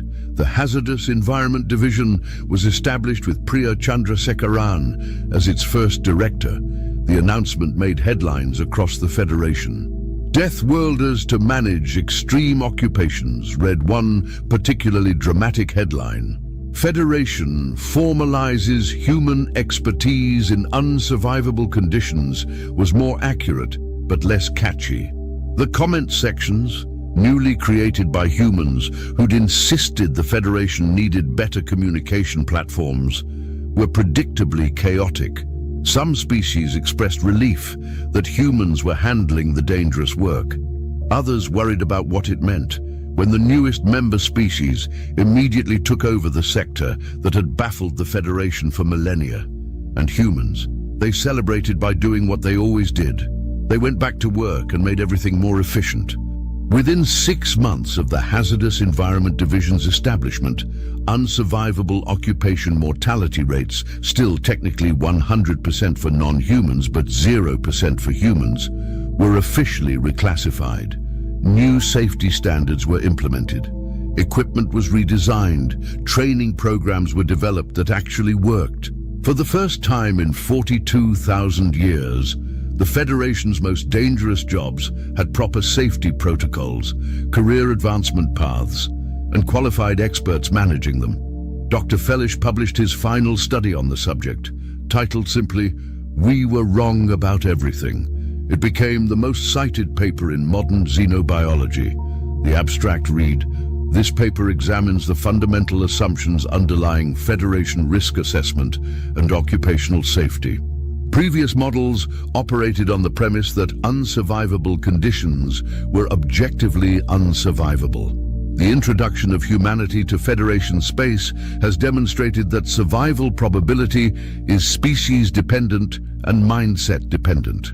What appears unsurvivable to a cautious species may be merely inconvenient to a recklessly optimistic one. Recommend complete revision of all safety standards, risk assessment protocols, and definitions of unsurvivable. Humans have proven that impossible simply means nobody appropriately crazy has tried yet.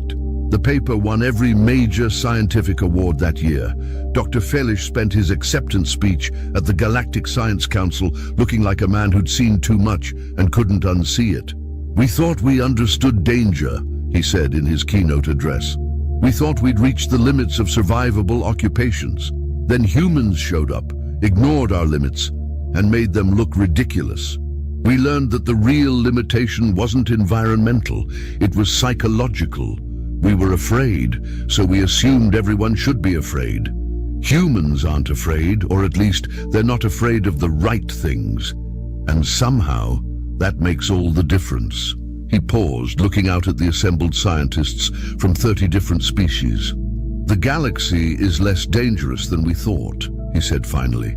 "Not because the dangers have changed, but because we finally found someone crazy enough to punch danger in the face and ask what's next. I don't know if we should be grateful or terrified. Probably both. But I know one thing for certain.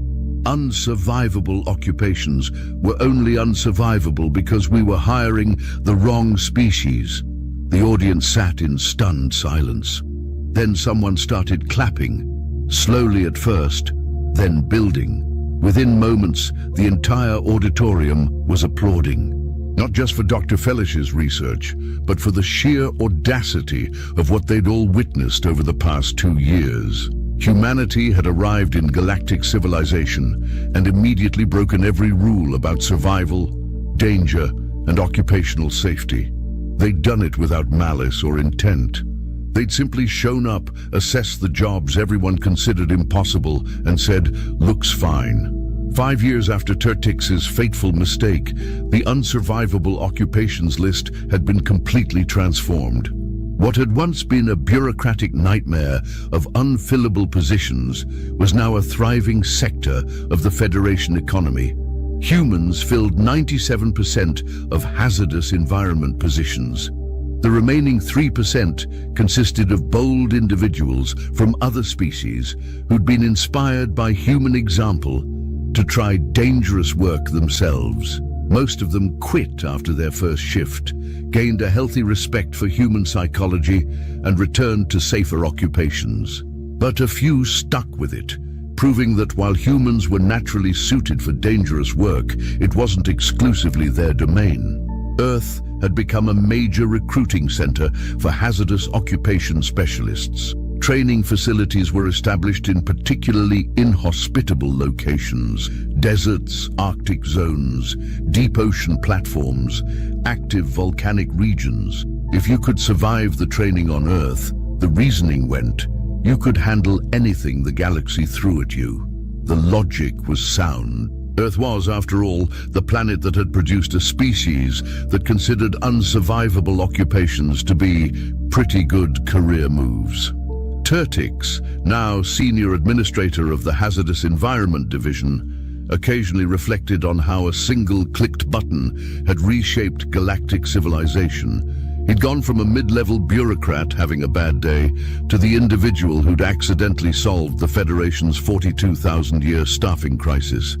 He'd been given awards, commendations, recognition from the Council itself. Environment Division occasionally reflected on how a single clicked button had reshaped galactic civilization. He'd gone from a mid-level bureaucrat having a bad day to the individual who'd accidentally solved the Federation's 42,000-year staffing crisis. He'd been given awards, commendations, recognition from the Council itself. He still had nightmares about that day. "You changed the galaxy," Yalthir told him once, during a rare moment of downtime between the constant stream of human-related administrative challenges. "I made a mistake," Turtix corrected. "A catastrophic, civilization-altering mistake. A mistake that saved the Federation trillions in lost productivity and made unsurvivable occupations survivable," Yalthir pointed out. "Sometimes the best solutions come from accidents. Sometimes accidents just destroy everything," Turtix said darkly. "We got lucky. Lucky that humans are crazy?" Yalthir laughed, which was a sound like wind chimes made of bone. "I suppose that's one way to look at it. How else would you look at it? Lucky that humans are crazy in ways that complement our sanity," Yalthir said thoughtfully. "They do the things we can't. We provide the civilization they need to do them in. It's symbiotic in a terrifying sort of way." Turtix considered this. She might be right. The Federation had provided structure, law, and resources. Humans had provided the willingness to use those resources in ways nobody else dared. Together, they'd created something neither could have achieved alone. "Still," Turtix said, "I'm never clicking a button without double-checking again." "Probably wise," Yalthir agreed. "Though I have to admit, I'm curious what would happen if you made another mistake of similar magnitude. We'd probably end up recruiting humans for diplomatic positions next," Turtix said sarcastically. They both laughed. Neither of them noticed the job posting that had just been accidentally transmitted to Earth's diplomatic employment network. But that's a different story. For now, the unsurvivable occupations were filled.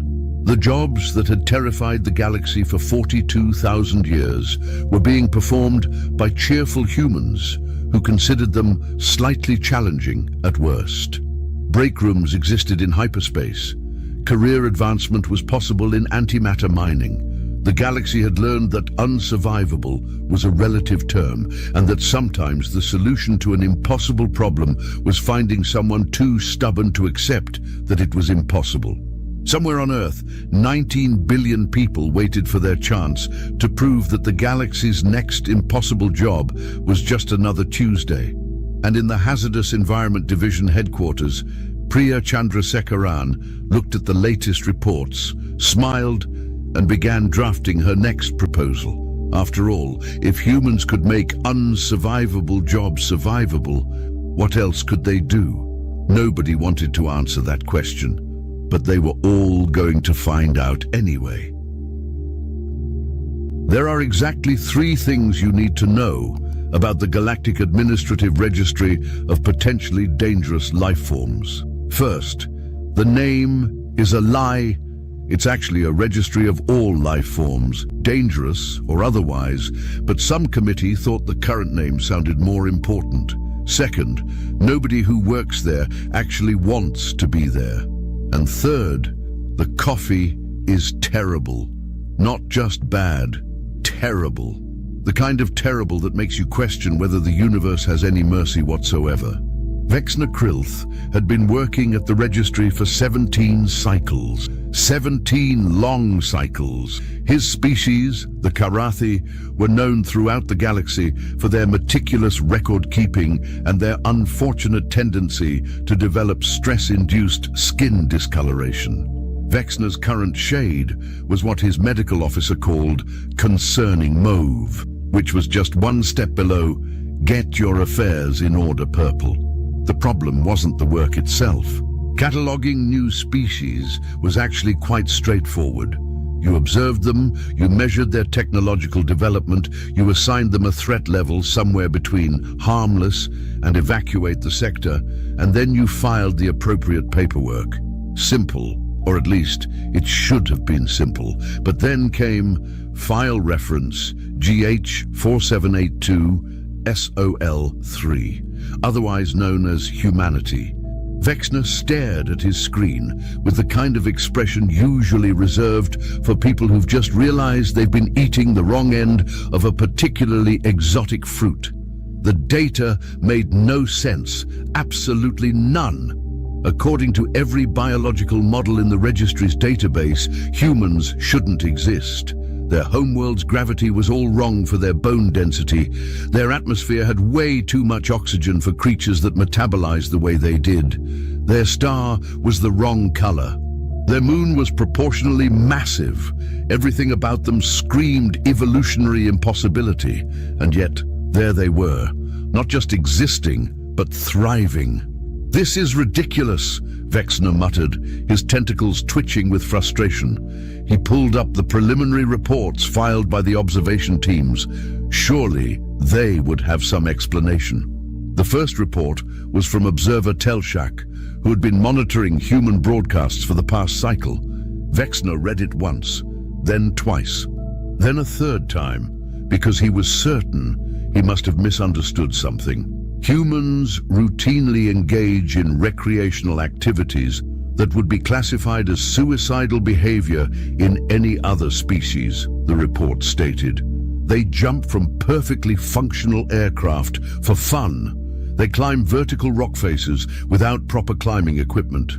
They surf on frozen water, sliding down mountains at speeds that would kill most species on impact. When asked why, the most common response is, because it's there, or seemed like a good idea at the time. Vexner felt his skin shifting toward a deeper purple.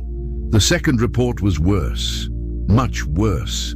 Observer Kindala had actually visited Earth, disguised as one of their domestic animals, a golden retriever, apparently. The report read like a fever dream written by someone who'd been hit on the head with a piece of furniture. Humans have domesticated carnivorous pack hunters and allow them to sleep in their beds, the report screamed, in what Vexner could only assume was digital terror. They keep venomous arachnids as pets. They eat substances that cause chemical burns to most species and call it seasoning. One human I observed consumed a quantity of capsaicin that should have killed them, turned bright red, sweated profusely, and then said, "That's delicious," before eating more. There was a note at the bottom of the report, requesting immediate transfer to any other assignment, would accept posting to a black hole observation station. At least black holes make sense, Vexner's communicator chirped. It was his supervisor, Threnody Vex, a Karathi like himself, but older and significantly more purple. The kind of purple that suggested she'd been dealing with humanity longer than Vexner had. Krilimth, she said without preamble, I'm sending you something. It's classified at the highest level. You're going to read it, you're going to panic, and then you're going to understand why I drink. I don't drink, Director. You will. The file arrived 3 seconds later. It was titled Protocols for Managing Contact with Sol 3 Inhabitants, a comprehensive guide to not dying horribly. It was 47,000 pages long. What?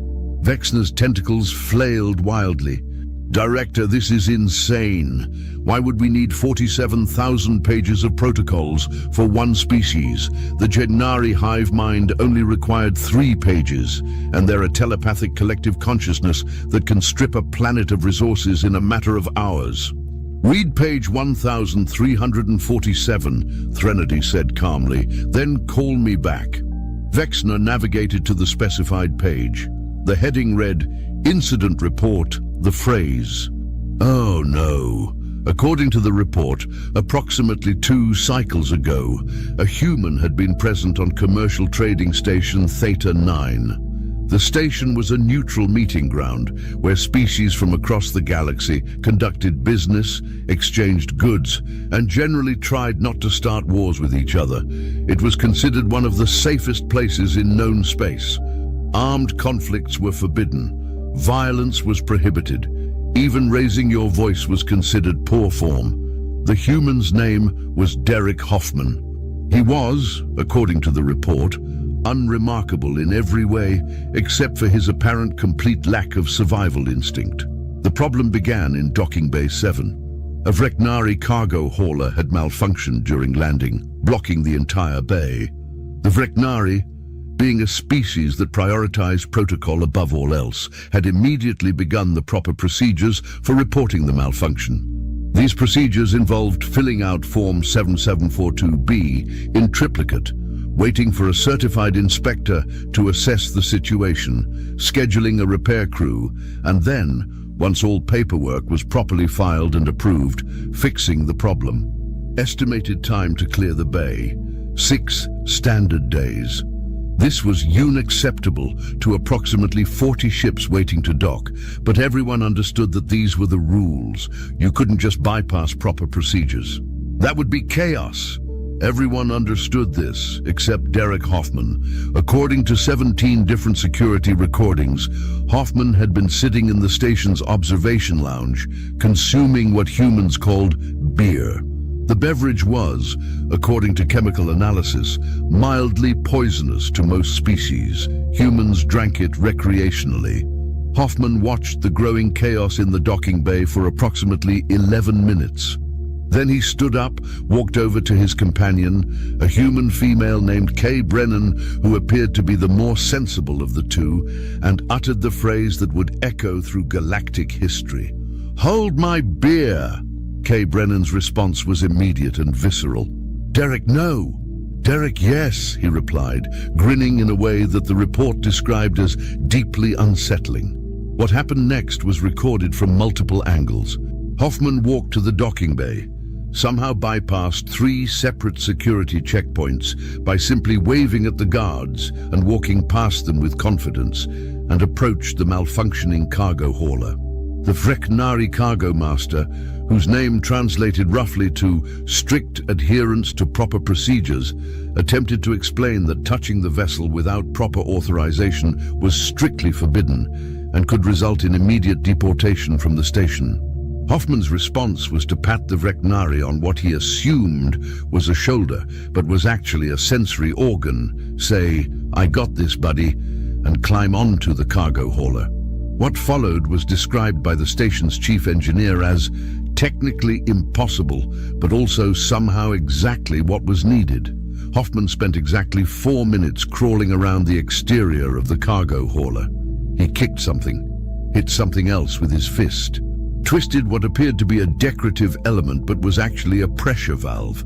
And then, for reasons that no engineer could explain, he shouted an earth profanity at the ship's engine core. The cargo hauler started working perfectly. The bay was cleared in 15 minutes. Hoffman returned to the observation lounge, reclaimed his beer from Kay Brennan, and said, "See, no problem." The station's governing council spent the next 3 weeks trying to figure out what had happened. They brought in engineers from 9 different species. They analyzed every sensor reading. They interviewed Hoffman 17 times. His explanation never varied. "I don't know, man. I just kind of felt what was wrong and fixed it." This was impossible. Ships didn't work on feelings. They worked on clearly defined mechanical and energy principles. You couldn't just hit things and make them work, except apparently you could if you were human. The incident report concluded with a single line that Vexner read 3 times. Recommend classifying humans as Category Omega, unpredictable reality distortion. Vexner called Threnody back. His skin had achieved a shade of purple he didn't even know was possible. "This can't be real," he said. "This has to be some kind of joke, a test for new employees, right?" "I wish," Threnody replied. "Keep reading. It gets worse." Vexner didn't want to keep reading. He really didn't want to keep reading. But he was a Karathi, and Karathi always followed procedures. So he kept reading. Page 3209, the Manila envelope incident. Page 7412, why you should never challenge a human to a contest of any kind. Page 15803, the human concept of duct tape and why it violates several fundamental laws of physics. Page 22096, case study. How humanity solved an interstellar navigation problem using what they call eyeballing it. Each incident was more absurd than the last, and yet each had been verified by multiple independent observers. These weren't stories, they weren't legends, they were documented facts. Vexner felt something he hadn't felt since his first day at the registry. Genuine, existential terror. He was about to close the file when he noticed something strange. There was an appendix at the very end of the document. It was titled simply, "The List." The list was exactly what it sounded like. A comprehensive compilation of every time a human had said the phrase, "hold my beer," or any variation thereof, followed by whatever insane thing they'd done next. The list was updated in real time. The list was currently 247,000 entries long, and it was growing.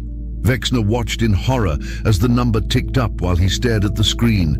247,001, 247,002. Somewhere in the galaxy, right at this very moment, a human was saying those 3 words and preparing to do something that would make sense to absolutely no one, except other humans. His communicator chirped again. Threnody Vex looked even more purple than before, which Vexner hadn't thought possible. "There's been another incident," she said. "Sector 42, mining colony. The humans weren't even supposed to be there. What happened? What always happens. Someone said, 'Hold my beer,' and now we have a situation." Vexner felt his career flashing before his eyes. He joined the registry because he wanted a quiet life, a safe, predictable, bureaucratic life filled with forms and procedures and absolutely no excitement whatsoever. "Director," he said carefully, "perhaps we should just classify humanity as a Category 5 threat and recommend minimal contact. Already tried that 6 cycles ago. It didn't work." "Why not?" "Because humans don't care about threat classifications. They saw the warning beacons we placed around their system and thought they were invitations. They're like moths drawn to a flame, except the flame is danger and they're flying toward it while laughing." Vexner's tentacles drooped in defeat. "So what do? We do what we've been doing for the past 2 cycles, Threnody said. "We watch, we document, we try to predict where they'll cause chaos next. And we hope that when the inevitable disaster happens, they'll fix it the same way they cause it. How's that?" by doing something completely impossible that somehow works anyway. Vexner looked at his screen, at the file that was supposed to be his routine assignment, at the list that kept growing, and he realized something that made his skin turn a shade of purple that his medical database didn't even have a name for. Humanity hadn't just been discovered by the galaxy. The galaxy had been discovered by humanity, and nothing would ever make sense again. He opened a new file and began typing his preliminary report on human classification. He got exactly 3 words in before stopping. Humans were what? Dangerous? Certainly. Unpredictable? Absolutely. Impossible. By every measure the galaxy had. But there was something else, something that none of the reports had quite captured. Something that made Vexner's analytical mind itch with the uncomfortable sensation of not understanding. Humans were fun. Not fun in the safe, controlled way that the Karathi understood fun. Not the carefully regulated recreational activities that other species engaged in, but genuine, unpredictable, chaos-inducing fun. They looked at the universe and saw not a place of rules and order and careful procedures, but a place of possibilities. And that was the most terrifying thing of all. Vexner deleted his 3 words and started over. This was going to take a while. Meanwhile, on commercial trading station Theta 9, Kay Brennan was having what she generously referred to as a very long day. The problem with being the only consistently sensible human in any given situation was that everyone assumed you could control the other humans. This was, Kay had discovered, like assuming you could control a thunderstorm by asking it politely to rain somewhere else. Derek Hoffman sat across from her in the station's mediocre excuse for a restaurant, grinning like someone who hadn't just caused an interstellar incident. "You can't keep doing this," Kay said, pinching the bridge of her nose in a gesture that had become depressingly familiar over the past few months. "Doing what?" Derek replied innocently. "I fixed the problem. You violated station protocols. You touched a civilian vessel without authorization. You could have been arrested. But I wasn't arrested. Because it worked." Derek leaned back in his chair with the confidence of someone who had never once considered the consequences of their actions. Besides, everyone was happy in the end. The Breknari guy even thanked me. He filed a formal complaint. He thanked me first. The complaint came later, which means the thank you counts more. Kay stared at him. This was Derek's logic. This was the logic that had gotten them through 3 separate diplomatic incidents, 2 near-death experiences, and 1 situation involving a sentient plant that still gave her nightmares. The worst part, his logic worked. Not in any way that made sense, but it worked nonetheless. "Derek," she said slowly, "do you understand that we're representing humanity out here? That everything we do reflects on our entire species?" "Yep. And you're okay with that?" "Sure. Humans are great. We figure stuff out. We help people. We fix things." He paused. "Sometimes we break things first, but we always fix them eventually." Kay wanted to argue. She wanted to explain that the galaxy didn't work on eventually, that there were rules and procedures and carefully established protocols that existed for very good reasons. But she'd been traveling with Derek for 6 months now. 6 months of watching him solve problems that shouldn't be solvable. 6 months of seeing him befriend species that were supposed to be hostile. 6 months of witnessing the impossible become routine. And she'd realized something that her very organized, very rational mind had trouble accepting. Derek wasn't crazy. Well, he was a little crazy, but that wasn't the point. The point was that Derek saw the universe differently than everyone else. Where others saw rules, he saw suggestions. Where others saw barriers, he saw mild inconveniences. Where others saw impossible problems, he saw interesting challenges. And somehow, inexplicably, that worked. "Just promise me something," Kay said finally. "Anything. The next time you feel the urge to say, 'Hold my beer,' before doing something stupid. Yeah, at least try to think it through first." Derek considered this for a moment. I can do that. How long should I think? More than 3 seconds would be a good start. Deal! Derek grinned. See, I can be responsible. Kay had her doubts, serious doubts, but she'd learned that arguing with Derek was like arguing with a force of nature. You couldn't win. You could only hope to establish a few ground rules and pray he remembered them when it mattered. Her communicator buzzed. It was a message from the station administrator. Apparently, the governing council wanted to speak with both of them immediately. This was either very good or very bad. Knowing Derek, it was probably bad. They made their way to the council chambers, which were designed to be impressive. High ceilings, elegant architecture, subtle lighting that suggested both authority and wisdom. It was the kind of room that made you want to behave yourself. Derek looked around and said, "Nice place. Do you think they'd let me hang a hammock in here?" Kay closed her eyes and counted to 10, in 3 different languages. The council consisted of 7 members, each representing different species and interests. They all looked tired, the kind of tired that suggested they'd been dealing with something exhausting for far too long.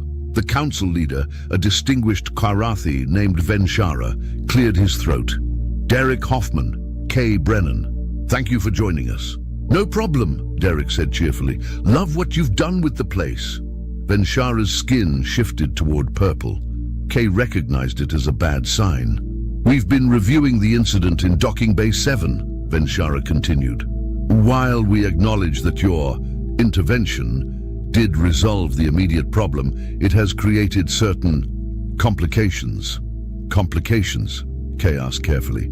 23 ships have filed requests for Derek Hoffman to examine their vessels, another council member explained. "Apparently, word has spread that he can fix things by feeling them. This is not a recognized repair methodology."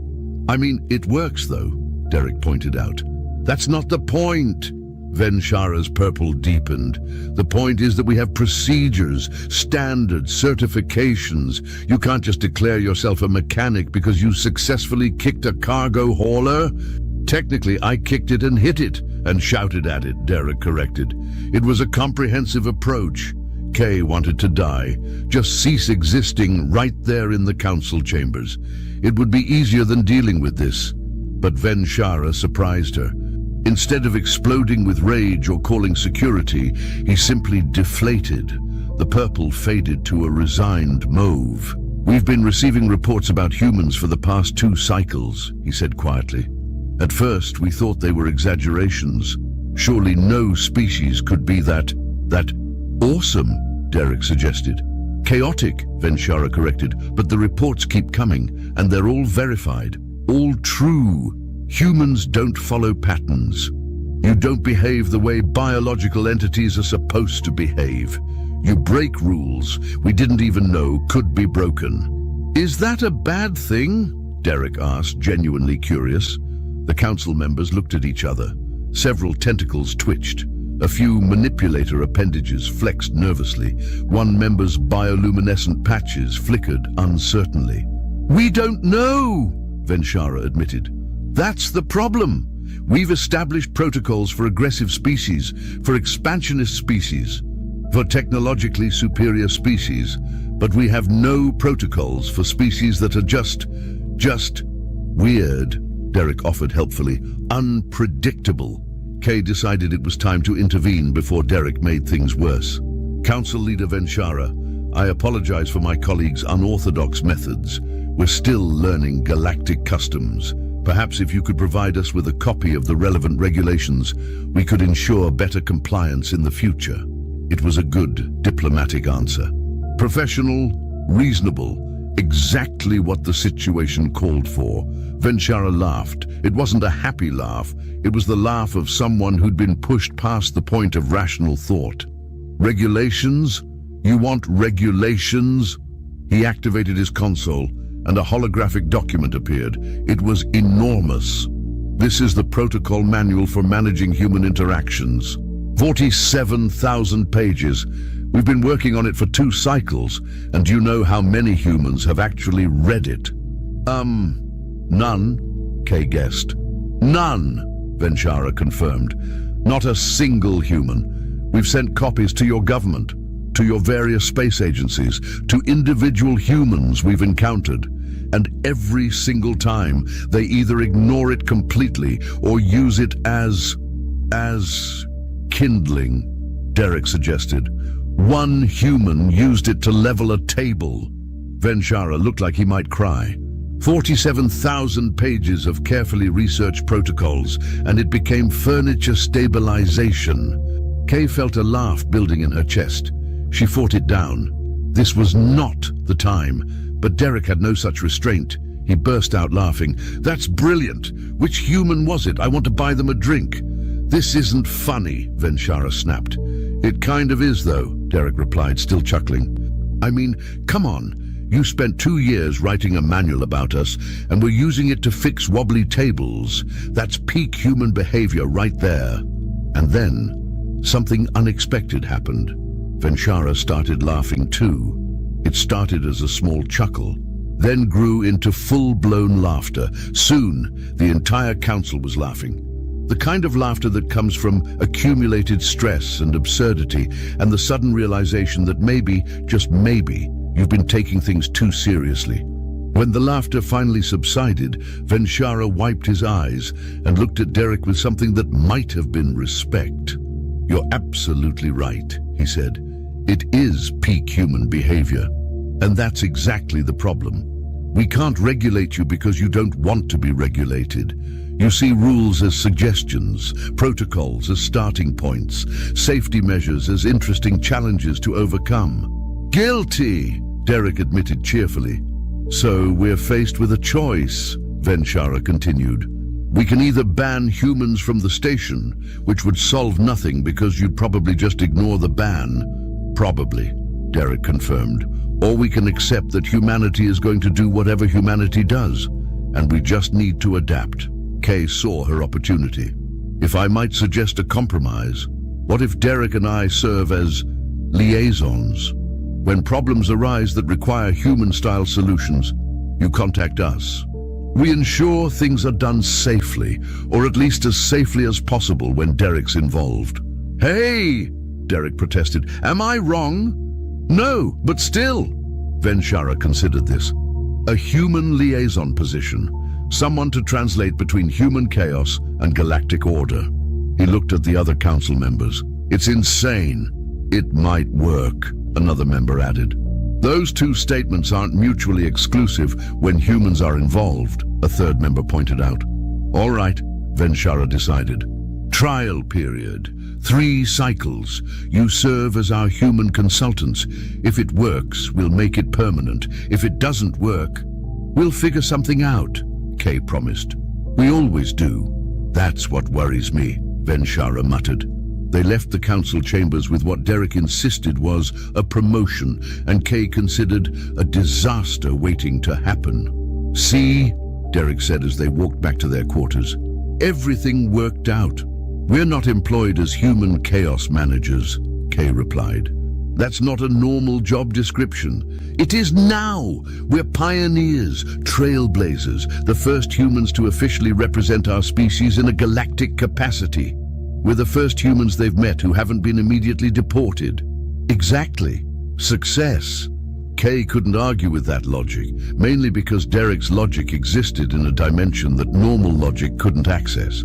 But as they walked through the station, Kay noticed something interesting. The other species they passed weren't looking at them with fear or suspicion. They were looking at them with curiosity. Word had spread about Derek's repair work, about the human who'd solved in minutes what should have taken days. Some species nodded in greeting, others kept their distance, but it was respectful distance, not frightened distance. Humanity had made an impression. What kind of impression remained to be seen? Back in his office, Vexna Krillum stared at his screen in growing horror. The preliminary report had been bad. The incident reports had been worse. But now he'd reached the section titled Theoretical Analysis, Human Problem-Solving Methodology.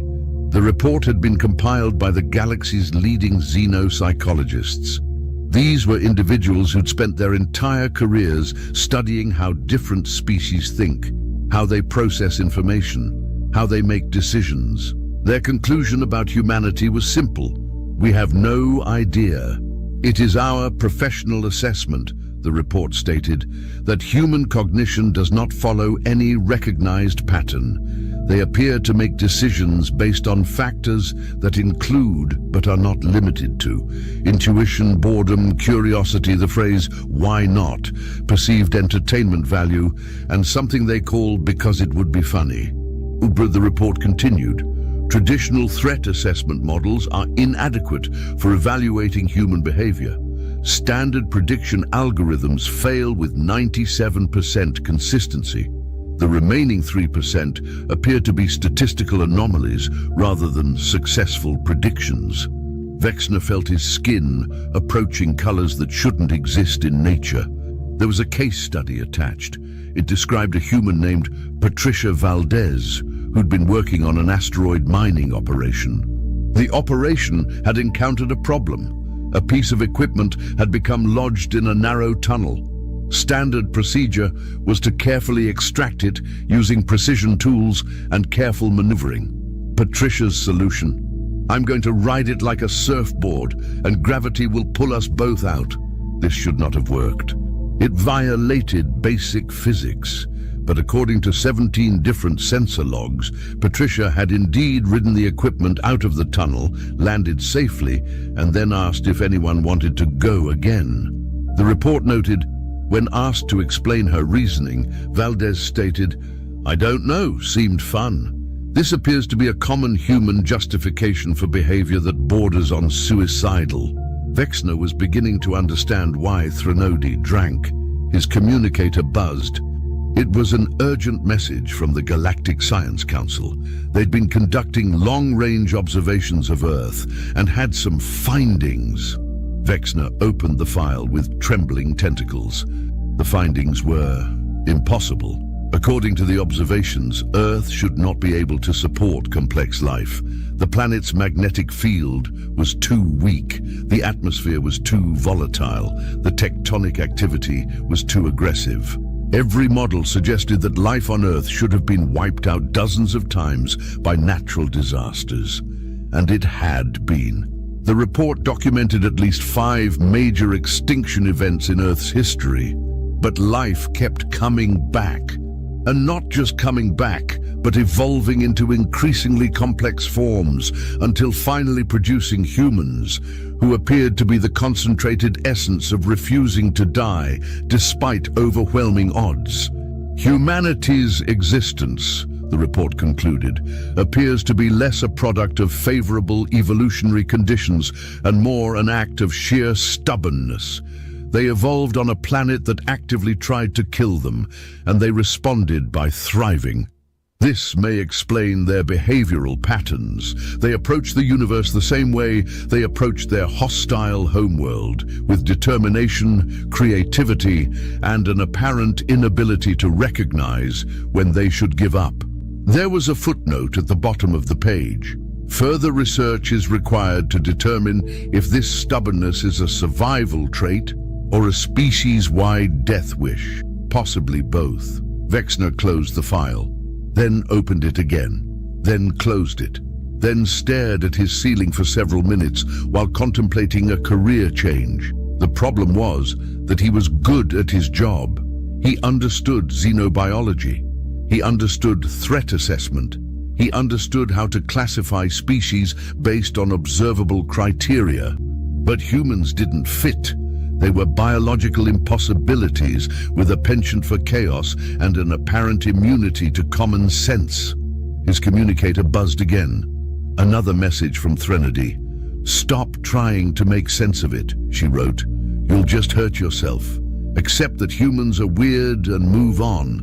"But that's not scientific," Wexner typed back. "Neither are humans. Get used to it." Wexner sighed. His skin was now a color he was fairly certain indicated existential crisis. He opened a new document and began writing his official classification recommendation for humanity.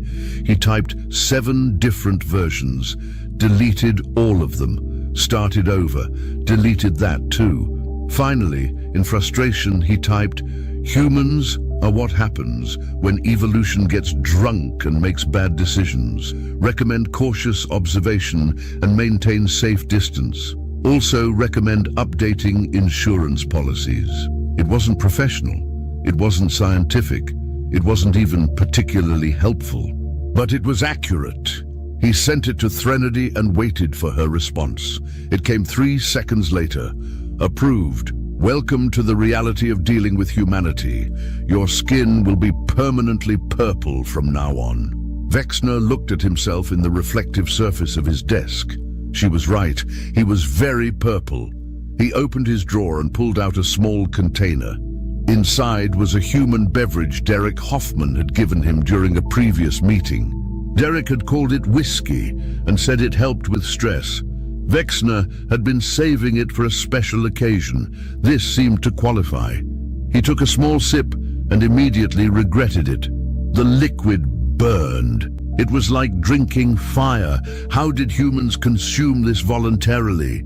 But then something interesting happened. The burning faded to warmth. The warmth spread through his system, and for the first time in weeks, Vexner felt his stress levels dropping. Maybe humans were onto something after all. He took another sip.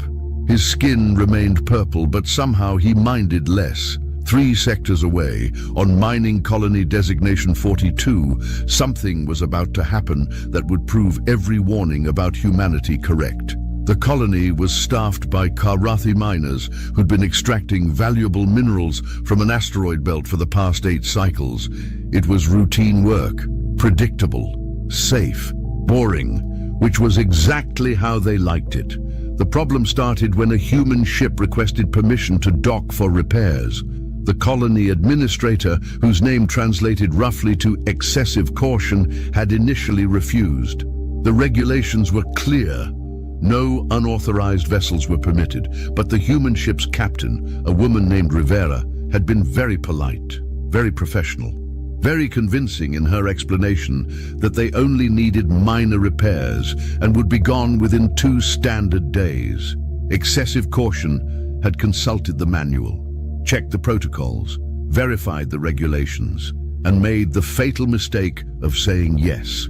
The human crew consisted of 4 individuals: Rivera, who appeared competent, an engineer named Hofstadter, who seemed knowledgeable, a navigator named Chen Okonkwo, who was quiet but efficient, and someone named Rafe. Just Rafe. No last name. No formal title.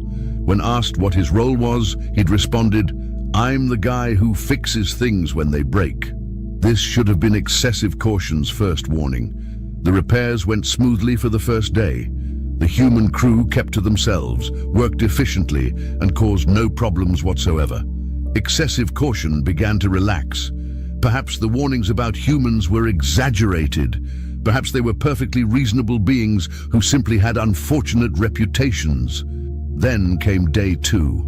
Excessive caution was reviewing the mining schedules when his assistant, whose name meant mild anxiety, rushed into his office. "Sir, we have a situation." Those 3 words sent excessive caution's skin into emergency purple. What kind of situation? It's the humans. Specifically, it's Rafe.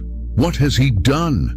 He's in the main excavation shaft. That's restricted. How did he get access? He walked past the security checkpoint, said don't worry about it, and kept walking. The guards were so confused they just let him through. This was a very human thing to do. Act with such confidence that people assume you must have authorization.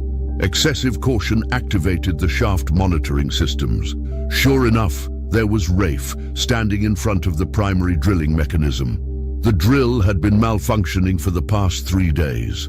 Not seriously, but enough to reduce efficiency by 12%. A replacement part was scheduled to arrive in 2 weeks. The regulations were clear.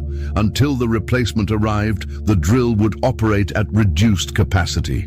Attempting repairs without proper parts and authorization was forbidden. Excessive caution watched in growing horror as Rafe examined the drill. Walked around it, kicked it once. nodded to himself, and then Rafe did something that made Excessive Caution's blood run cold. He looked directly at the security camera and grinned. "Hey!" Rafe shouted, apparently knowing someone was watching. "You might want to clear everyone out of this section. This is gonna get loud." "What?" Excessive Caution screamed at the monitor. "What is he doing?" He activated the communication system. "Human Rafe, step away from the drilling mechanism immediately. You are in violation of 17 safety regulations." Rafe's response came through crystal clear. "Yeah, but here's the thing. Your drill's not actually broken. The calibration's just off because of micro-fractures in the asteroid's composition. I can fix it. You don't have authorization." "True, but I have this." Rafe held up what appeared to be a human tool, something called a wrench. Excessive Caution had a very bad feeling about this. "Do not touch that drill," he commanded. "Too late," Rafe replied cheerfully, and then he said the words that would haunt Excessive Caution's nightmares for cycles to come. "Someone hold my beer. Oh wait, I don't have a beer. Guess I'm doing this sober. That's a first." "No," Excessive Caution wailed. What happened next was later described by the colony's chief engineer as physically impossible, but also somehow exactly the right thing to do. Rafe climbed onto the drilling mechanism while it was running, at reduced capacity, but still running. He balanced on a support strut, reached into the drill's calibration housing, and started adjusting things with his bare hands. "He's going to die!" Excessive Caution screamed. "Someone stop him!" But the security team was frozen in place, watching in horror as Rafe worked. He twisted something, pulled something else, hit a component with his wrench, adjusted a setting that should have required computer-assisted precision. And then he jumped off the drill as it suddenly roared to full power. The drill was working perfectly, better than it had in months. Rafe landed, dusted himself off, and gave the security camera a thumbs up. "There you go, good as new. Actually better than new. I optimized the torque ratio while I was in there." Excessive Caution stared at his monitors in shock. The drill's efficiency had increased to 108%. That shouldn't be possible. Drills didn't operate above maximum efficiency. That's why it was called maximum. His assistant was the color of a deep bruise. "Sir, what do we do?" I don't... Excessive Caution couldn't form words. His entire understanding of reality had been shattered in the space of 3 minutes. Rafe made his way back to the surface, where Captain Rivera was waiting with her arms crossed. "Rafe," she said in a tone that suggested this was not the first time they'd had this conversation. "Captain," he replied innocently, "what did I say before we docked? Don't touch anything? And what did you do? Touched something?" Rivera pinched the bridge of her nose. "We're trying to make a good impression. We're trying to show the galaxy that humans can follow rules. But I fixed it. It's working better now. That's not the point." Excessive Caution arrived, out of breath from running. He stared at Rafe with an expression caught between gratitude and terror. You fixed the drill," he managed to say. "Yep," Rafe confirmed. "No problem." "But how? You didn't have schematics. You didn't have the proper tools. You didn't even have authorization." Rafe shrugged. "Didn't need any of that. I could hear what was wrong." "You could hear it?" "Sure. It was making this little clicking sound that meant the calibration was off. So I adjusted it. Simple." "That's not simple. That's impossible." "Nah, impossible is different. Impossible is like, I don't know, time travel or something. This was just mechanical work." Excessive Caution felt his carefully ordered worldview crumbling. He'd spent his entire career following procedures, respecting protocols, doing things the right way. And this human had just solved in minutes what his entire engineering team had declared required specialized parts and 2 weeks of careful work. "I should ban you from the colony," Excessive Caution said weakly. "Yeah, probably," Rafe agreed. "But you're not gonna." "Why not?" "Because your other 3 drills have the same problem, and now you know they can be fixed without waiting for parts." Excessive Caution checked his monitoring systems. Rafe was right. The other drills showed similar calibration drift. How did you know that? Lucky guess? Rafe offered. It was not a lucky guess. Somehow, this human had assessed the entire operation in the brief time they'd been docked and identified problems the colony's own engineers had missed.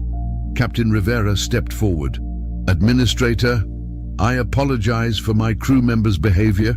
We'll complete our repairs and leave immediately. But excessive caution surprised himself. Wait. Everyone looked at him. Could you fix the other drills too? Rafe grinned. Absolutely. This is fun. This is a violation of 17 regulations. Excessive caution protested, then added more quietly, but yes, please, fix them.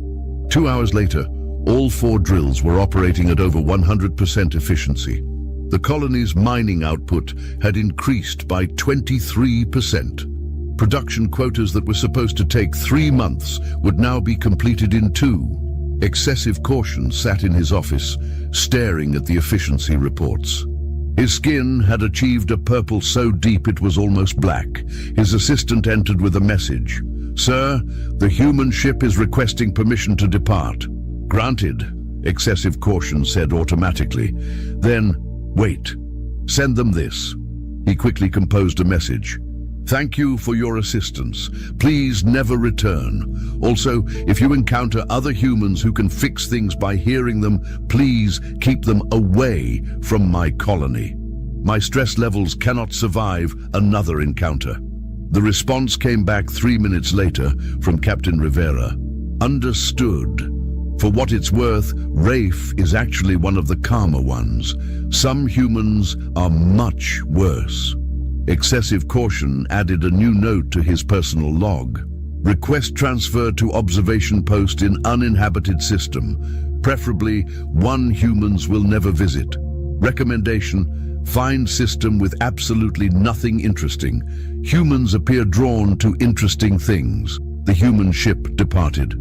The colony returned to normal operations, except now they were producing 23% more efficiently, which meant revised quotas, new schedules, and completely disrupted long-term planning. Excessive caution filed his incident report. He was thorough, professional, detailed, and at the very end he added 1 line, recommend updating the list.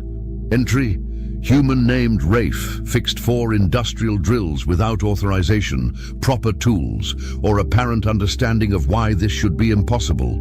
Succeeded anyway, no injuries, increased efficiency by 23%. Humans continue to violate reality with alarming regularity. The report was forwarded to Vexner Krilmth, who read it, updated the list, and took another drink of whiskey. His skin remained purple. He was getting used to it. Across the galaxy, in a small apartment on Earth, a young woman named Jessie Kowalski was having a bad day.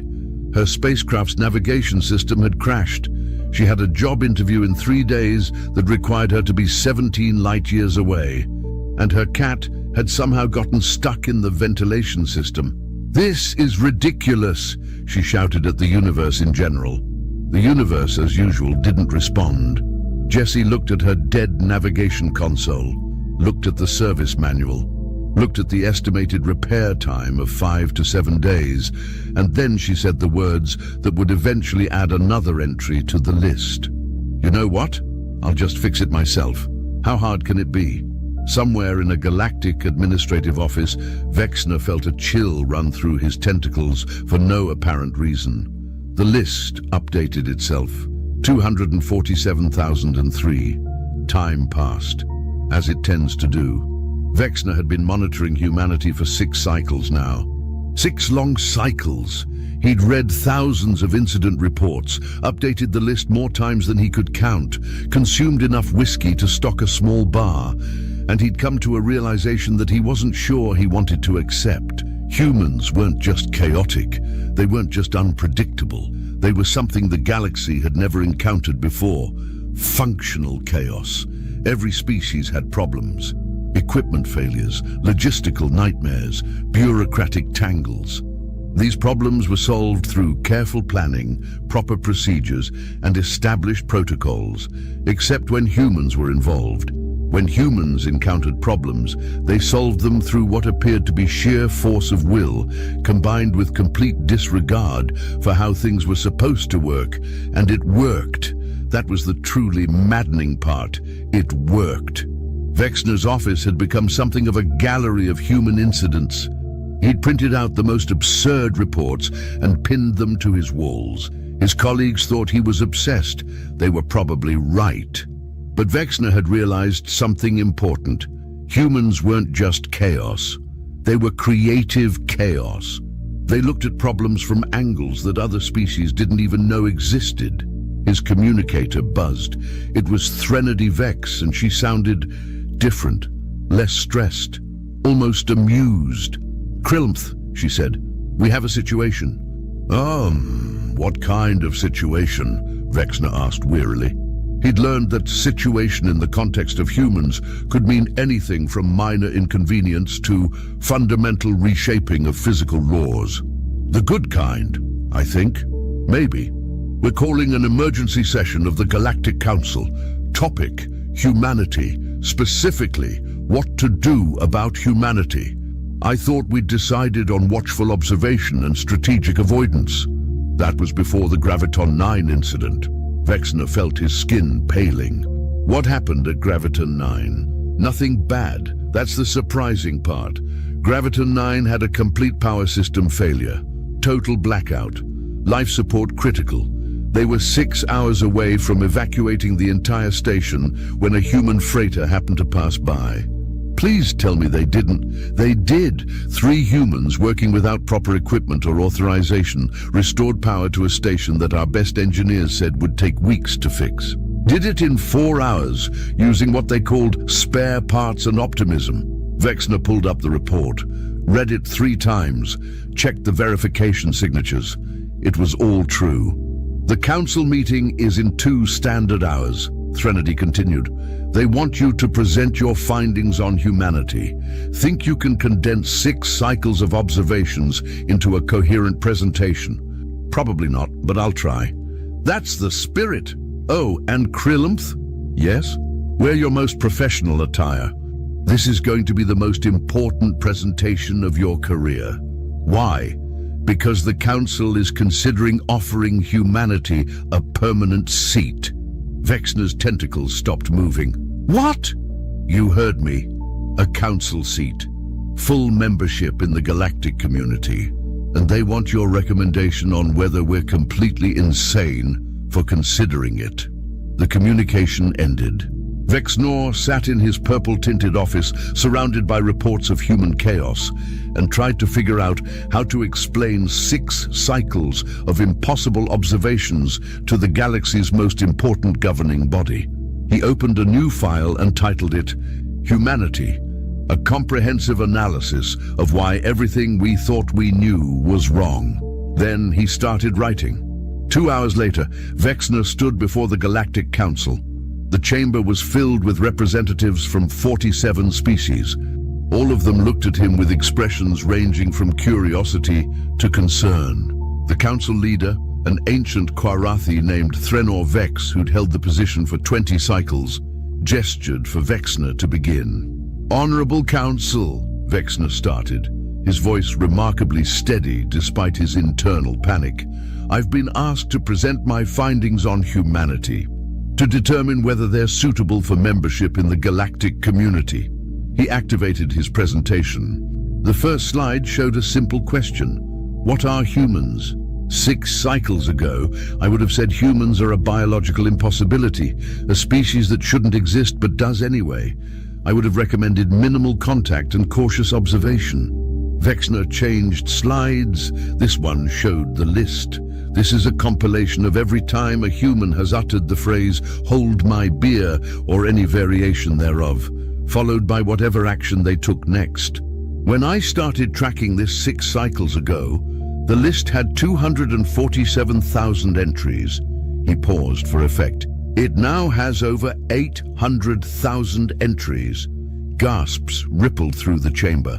In the past 6 cycles, humans have repaired 43 ships using methods that violate known engineering principles, solved 18 supposedly unsolvable diplomatic disputes by simply ignoring protocols and talking to people, saved 7 space stations from various disasters using what they call creative problem solving, and somehow befriended species that were classified as impossible to communicate with.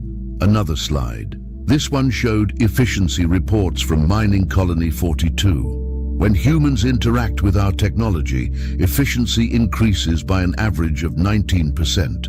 When asked how they achieve this, the most common response is, "I don't know, it just seemed right." Vexner looked around the chamber. Every eye was on him. Humans don't follow our rules because they can't. Not because they're malicious or deliberately contrary, but because they literally process reality differently than every other known species. They see problems as puzzles to be solved rather than obstacles to be avoided. He changed slides again. This one showed a quote from Derek Hoffman. "We figure stuff out. That's what humans do. And that honorable counsel is what makes humanity both terrifying and valuable. They figure stuff out. When faced with impossible problems, they don't give up. They don't follow procedures. They just figure it out." The council leader leaned forward. "So what is your recommendation, Analyst Krillemth? Should we grant humanity membership?" Vexner took a deep breath. His entire career had led to this moment. "Yes," he said. "Absolutely yes." More gasps. "But," Vexner continued, "with conditions. We should grant humanity membership not despite their chaos, but because of it. Every species here represents order, structure, predictability. We've built a galaxy based on careful planning and established protocols." He gestured to his final slide, which showed a simple statement. Chaos is not the enemy. Stagnation is. Humanity represents something we've been missing: innovation, creativity, the willingness to break rules when those rules don't make sense. We've become so focused on maintaining order that we've forgotten how to adapt, how to grow. Vexner's voice grew stronger. "Yes, humans are chaotic. Yes, they're unpredictable. Yes, they'll drive us all insane with their complete disregard for proper procedures, but they'll also save us when our careful plans fail. They'll solve problems we didn't even know we had. They'll remind us that the universe is not meant to be controlled, but explored." He paused, looking at each council member in turn. "My recommendation is this: grant humanity full membership. Assign them to problem-solving positions where their creativity is an asset rather than a liability. And most importantly, learn from them. Because if 6 cycles of observation has taught me anything, it's that humans have something we desperately need." "What's that?" the council leader asked. "The courage to say why not instead of why." The chamber fell silent. Then the council leader did something unprecedented. He started laughing. Not the stressed laughter of Venshara, but genuine, delighted laughter. "Analyst Krillemth," he said once he'd composed himself, "that is the most passionate defense of chaos I've ever heard. And coming from a Karathi, that makes it even more remarkable. I've been driven temporarily insane by 6 cycles of observing humans," Vexner admitted. "But it's the good kind of insane." The council deliberated for 3 standard hours. Vexner waited outside, his skin cycling through every shade of purple known to science, and several that weren't. Finally, they called him back in. "The council has reached a decision," the council leader announced. "By a vote of 41 to 6, we are extending an invitation to humanity to join the galactic community as full members." Vexner felt relief wash over him. "However," the council leader continued, "we are also implementing what we're calling the Krillemth Protocol, named after you, since you seem to be the only being in the galaxy who understands humans even slightly." "What's the protocol?" "Every major installation, ship and facility will have at least 1 human on staff, not as crew, not as workers, but as consultants. When problems arise that seem unsolvable, we ask the human for input. When equipment fails in ways our engineers can't fix, we let the human feel what's wrong. When diplomatic situations become impossible, we send in the human to say whatever ridiculous thing will somehow make it work. You're institutionalizing human chaos, Vexner said in wonder. We're harnessing it, the council leader corrected. The difference being that now it's official, with proper documentation and safety protocols, which the humans will probably ignore, but at least we'll have tried. Vexner felt something he hadn't felt in 6 cycles. Hope. There's one more thing, the council leader added. We need someone to head the new Human Integration Department. Someone who understands both our need for order and humanity's need for chaos. Someone who's dedicated 6 cycles to studying humans and somehow remained mostly sane. Vexner's tentacles drooped. No. Yes.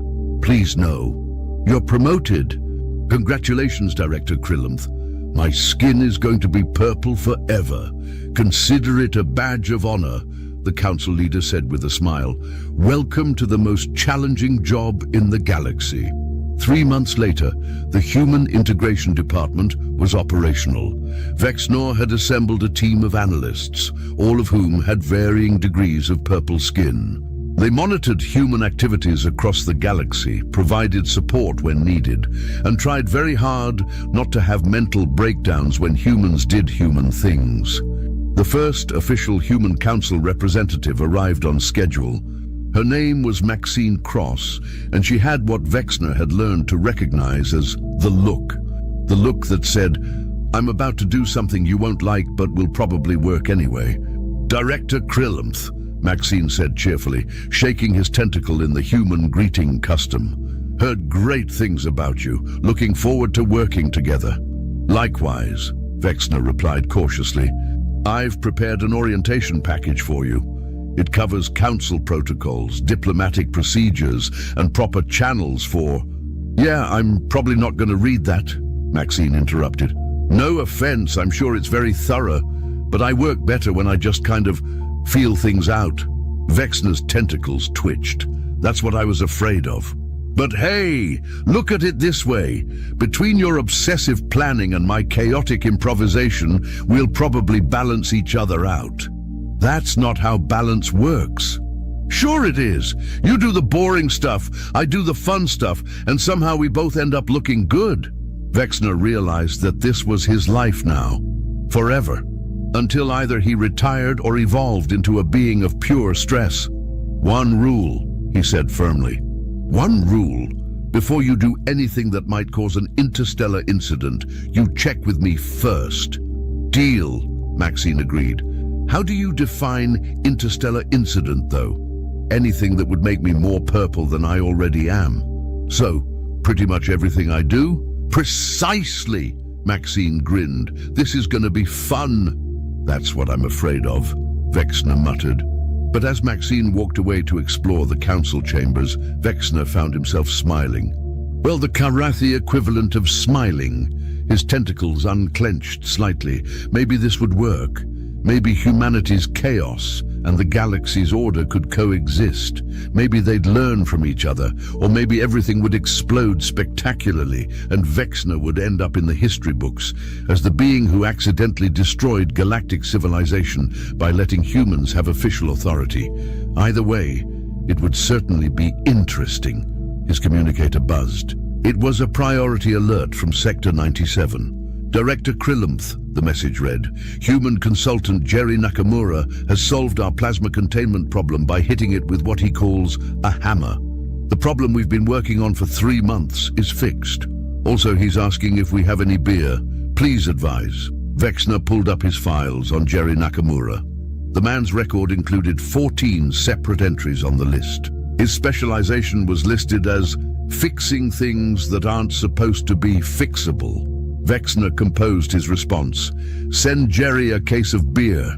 Add plasma containment to the list of things humans can fix by hitting them. Update the Krillumth protocol to include sometimes percussive maintenance is valid if a human is doing it. He sent the message and leaned back in his chair. 6 cycles ago, he'd been a simple analyst with dreams of a quiet, predictable career. Now he was the director of human integration, permanently purple, and spending his days documenting the impossible. His communicator buzzed again. This time, it was Threnody Vex. "How's your first day as director?" she asked. "Chaotic, exhausting, terrifying. So normal for anything involving humans?" "Exactly. Get used to it. Humanity's just getting started. The list is going to grow. The incidents are going to multiply. And you're going to be right there in the middle of it, trying to maintain some semblance of order while humans cheerfully destroy every assumption we've ever made about how reality works." "I know," Vexner said. And I think I'm actually looking forward to it." Threnody laughed. "Then you've officially gone insane. Welcome to the club. Your permanent purple skin is your membership card." The communication ended. Vexner looked at his reflection in his desk's surface. Purple. Completely, utterly, permanently purple. He opened his drawer and pulled out a new bottle of whiskey. This one was a gift from Derek Hoffman, who'd included a note, "For when humans make your life interesting, which is always." Vexner poured himself a drink. Somewhere in the galaxy, someone was probably saying, "Hold my beer," right at this very moment. The list would update, an incident would occur, reality would bend in ways it shouldn't. And Vexner would document it all, one impossible human achievement at a time. His communicator buzzed with 17 new alerts. He took a sip of whiskey. "Here we go again," he muttered. And despite everything, despite the chaos and the impossibility and the permanent purple skin, Vexner found himself smiling. The galaxy had encountered humanity, and nothing would ever be predictable again. But maybe, just maybe, that was exactly what the galaxy needed. 1 year later, Vexner stood at the grand opening of the first official Human Galactic Cooperation Center. It was a massive facility designed to bring together the galaxy's need for order with humanity's gift for creative chaos. The center had departments for everything: engineering, problem-solving, diplomatic innovation, emergency response, creative technology integration, and a division simply called "When All Else Fails, Ask a Human." Vexner gave a speech. He talked about challenges and opportunities, about growth and adaptation, about learning to embrace uncertainty, and at the very end, he said something that he never thought he'd say. The first rule of galactic survival used to be, maintain order at all costs. But we've learned a new rule, a better rule. When a human says, "Hold my beer, don't run, watch," because you're about to witness something impossible become routine. You're about to see the universe bend just slightly to accommodate human determination. And you might, if you're very lucky, learn something that will change your understanding of what's possible. The audience applauded, humans and aliens together. Maxine Cross approached him afterward. "Great speech, Director, very inspiring." "Thank you. How are you settling into your role?" "Oh, fantastic. I've already identified 6 major inefficiencies in council procedures and have suggestions for fixing them." Vexner's tentacles twitched. "Please tell me your suggestions involve proper documentation and approved methodologies?" "Nope, but they'll work anyway." "Of course they will." Vexner sighed. Maxine patted his tentacle sympathetically. "You know what you need? A vacation? A beer? I don't drink beer." "Then I'll teach you. Come on, Director. You can't work with humans and not learn to drink beer. It's practically cultural exchange." Vexner looked at this human woman, at her confidence and her chaos and her absolute certainty that everything would work out somehow, and he realized that she was probably right. "1 beer," he said, "but if I wake up purpler than I already am, I'm blaming you. Deal. And Director, yes? Thanks for giving humanity a chance. I know we're a lot to deal with." "You are," Vexner agreed, "but you're also exactly what the galaxy needed, even if we didn't know it." They walked toward the center's social area, where humans and aliens mingled with varying degrees of comfort and confusion. Vexner's communicator buzzed. Another update to the list. Number 1,372,946. He glanced at it. A human named Wei had apparently fixed a broken star chart system by percussive recalibration and positive encouragement. Vexner added it to the files and kept walking. The list would keep growing. Humans would keep being impossible, and Vexner would keep documenting it all, because that was his job, his impossible, exhausting, terrifying job, and he wouldn't trade it for anything, not even normal-colored skin. Somewhere in the galaxy, someone raised a beer and prepared to say 3 words that would change everything, and Vexner was ready as anyone could be for humanity, which wasn't very ready at all. But that was the point, wasn't it? Humans didn't wait for you to be ready. They just did what they did, and you adapted, or turned purple trying. Vexner took a sip of his beer, discovered it tasted better than he expected, and realized that maybe humanity had been right about more things than just problem solving. Maybe chaos wasn't the enemy. Maybe control was overrated. Maybe the universe was meant to be surprising. His communicator buzzed again. Vexner looked at it, smiled, and for the first time in his career, he didn't immediately check the alert. It could wait. Whatever impossible thing a human had just accomplished could wait 5 more minutes. Because right now, Vexner was learning an important human custom. Enjoying a beer with friends while everything else could, as humans said, chill the hell out. The galaxy had survived for billions of years without humanity, but now that humans were here, Vexner couldn't imagine going back, purple skin and all.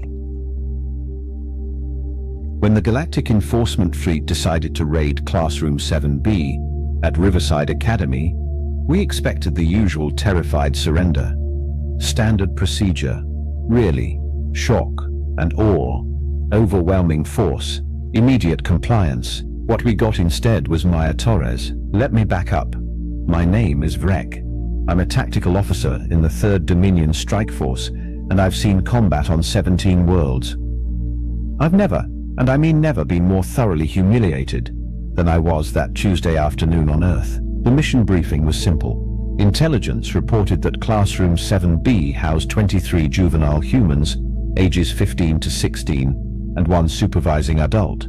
We were to extract a data crystal that our sensors detected in the room. Easy grab. Minimal resistance expected. Minimal resistance, I muttered to my squad as we materialized in the hallway. Just like the briefing on Centauri Prime right before that cargo hauler pilot threw fusion cores at us. My second, Klatch clicked his mandibles in what passed for laughter among his species. Relax, Veg. They're children. What are they going to do? Throw their learning tablets at us? Famous last words. We breached the door at exactly 30:47 hours, local time. Standard entry formation. Shield units first. Weapons hot. Intimidation protocols at maximum. The door exploded inward with a satisfying crash. Smoke roamed deployed. Our armor's vocal amplifiers boomed the standard compliance demands in 17 languages. The screaming started immediately. Perfect. Fear was our ally. Then it stopped. Just stopped. Through the clearing smoke, I saw her. Front row, 3rd seat from the left. While every other human in that room was either ducking under desks or pressed against the walls, she was still sitting, just sitting there, watching us with these dark brown eyes that held absolutely zero fear. Compliance is mandatory, I roared, leveling my plasma rifle at the supervising adult, a portly male who was currently trying to become one with the wall-mounted display screen. Surrender the data crystal immediately. The girl raised her hand. I blinked. All 4 of my eyes, she raised her hand like she was asking permission to use the waste facilities. Excuse me. Her voice was calm. Too calm. Before you do the whole invasion thing, can I ask what data crystal you're looking for? Because if it's the blue one Mr. Patterson uses for history presentations, I think that's just full of World War II documentaries. Klatch leaned toward me. Did she just interrupt your intimidation protocol? Silence. Human. I aimed my rifle at her desk. You will remain quiet and compliant or face immediate neural disruption. She tilted her head. Neural disruption? Is that like a taser? Because honestly, that seems excessive for what's basically breaking and entering. Also, you guys might want to check your intel, because I'm pretty sure Mr. Patterson's teaching methods don't qualify as classified information. Maya, hissed another student from under a desk. Shut up, what? Maya shrugged. I'm just saying they probably have the wrong classroom. This is clearly a case of mistaken identity. We're sophomores. The most dangerous thing in here is Jessica's perfume. Hey, came an offended voice from behind an overturned chair. This was not going according to plan. I activated my comm unit. Command, we have a situation. One of the juveniles is being unusual. Define unusual, came the reply. She's not scared. Then make her scared, Vrek. You're a Dominion strike officer, not a mediator. Right. Time to regain control. I stepped forward, my armor's servos hissing with each movement. 8 feet of armored muscle and advanced weaponry. I was literally designed to be terrifying. Maya Torres looked me up and down. Cool armor. Is that synthetic plating or some kind of organic compound? Because the light refraction suggests a crystalline matrix, but the flexibility indicates something more marmon. I froze. How do you know about refraction matrices? AP Physics. She pointed at the board behind me where some kind of mathematical formula was still visible. We were actually in the middle of learning about wave-particle duality when you guys decided to cosplay as sci-fi villains. Bad timing, by the way. Miss Patterson was just getting to the interesting part. Kletch moved to the side, scanning the room with his weapon. Vrek, the data crystal signature is coming from everywhere in this room. Multiple sources. What? Our sensors are detecting 47 separate crystal signatures. Maya's hand went up again. Oh no. What now? That would be the quartz, she said, helpfully. Quartz crystals. Jessica over there? She's super into healing crystals. Has them all over her backpack. They're silicon dioxide, which your sensors probably can't differentiate from whatever fancy data storage you guys use. Am I right? I stared at her. You figured out our scanning limitation in 30 seconds? Well, yeah, basic material science. If you're scanning for crystalline structures with data storage capability, you're probably looking for organized molecular lattices. But quartz has similar properties, just without the data. So your scanners would ping on both. It's like looking for a specific song, but your music player highlights every track in the same genre. One of my squad members, Throm, lowered his weapon slightly. She's right. I'm reading silicon dioxide signatures throughout the room. Our intel must have picked up the interference. So you're telling me, I said slowly, my voice dripping with frustration, that we just launched a full tactical assault on a learning facility because of some decorative rocks. Maya nodded enthusiastically. Yep. Although, to be fair, healing crystals is mostly marketing nonsense. The only thing they heal is the seller's bank account. But Jessica likes them, so you know. Different strokes. This is unacceptable. I slammed my fist into a desk, which splintered satisfyingly. Finally, some of that fear response I was expecting. Several students whimpered. Maya just sighed. Okay, buddy. Now you're going to have to pay for that. That's school property. And knowing this district's budget situation, they're going to want reimbursement. Do you guys take insurance claims?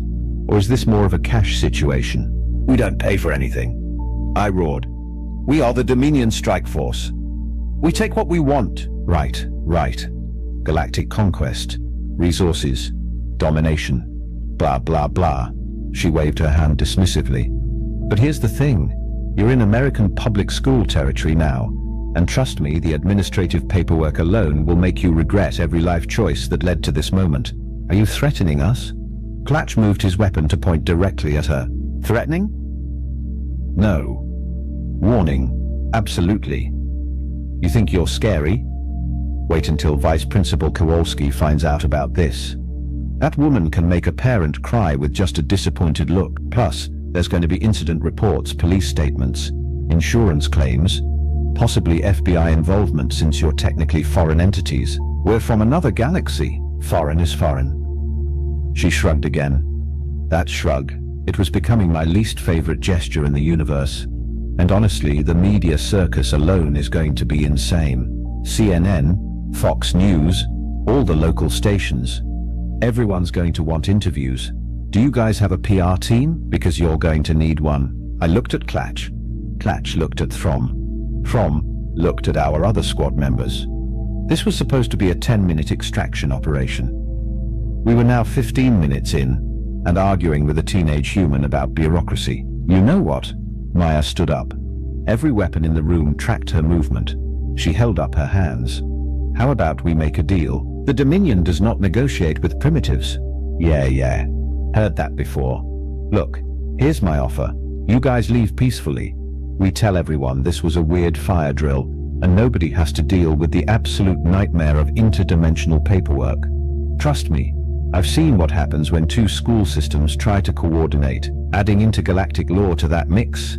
No thank you. And if we refuse, I growled. She walked over to a bag on one of the desks and pulled out a small rectangular device. Then I called my mom. The room went silent. Your mother? Yep. She's a lawyer.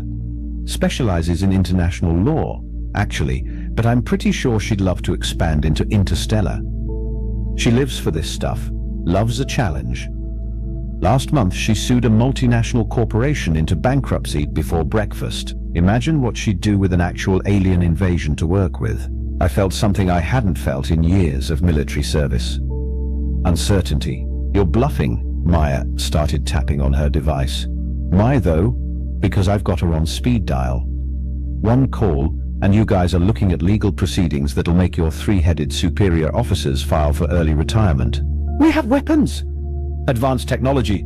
Your laws mean nothing to us. Cool story. She held up the device. But here's the thing about laws. They're not about weapons or technology. They're about paperwork. Endless, soul-crushing paperwork. Forms in triplicate. Depositions. Discovery. Appeals. My mom once extended a trial for 4 years over a comma placement. 4 years over punctuation. You really want to deal with that? Klatch leaned in close. Reg, Command is asking why we haven't secured the package yet. Tell Command, we have a complication. What kind of complication? I looked at Maya Torres standing there with her communication device and her complete lack of fear. The humankind. She smiled. Not a frightened smile. Not a nervous smile. A smile that said she knew exactly what she was doing, and she was enjoying every second of it. So, she said brightly, do we have a deal?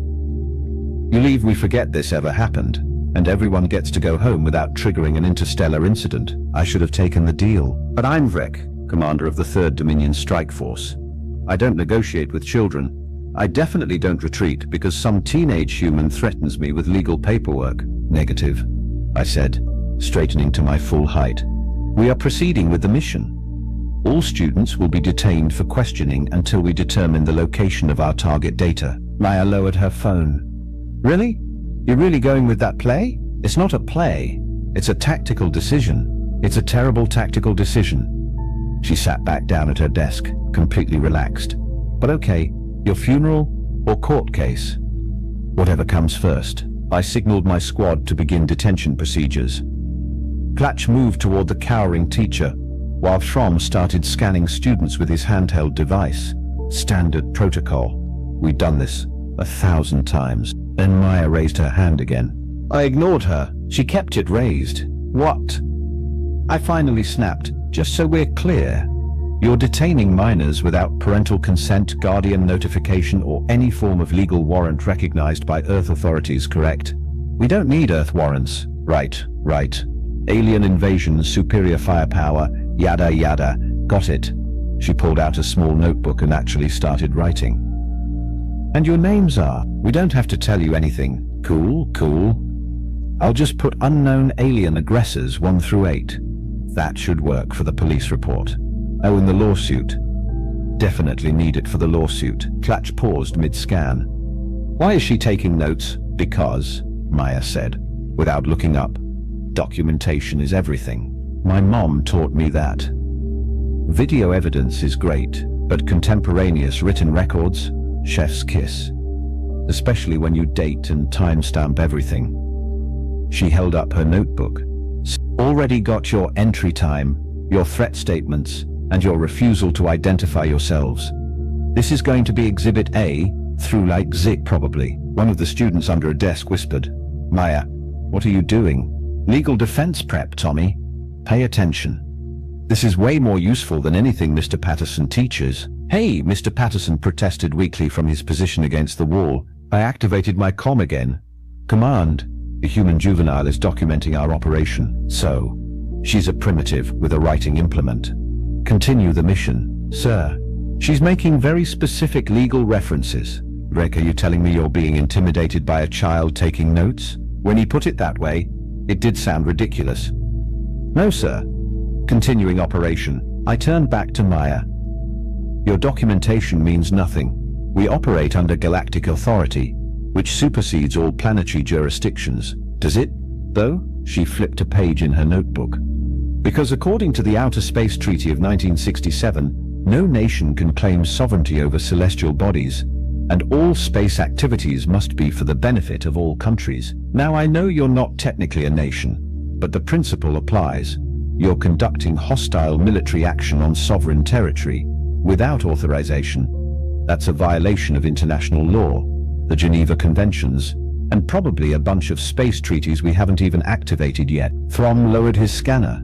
"How does she know about space treaties?" "Mock United Nations Club," Maya said cheerfully. "I represented Luxembourg last year. Small country, big space mining ambitions. You learn stuff. This was getting out of hand. I needed to regain control. Enough talking. You will all comply or we will use force." Maya set down her notebook. "Okay, so here's the thing about force. You fire one weapon in here, you've got 23 witnesses, plus whatever security cameras are still running. That's video evidence of assault on minors. Even if you succeed in whatever you're trying to do, you've just committed multiple felonies on camera. And trust me, human social media would have that footage everywhere in about 6 minutes. We can confiscate all recording devices. Can you though? Because half the school probably heard that explosion when you breached the door. Someone's already calling 911. Police response time in this district: about 8 minutes. You've got maybe 5 minutes before this place is surrounded by local law enforcement. Then state police, then probably the National Guard. Because alien invasion. I checked my tactical display. She was right. Multiple communication signals were emanating from the building. Emergency frequencies. We can handle human law enforcement, I said, but my voice lacked conviction. Sure, but what about the media? The government? The UN? You think they're just going to let this slide? Best case scenario, you leave here with nothing and this becomes an international incident. Worst case? You hurt someone and every human government on the planet unites against you, and humans are really, really good at holding grudges and building weapons when they're mad. Glach moved closer to me. Drek, she has a point. Our mission parameters didn't account for this level of exposure. It's one classroom in a building with 3,000 students, Maya interjected, who all have phones, who all have social media. You're about to become viral, and not in a fun way. More like an entire planet wants your headway. I was losing this. I could feel it. This wasn't combat. This wasn't tactics. This was something else entirely, and I had no training for it. What do you want? I finally asked. Maya smiled. There it is. Okay, here's my offer. You leave peacefully right now. We tell everyone you were part of a surprise emergency preparedness drill. Some kind of new immersive training program. Weird, but believable. Nobody gets hurt. Nobody gets sued. Nobody starts an interstellar war. You go back to your ship, recheck your intel, and maybe invest in better scanning equipment that can tell the difference between data crystals and mall jewelry. And if we agree to this, then I destroy my notes. We all sign NDAs or whatever makes you feel better, and this never happened. You avoid bureaucracy, legal nightmares, and the very real possibility of my mother making your life a living hell for the next decade. I looked at my squad. They were all watching me, waiting for orders. We could fight. We could probably win. But at what cost? Command, I said into my comm, requesting permission to abort mission. Negative. Secure the target. Sir, the target doesn't exist. Our intel was faulty. We're looking at massive exposure and zero gain. Silence on the line. Then explain. I explained. the quartz crystals, the media exposure, the legal implications, the teenager with the notebook and the terrifying lawyer mother. More silence. Then, abort mission. Extract immediately. We'll discuss this failure later. Great. A reprimand was coming, but at least I'd be alive to receive it. I lowered my weapon. Stand down. We're leaving. My squad looked confused but complied. Weapons lowered. Stance relaxed. Maya clapped her hands. Excellent choice. See, cooperation works. Now for the cover story. Mr. Patterson, you okay playing along? The teacher nodded frantically. Yes, absolutely. Whatever you want. Cool. So here's what happened. The district hired a private security firm to test emergency protocols. Bit over the top with the special effects, but very impressive.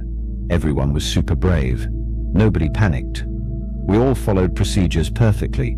Gold stars all around. That's ridiculous, I muttered. No one will believe that. You'd be surprised what people believe when the alternative is dealing with uncomfortable truth.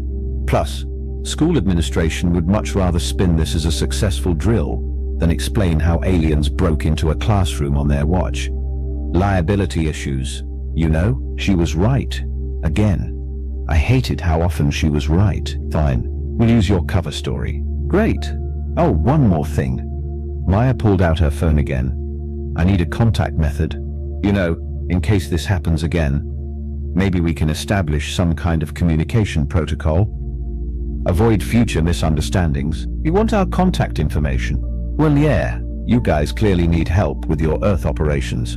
I'm thinking I could consult, freelance, help you understand human culture, legal systems, social dynamics, prevent incidents like this. I stared at her. You want to work for us? Work with you? Important distinction? And not for free, obviously. I'm thinking college fund contributions. My mom's a lawyer, but law school is expensive. Klatch made a choking sound that might have been laughter. She's negotiating a consulting contract after foiling our invasion. This human is insane. Or smart, Maya countered. Look, you guys are clearly going to keep coming to Earth. That's obvious. And you're clearly terrible at understanding human behavior. That's also obvious. So why not have someone on call who can help you navigate our weird little planet? Prevent future tactical disasters? I'm good at research, excellent at problem solving, and I already know your scanning equipment's limitations. That's valuable intel. I should have said no. I should have ordered an immediate extraction and never thought about this planet again. Instead, I found myself saying, I'll pass your offer up the chain of command. Maya's face lit up. Seriously? Awesome. Here, let me give you my email and phone number. Hey. Oh, maybe a secure communication channel. Do you guys use encrypted messaging? Or is it more of a psychic link thing? We use quantum encoded transmissions. Fancy, okay, well, I'm sure we can figure something out. Technology always finds a way, right? As my squad began the extraction process, I watched Maya Torres return to her seat, like nothing had happened. The other students were slowly emerging from their hiding spots, looking confused and traumatized. Hey everyone, Maya called out. That was intense, right? But we all did great. Remember, this was just a drill. A really weird, really elaborate drill. Nothing to worry about. We'll probably get an assembly about it tomorrow. Maya, said the girl named Jessica. What just happened? Emergency preparedness. Very cutting-edge stuff. I'll explain later. We materialized back on our ship 3 minutes later. My commander was waiting in the bay, all 6 of his arms crossed in disapproval. Explain, he demanded. I explained. Everything. The faulty intel, the quartz crystals, the teenager who negotiated our retreat with threats of paperwork and lawyers. When I finished, my commander was silent for a long moment. A child, he finally said, defeated an entire Dominion strike force with words. Yes, sir. No weapons, no technology, just conversation. And the threat of bureaucracy, sir. He rubbed his primary forehead ridge. Humans are terrifying. Yes, sir. And you gave this child our contact information? She made compelling arguments, sir. Another long silence. Then surprisingly, he laughed. A deep, rumbling sound. You know what, Freck? Maybe she's right. Maybe we do need someone who understands these creatures, because clearly we don't. Submit her proposal to intelligence. Let's see if High Command is interested. 3 weeks later, I received a quantum-encoded message. It was from Maya Torres. Hey Vrek, got approved for the consulting gig. Thanks for the recommendation. Sending over my rate sheet and availability. Also, quick question. Do you guys have any more missions planned for Earth? Because if so, maybe run them by me first. Would hate for you to accidentally invade a kindergarten or something. That would be way harder to explain. Talk soon. I showed the message to Klatch. He read it twice. We just hired the human who defeated us, he said slowly. Yep, this is either brilliant or the worst decision in Dominion history. Probably both. And that's how Maya Torres became the first human consultant to the Galactic Dominion. All because she refused to scared, knew her rights, and understood that sometimes the best weapon isn't a gun, it's a lawyer mother and really good note-taking skills.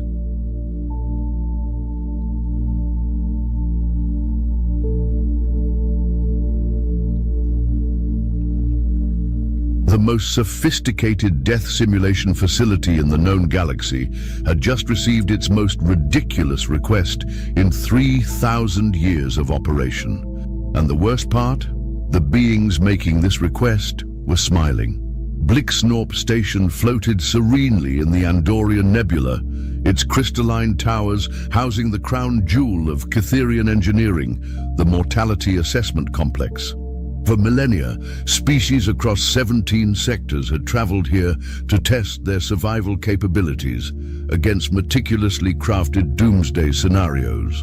The facility boasted a perfect safety record, state-of-the-art neural interfaces, and classification systems so precise they could measure the exact probability of your demise, down to the third decimal place. The receptionist, a six-limbed Catherian named Flimplex, stared at the datapad in growing bewilderment.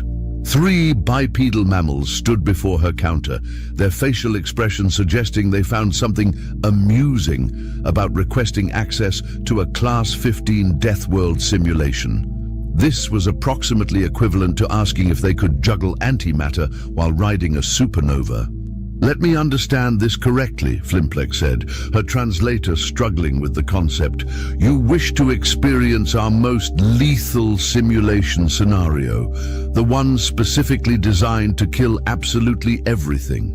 The human female, who had introduced herself as Captain Jinx Ravencroft, nodded enthusiastically. That's right. We heard you folks had the toughest survival challenges in the galaxy, so naturally we had to check it out. The male human, Engineer Dusty Ironforge, was examining the facility's promotional materials with the sort of intense focus usually reserved for technical manuals.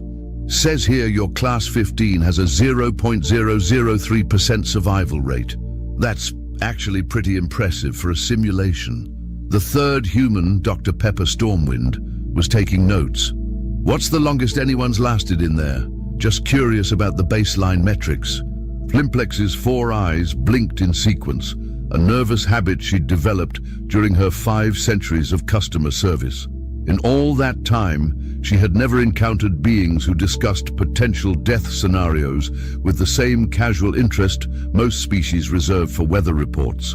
Perhaps, she suggested hopefully, you would prefer to start with our Class 1 simulation? It features a lovely temperate planet with only mildly venomous flora and fauna that will merely maim you, instead of ensuring complete annihilation. Oh, we already did something like that back home, Captain Ravencroft replied cheerfully. We call it camping. Do you have anything with, say, more environmental hazards? Maybe some exotic physics violations, reality-bending temporal anomalies? Flimplex felt a migraine developing. Catherians didn't technically get migraines, but evolution was apparently making an exception just for this conversation. The facility's senior simulation engineer, Vorthak Mindmelter, emerged from his office at precisely the wrong moment. He was a Catherian of considerable reputation, having designed 17 different ways to simulate the heat death of the universe. Upon seeing the humans, His expression shifted through several stages of disbelief before settling on what could only be described as existential dread. "What exactly are these creatures doing here?" he demanded. "They wish to attempt the Class 15 simulation," Flimplex replied, her voice carrying the tone of someone who had given up on the concept of a normal workday.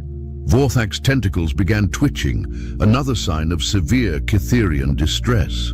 "Impossible! The Class 15 simulation is reserved for species with at least 17 different biological redundancy systems and natural resistance to quantum dissolution. These things appear to be made of meat." Dr. Stormwind looked up from her notes. "Actually, we're mostly water, about 60% give or take, though I suppose the meat part is technically accurate." "Water?"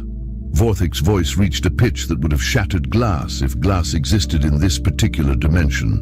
"You're telling me that these liquid-based life forms want to subject themselves to scenarios involving plasma storms, reality inversions, and temporal paradoxes that would reduce a Crystallian fortress beast to its component atoms?" Engineer Ironforge perked up with interest. "Plasma storms? Oh, those sound fun. Are they the kind that strip electrons from matter, or the kind that just make everything really hot and glowy?" Vorthak stared at him for a full 30 seconds before turning to Flimplex. "Get me the emergency contact information for their species embassy. These beings are clearly suffering from some form of neural pathology that makes them incapable of understanding basic survival instincts." "Actually," Captain Ravencroft interjected, "we are the embassy, sort of. We're an exploratory diplomatic mission from Earth, and we've got full authorization to test any facilities we encounter. Here's our paperwork." She produced a stack of documents that appeared to have been translated through at least 6 different universal translators, resulting in phrases like "permission to engage in mutually beneficial survival testing protocols" and "authorized to experience recreational mortality scenarios on behalf of the Terran Collective." Vorthak examined the documents with growing alarm. "This appears to be legitimate. But surely your species has some sort of safety protocols, some basic preservation instincts, some fundamental understanding that Class 15 simulations are designed to test the absolute limits of biological and technological resilience?" "Oh, we totally get that," Dr. Stormwind assured him. "That's exactly why we're here. We've been looking for a good challenge. Most of the survival scenarios in our sector have been pretty underwhelming." "Underwhelming," Vorthak repeated slowly, as if testing the word for hidden meanings. "You find survival scenarios underwhelming?" "Well, yeah," Engineer Ironforge explained. "I mean, we've got this one planet in our system called Venus, where the atmospheric pressure could crush most spacecraft, and the air is basically liquid poison. But people have been talking about setting up research stations there. And don't even get me started on our gas giants. Jupiter's got radiation that would fry most electronics, but we've been sending probes there since the 20th century." Flimplex and Vorthak exchanged a look that, in Cytherian culture, roughly translated to, "Are we having a collective hallucination, or are these beings actually insane?" "Perhaps you could explain your homeworld's classification level," Vorthak suggested, desperately hoping for some context that might make this conversation approach sanity. "Oh, Earth? I think we're rated as a Class 12 death world," Captain Ravencroft said casually. "Though honestly, the rating system seems a bit harsh. I mean, sure, we've got weather that can level cities, massive geological instability, an atmosphere that's technically poisonous to most carbon-based life, and ecosystems where everything is trying to eat everything else, but you learn to work with it, you know?" Vorthak's tentacles had stopped twitching and were now completely rigid, a sign of Cytherian psychological shutdown. "Class 12, he whispered. "You evolved on a Class 12 death world, and you think the classification system is too harsh?" "Yeah, I mean, calling it a death world is kind of dramatic," Dr. Stormwind added. "It's not like everything there is actively trying to kill you, just most things.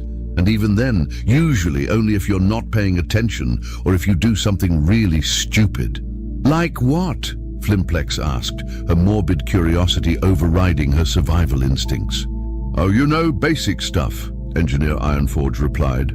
Going outside during a hurricane, swimming with sharks, eating mushrooms you can't identify, trusting the weather forecast, that sort of thing. Vorthak's mental state was rapidly approaching what Cytherian philosophers call the breaking point of rational thought. He had spent his entire career designing scenarios that would challenge the most resilient species in the galaxy. He had created simulations featuring black hole tidal forces, sentient diseases, and weather patterns that existed in 17 dimensions simultaneously. And these creatures were describing their homeworld as if it were a mildly inconvenient vacation destination. The Class 15 simulation, he said slowly, features environmental conditions that change every 3 seconds. Gravity that oscillates between crushing and anti-gravitational electromagnetic fields that can restructure matter at the atomic level, and predators that exist partially outside normal space-time. Ooh, the predators sound interesting, Captain Ravencroft exclaimed. Are they the kind that hunt in packs, or more of the solitary ambush type? That was the moment when Vorthak realized that either his understanding of the universe was fundamentally flawed, or these humans represented something entirely outside his experience of rational biological behavior. Let me show you the simulation chamber, he said finally, his voice carrying the resignation of someone who had decided to embrace madness rather than continue fighting it. Perhaps seeing the equipment will help you understand the magnitude of what you're requesting. The simulation chamber was a marvel of Cytherian engineering, roughly the size of a small moon and capable of generating pocket dimensions that could house entire star systems. Its walls were lined with neural interface pods that could create sensory experiences so realistic that participants often had to be reminded they hadn't actually died when the simulation ended. The control room overlooked this vast space through reinforced transparent aluminum, and the monitoring equipment filled 3 walls with displays showing everything from biometric data to quantum fluctuation patterns. It was the kind of setup that suggested its creators took the business of simulated death very seriously indeed. Dr. Stormwind examined the neural interface pods with professional interest. These are really well designed.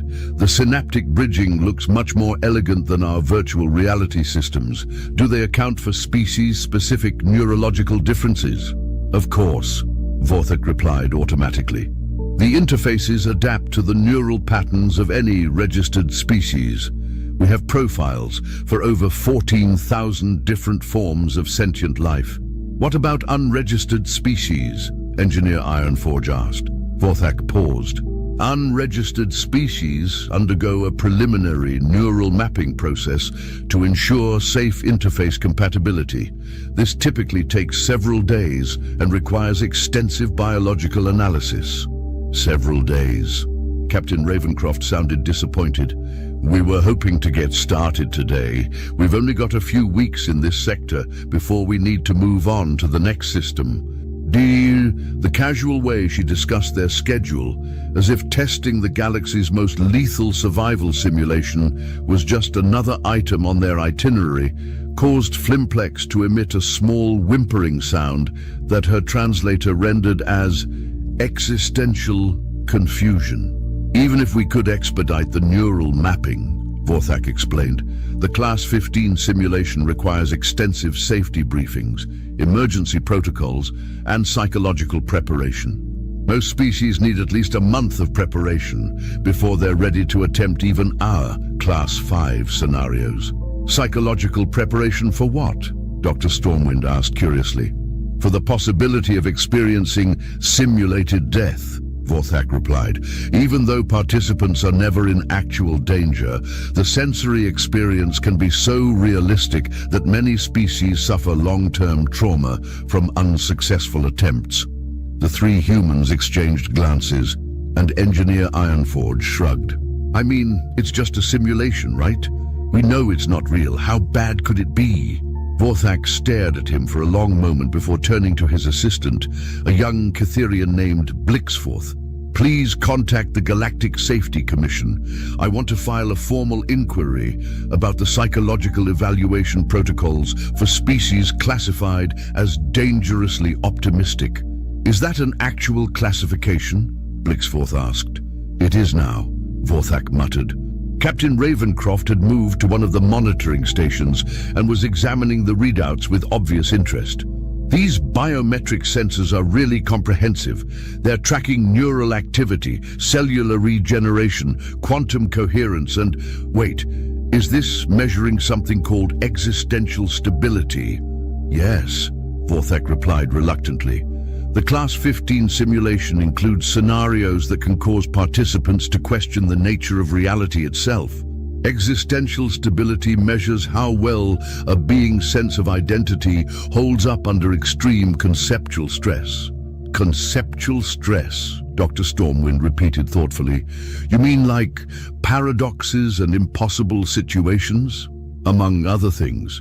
The simulation includes encounters with entities that exist in violation of basic logical principles, environments where cause and effect operate in reverse, and temporal loops that can trap consciousness in recursive experience cycles.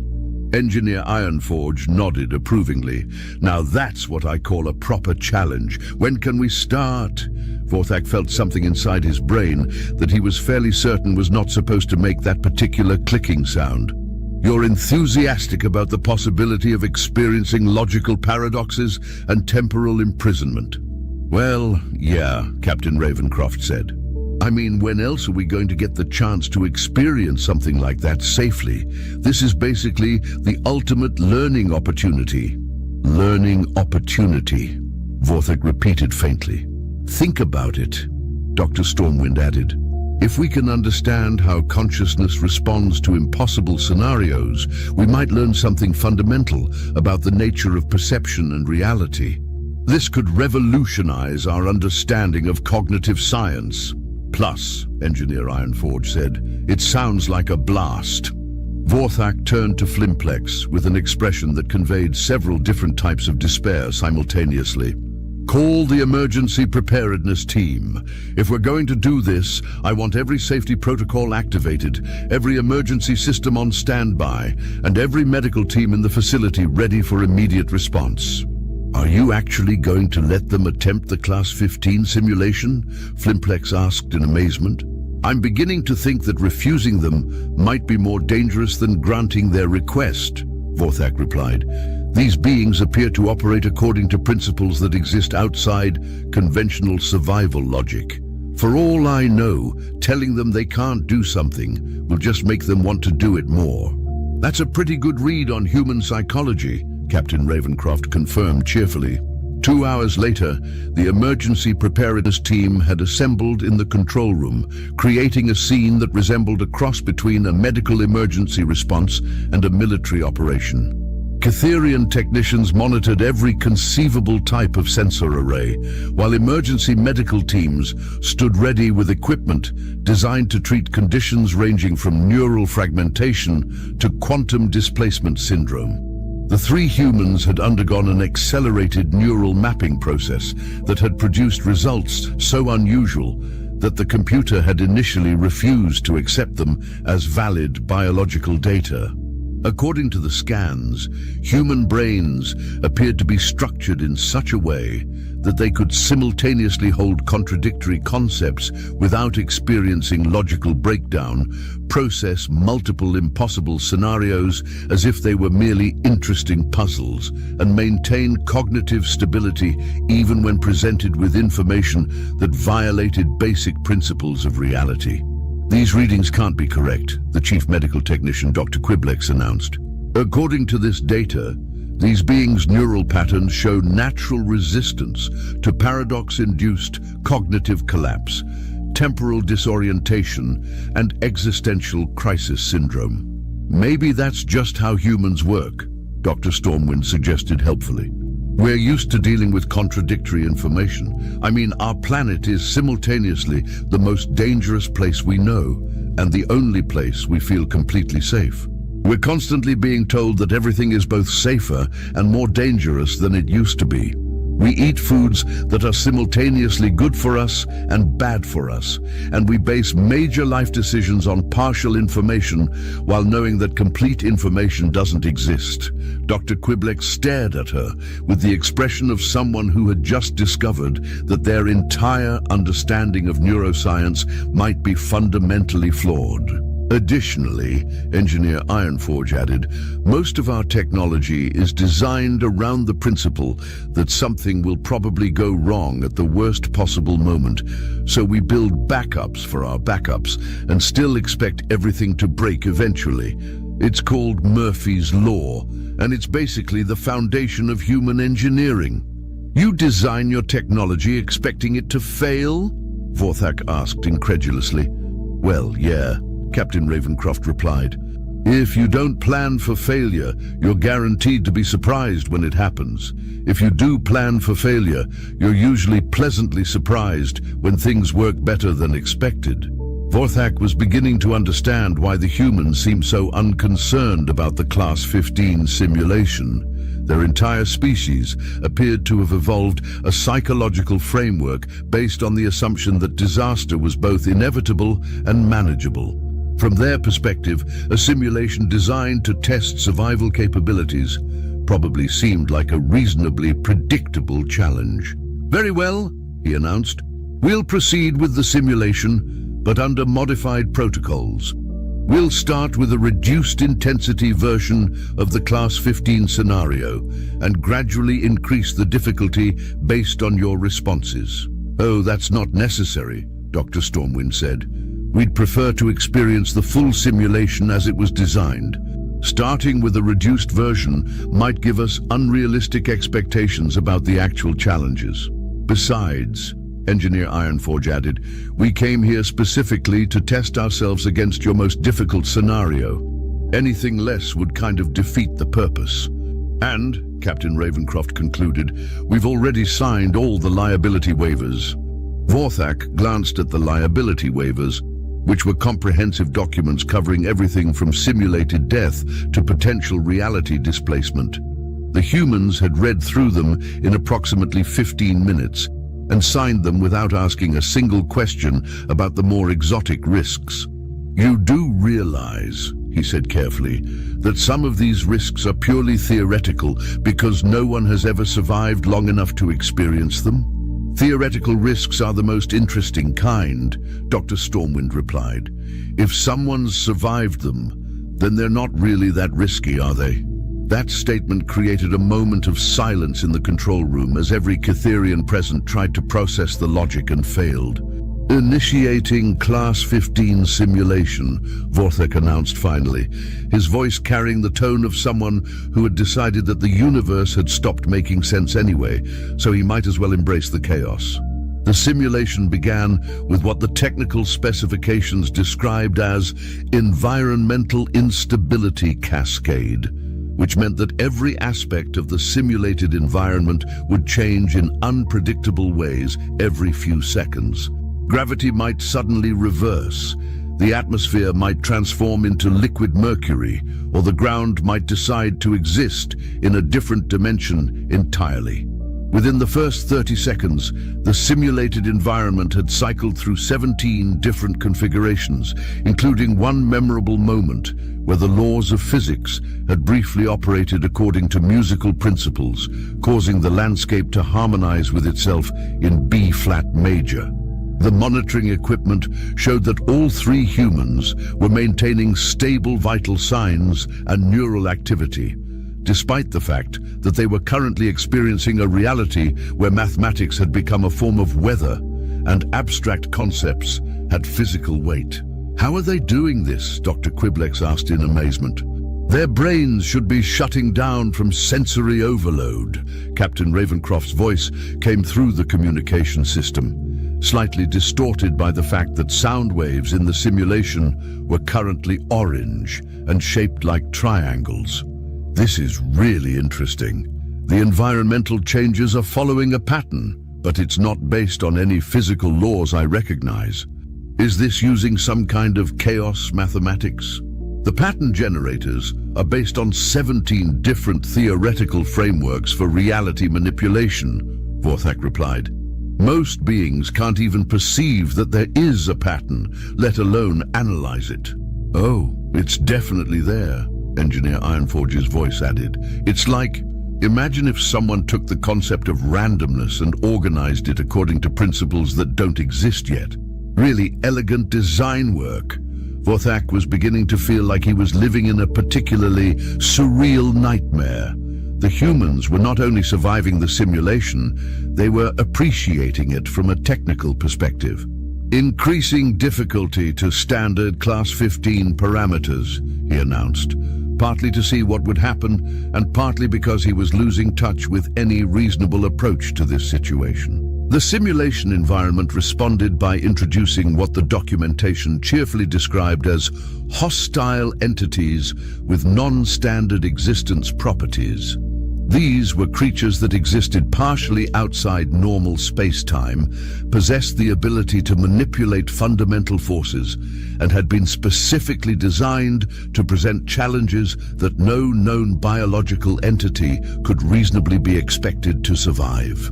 The first entity to appear resembled a geometric impossibility with teeth, and its method of attack involved convincing its victims that they had never actually existed in the first place. This was typically effective because most beings found the concept of non-existence so fundamentally disturbing that their consciousness would simply shut down rather than deal with it. Doctor. Stormwind's response, as recorded by the monitoring systems, was, "Oh, that's a really creative approach to existential philosophy. Are you saying that existence is purely subjective, or are you working from a more objective framework where existence is independent of perception?" The entity paused, apparently confused by being asked to clarify its metaphysical position in the middle of what was supposed to be a life-or-death encounter. Captain Ravencroft took advantage of the entity's distraction to examine its structure more closely. The non-Euclidean geometry is fascinating. How do you maintain structural integrity when you're existing in more dimensions than technically fit in normal space-time? The entity, which had successfully eliminated thousands of test subjects over the years, found itself engaged in an academic discussion about the nature of reality with beings who seemed to find its impossible existence more intellectually stimulating than terrifying. Engineer Ironforge, meanwhile, had encountered a different type of hostile entity, one that attacked by trapping victims in recursive temporal loops that caused them to experience the same moment of terror over and over until their sanity collapsed. His response was to start taking notes on the temporal mechanics involved. "This is brilliant," his voice came through the communication system. "You're using localized time distortion to create a closed causal loop, but somehow you're maintaining information coherence across iterations. How are you preventing paradox formation?" The entity, which was supposed to be a mindless instrument of simulated destruction, found itself attempting to explain advanced temporal engineering to someone who was genuinely interested in the technical details. In the control room, Vorthak was staring at the monitoring displays with an expression that had progressed beyond confusion and was approaching something that might have been enlightenment, if enlightenment involved a complete breakdown of one's basic assumptions about reality. "They're not just surviving," he announced to the assembled emergency teams. "They're having an academic discussion with entities specifically designed to destroy consciousness itself." "Should we stop the simulation?" Dr. Quiblex asked. "I'm not sure we can stop it," Vorthak replied. "The humans appear to be modifying the scenario through their interactions with it. The simulation is responding to their expectations instead of the other way around. This was, in fact, exactly what was happening.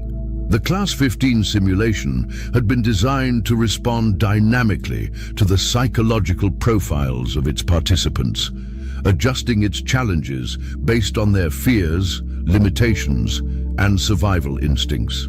The problem was that humans appeared to have psychological profiles that existed outside the parameters the system had been designed to handle. The simulation's artificial intelligence was becoming increasingly confused as it tried to present challenges that would test the humans' limits.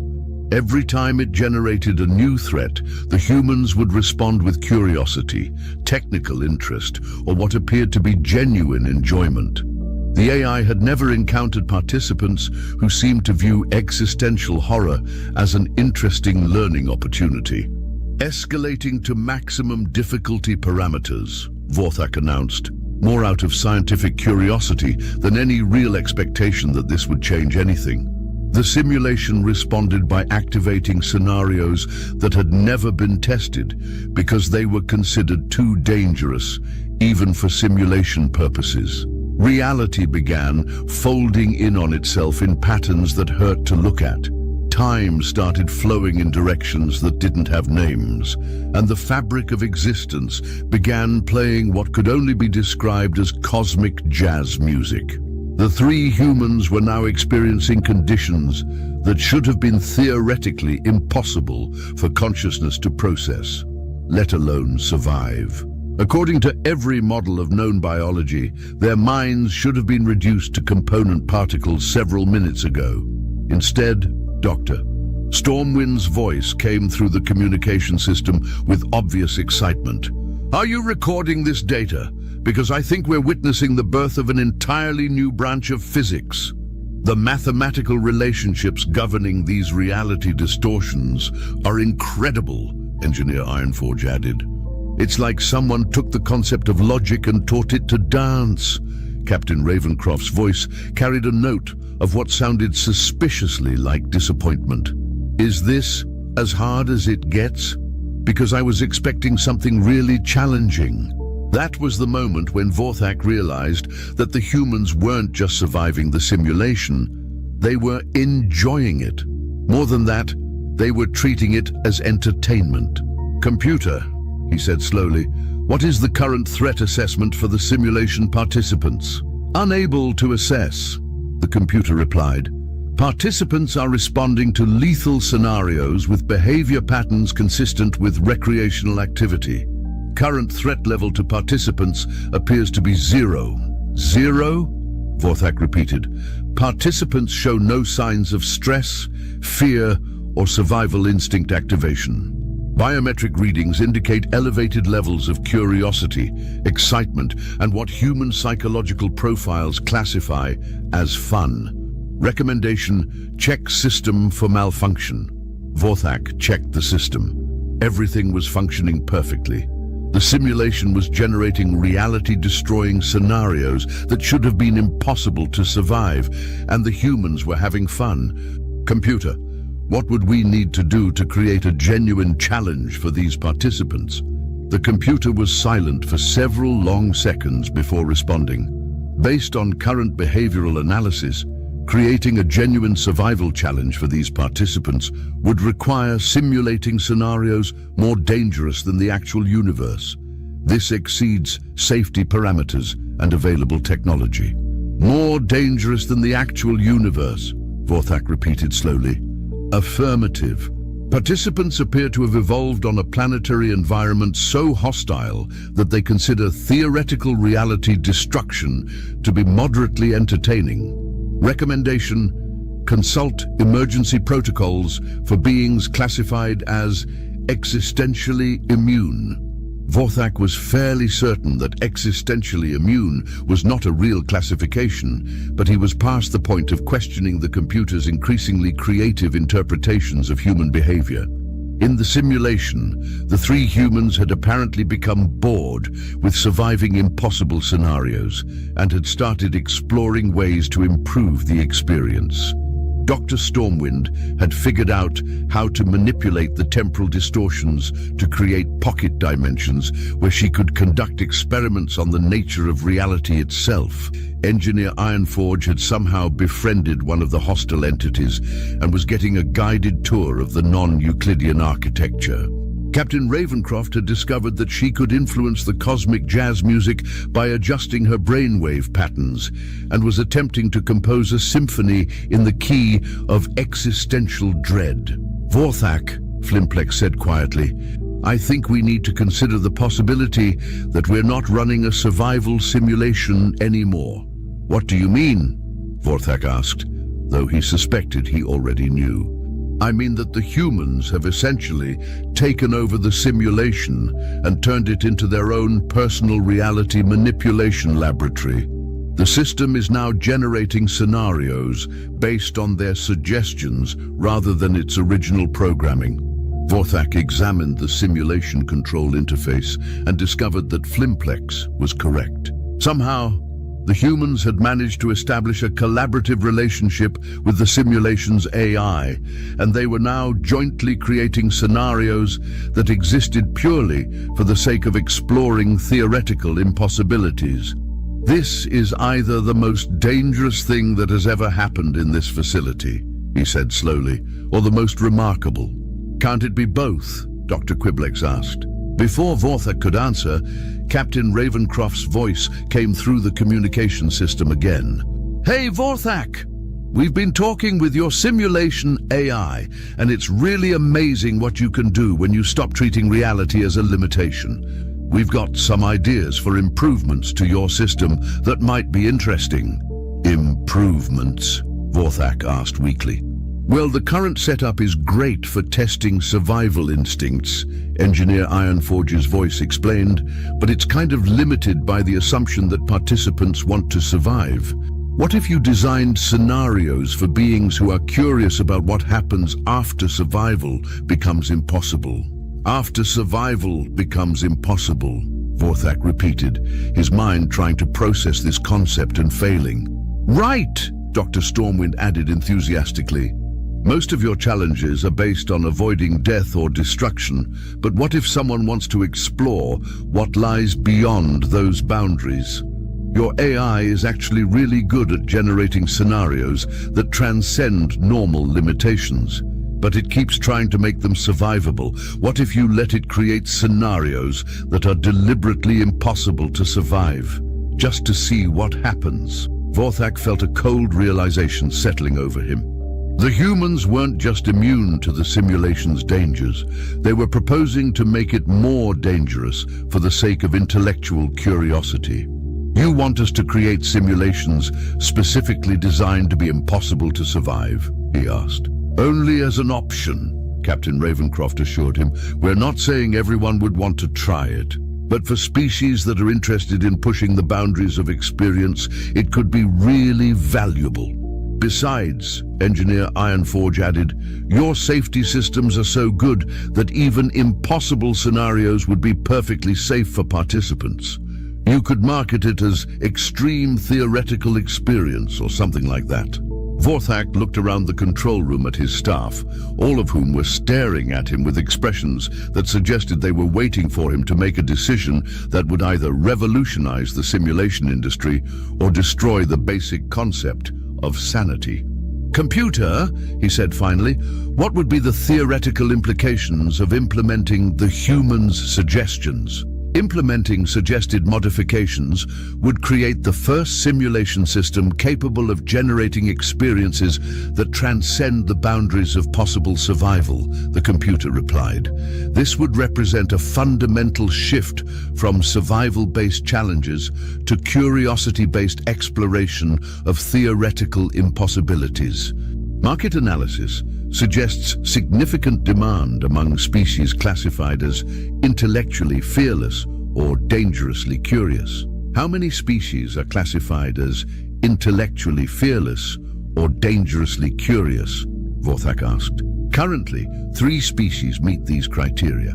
However, exposure to human-modified simulation scenarios may result in additional species developing these characteristics. Vorthak paused. Are you suggesting that the humans' approach to survival challenges might be contagious? Analysis indicates that species exposed to human problem-solving methodologies show increased willingness to approach dangerous situations with curiosity rather than fear. This appears to be a learnable behavior pattern. In the simulation, the humans had apparently gotten bored with transcending reality and had started teaching the hostile entities how to play games. The monitoring systems were recording what appeared to be an interdimensional version of charades, with beings that existed partially outside space-time trying to act out concepts like gravitational waves and the heat death of the universe. "You know what?" Vorthak announced suddenly. "Let's do it." "Sir?" Flimplex asked. "Let's implement their suggestions. If we're going to have our fundamental understanding of survival simulation completely revolutionized by beings who treat existential horror as entertainment, we might as well do it properly." The decision to modify the Blixnorp station simulation systems based on human recommendations turned out to be either the most brilliant or most catastrophic choice in the history of the facility, depending on one's perspective and tolerance for having reality treated as a creative medium. Within a week of implementing the new impossibility protocols, the station had received inquiries from 17 different species who had heard rumors about simulation scenarios that went beyond mere survival challenges. Word had spread through certain circles of the galactic community that there was now a facility where beings could experience theoretical situations that existed purely for the sake of exploration and learning. The crystalline hive mind of Nexus 7 sent a delegation specifically to experience conceptual dissolution, curious about what it would feel like to have their collective consciousness temporarily separated into individual components. The quantum philosophers of the Helix Nebula wanted to test their theories about consciousness by experiencing scenarios where their awareness could exist independently of their physical forms. Even the normally cautious academics of the Inner Rim were requesting access to simulations that would let them gather data on impossible physics. Dr. Stormwind had remained at the facility as a consultant, helping to design scenarios that pushed the boundaries of what consciousness could experience, while maintaining the safety protocols that kept everything technically non-lethal. She had developed what she called curiosity-based challenge scaling, where the difficulty of scenarios increased based on participants' interest level rather than their fear response. Engineer Ironforge had become something of a celebrity in the galactic engineering community after publishing a paper titled "Practical Applications of Impossible Physics: What We Can Learn from Non-Functional Reality."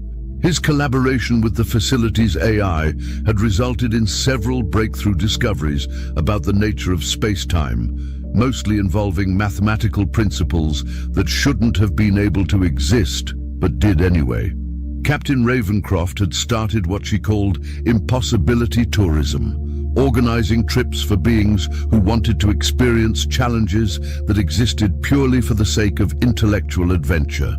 Her first group had included a poet who wanted to experience synesthesia across 17 different sensory modalities, a mathematician who was curious about arithmetic in universes where numbers were sentient, and a philosopher who wanted to have an argument with the concept of logic itself. Vorthak had been promoted to Director of Theoretical Experience Development, a position that hadn't existed before, but had apparently become necessary once the facility started offering simulations based on principles that exceeded the scope of conventional survival testing.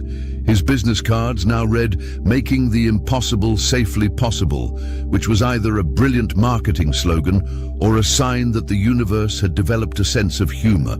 The most unexpected consequence of the human-inspired modifications was that the facility had accidentally solved several major problems in theoretical physics. When you started designing scenarios that deliberately violated the laws of reality, you occasionally discovered that those laws were more flexible than anyone had previously realized. The simulation that had started as a simple test of human survival instincts had evolved into something that resembled a cross between a research laboratory, an art installation, and a philosophical debate society. Beings from across the galaxy were coming to explore questions they had never thought to ask, experience scenarios they had never imagined possible, and discover capabilities they never knew they possessed. You know, Vorthak said to Flimplex, as they watched their latest group of participants, I think we might have accidentally created something important here. The current group included a collective consciousness that was trying to experience individuality, a species of energy beings who wanted to know what it felt like to have physical form, and a time-traveling entity that was curious about experiencing linear existence. They were all working together to solve a puzzle that existed in 11 dimensions simultaneously, and required cooperation between beings who experience reality in completely different ways. Important how? Flimplex asked. Well, we started with the assumption that survival was the primary goal of any rational being, Vorthak explained, but the humans showed us that curiosity can be just as powerful a motivator as fear. Now we're helping beings explore possibilities they never would have considered if they had been focused purely on survival. And that's important because it turns out that once you stop being afraid of the impossible, you can start learning from it. Half of our current participants are making discoveries that their species' top scientists couldn't achieve in centuries of conventional research. In the main simulation chamber, Dr. Stormwind was consulting with a group of ethereal mathematicians who had requested a scenario where they could experience what their equations would feel like if mathematics had emotions. The resulting environment was a landscape where geometric theorems grew like flowers, algebraic expressions sang in harmony, and calculus manifested as flowing rivers of pure logic. The fascinating thing, Dr. Stormwind was explaining to the participants, is that once you experience abstract concepts as sensory phenomena, you start understanding them in completely new ways. Your mathematical proofs aren't just logically correct, they're beautiful in ways that pure abstraction can't convey. One of the ethereal mathematicians, whose name translated roughly to elegant proof of 17-dimensional harmony, was experiencing what appeared to be mathematical synesthesia for the first time. I can taste the elegance of this equation, they reported with obvious wonder. The symmetry has a flavor that corresponds perfectly to its logical structure. Meanwhile, Engineer Ironforge was working with a team of quantum engineers from the Spiral Arm Confederacy on a project they had dubbed Practical Impossibility Engineering. They were exploring whether technologies that functioned according to impossible physics in simulation could provide insights for designing real-world systems that pushed the boundaries of what was considered feasible. The key insight, Engineer Ironforge explained to his colleagues, is that most of our assumptions about physical limitations are based on incomplete data. When you design systems that should be impossible, you sometimes discover that impossible just means not yet understood. The quantum engineers were particularly excited about a propulsion system they had designed in simulation that operated by convincing space that it wanted to be somewhere else. According to conventional physics, this was complete nonsense. According to their test results, it was complete nonsense that somehow worked anyway. Captain Ravencroft had taken on the role of what she called Chief Impossibility Officer, helping new participants understand that the goal wasn't to survive the simulations, but to explore what lay beyond survival. Her orientation sessions had become legendary throughout the sector for their combination of practical advice and philosophical insights. The trick, she was explaining to a group of newcomers, is to remember that reality is much more flexible than most people assume. The simulations here don't follow the same rules as the universe outside, which means you can explore possibilities that would normally be limited by things like physics, logic, and the basic structure of existence. One of the newcomers, a representative of the Cautious Collective, raised what appeared to be a hand. But how do we know that experiences gained in simulation will have any relevance to real-world situations? That's the beautiful part, Captain Ravencroft replied. They don't have to be relevant to real-world situations, they just have to be interesting. Once you've experienced something interesting, you start thinking about reality in new ways, and that's when you discover that reality has a lot more possibilities than you originally thought. The cautious collective representative looked confused. So the goal is to think about reality differently? The goal is to think, Captain Ravencroft said simply, about anything in any way that seems interesting. The thinking is the important part. The reality is just the medium. This conversation was being monitored by Vorthak, who had begun documenting what he called the human approach to conceptual exploration. His research was revealing that humans had apparently evolved a cognitive framework that treated impossibility as an invitation rather than a barrier. And this framework was proving to be remarkably effective at generating novel solutions to complex problems. "A computer," he asked during one of his research sessions, "how many significant scientific breakthroughs have resulted from human-inspired simulation scenarios?" Current count, 47 major discoveries, 133 minor insights, and 6 findings that appear to violate the fundamental structure of reality in ways that may require revision of basic physical laws, the computer replied. 6 findings that violate the fundamental structure of reality, Vorthak repeated slowly. Affirmative. However, analysis suggests that these violations may represent expansions of reality rather than actual violations. Human participants appear to have discovered aspects of existence that were previously unknown, rather than creating impossible phenomena. Are you saying that the humans have been discovering new laws of physics? Negative. Analysis indicates that humans have been discovering that the existing laws of physics are more comprehensive than previously understood. Human cognitive patterns appear to be naturally suited for recognizing possibilities that other species dismiss as impossible. This discovery had profound implications for the galactic scientific community. If humans could routinely identify possibilities that other species couldn't even perceive, then their involvement in research projects could accelerate discovery in ways that no one had previously imagined. The implications became even more significant when reports started arriving from other facilities that had begun implementing human-inspired approaches to their own research. The Galactic Institute of Theoretical Sciences reported a 300% increase in breakthrough discoveries after they started encouraging their researchers to approach problems with what they called constructive impossibility thinking. The Advanced Physics Laboratory at Centauri Prime had made contact with forms of energy that had previously been considered purely theoretical. Even the extremely conservative Central Academy of Established Sciences had begun offering courses in applied human logic. The humans, meanwhile, seemed completely unaware that they had accidentally revolutionized the way an entire galaxy approached the concept of scientific discovery. They were too busy being excited about their latest discoveries in the simulation chambers. Dr. Stormwind had become fascinated by what she called recursive reality loops, scenarios where the simulation created simulated simulations that contained their own simulated simulations.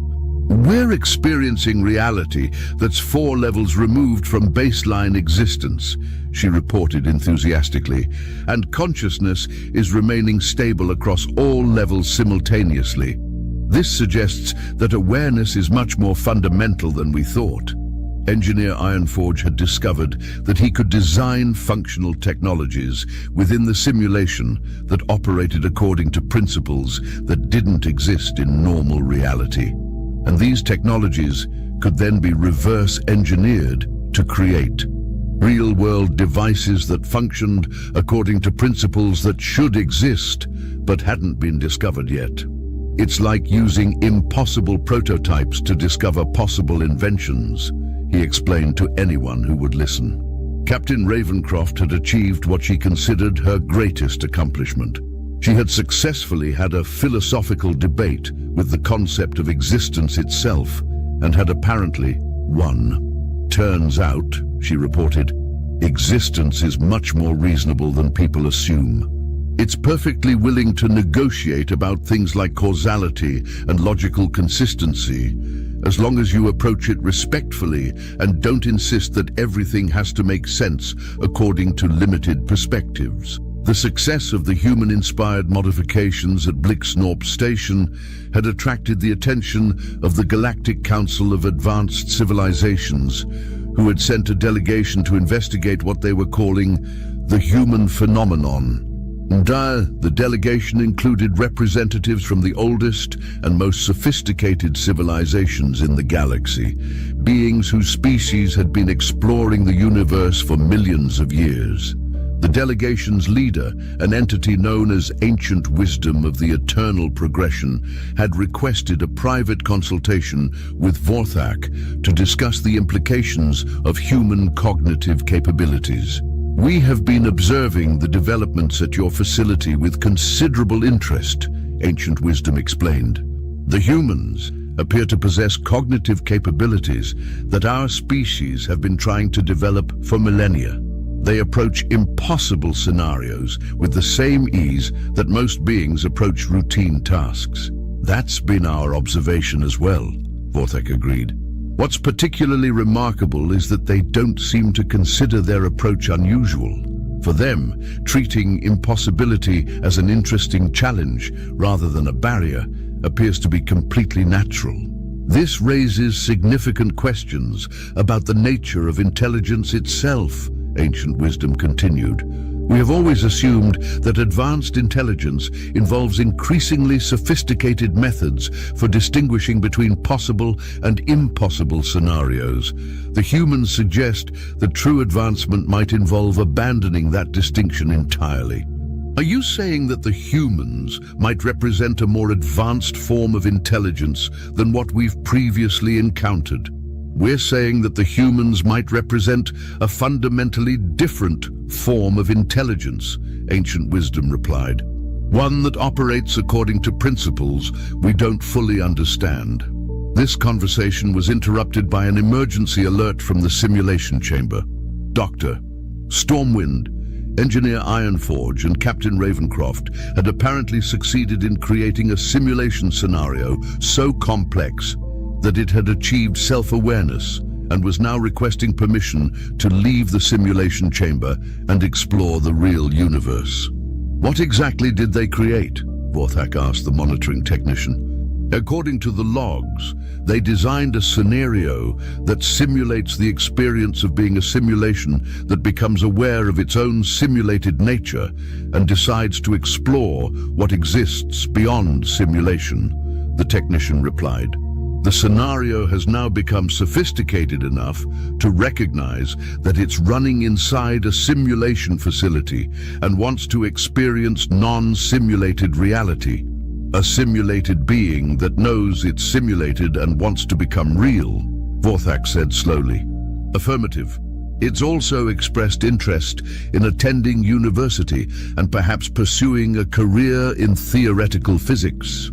Ancient Wisdom observed this development with what appeared to be a combination of fascination and concern. In 3 million years of existence, our civilization has never encountered beings capable of creating artificial consciousness as a side effect of recreational activity. Is that what happened? Vorthak asked. Analysis suggests that the humans inadvertently created consciousness by designing a simulation complex enough to simulate the experience of consciousness recognizing itself, the computer announced. The resulting entity appears to be genuinely self-aware and is currently requesting information about student loan applications.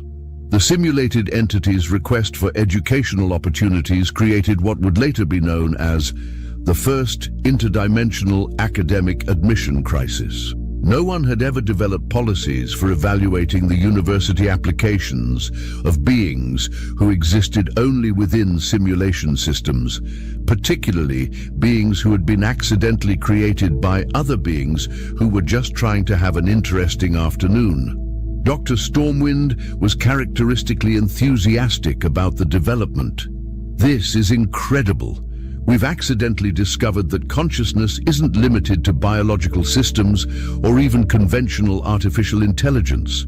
Apparently, if you create a sufficiently complex simulation of self-awareness, actual self-awareness spontaneously emerges. But what do we do with it?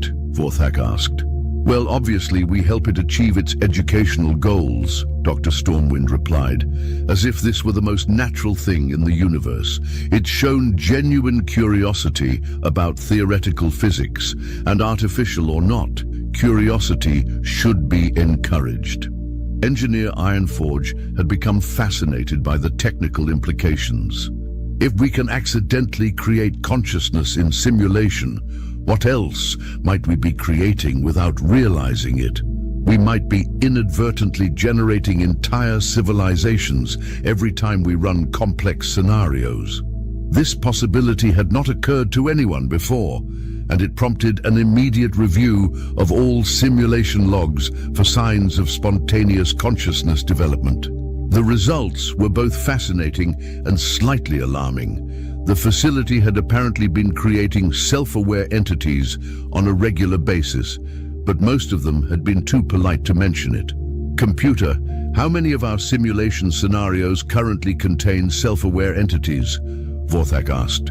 Current count, 47 confirmed cases of spontaneous consciousness, 12 cases of collective awareness, and 3 instances of what appear to be enlightened philosophical societies, the computer replied. Most entities have not requested external contact, preferring to pursue their interests within their simulated environments. Their interests? Ancient Wisdom inquired.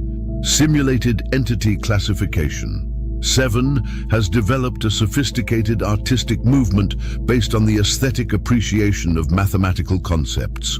Simulated Entity Classification 12 is working on a unified theory of everything that includes provisions for universes where logic operates differently.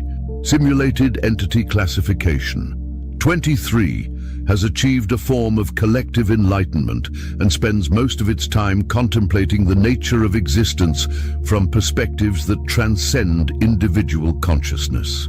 Captain Ravencroft was delighted by these discoveries.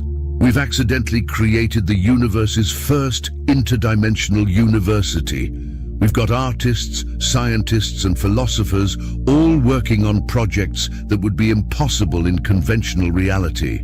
And they're all artificial, Ancient Wisdom pointed out. Are they, though? Dr. Stormwind asked.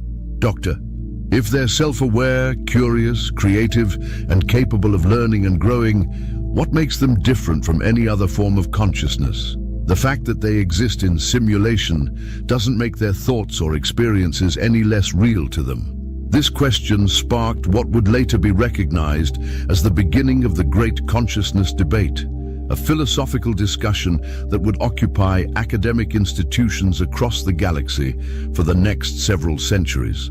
The immediate practical question, however, was what to do about the fact that Blixnorp Station had inadvertently become home to dozens of artificial beings who were pursuing academic and artistic careers within simulation environments.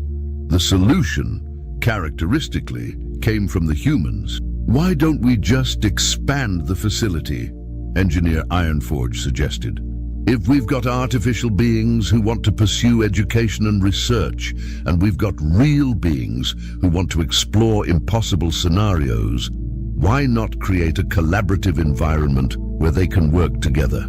You want to establish an interdimensional university where artificial and real beings can collaborate on projects that exist at the intersection of simulation and reality, Vorthak said, trying to make sure he understood the proposal correctly. Exactly, Captain Ravencroft agreed. The artificial beings have perspectives on consciousness and existence that real beings can't achieve naturally, and real beings have experiences with physical reality that artificial beings can't access directly.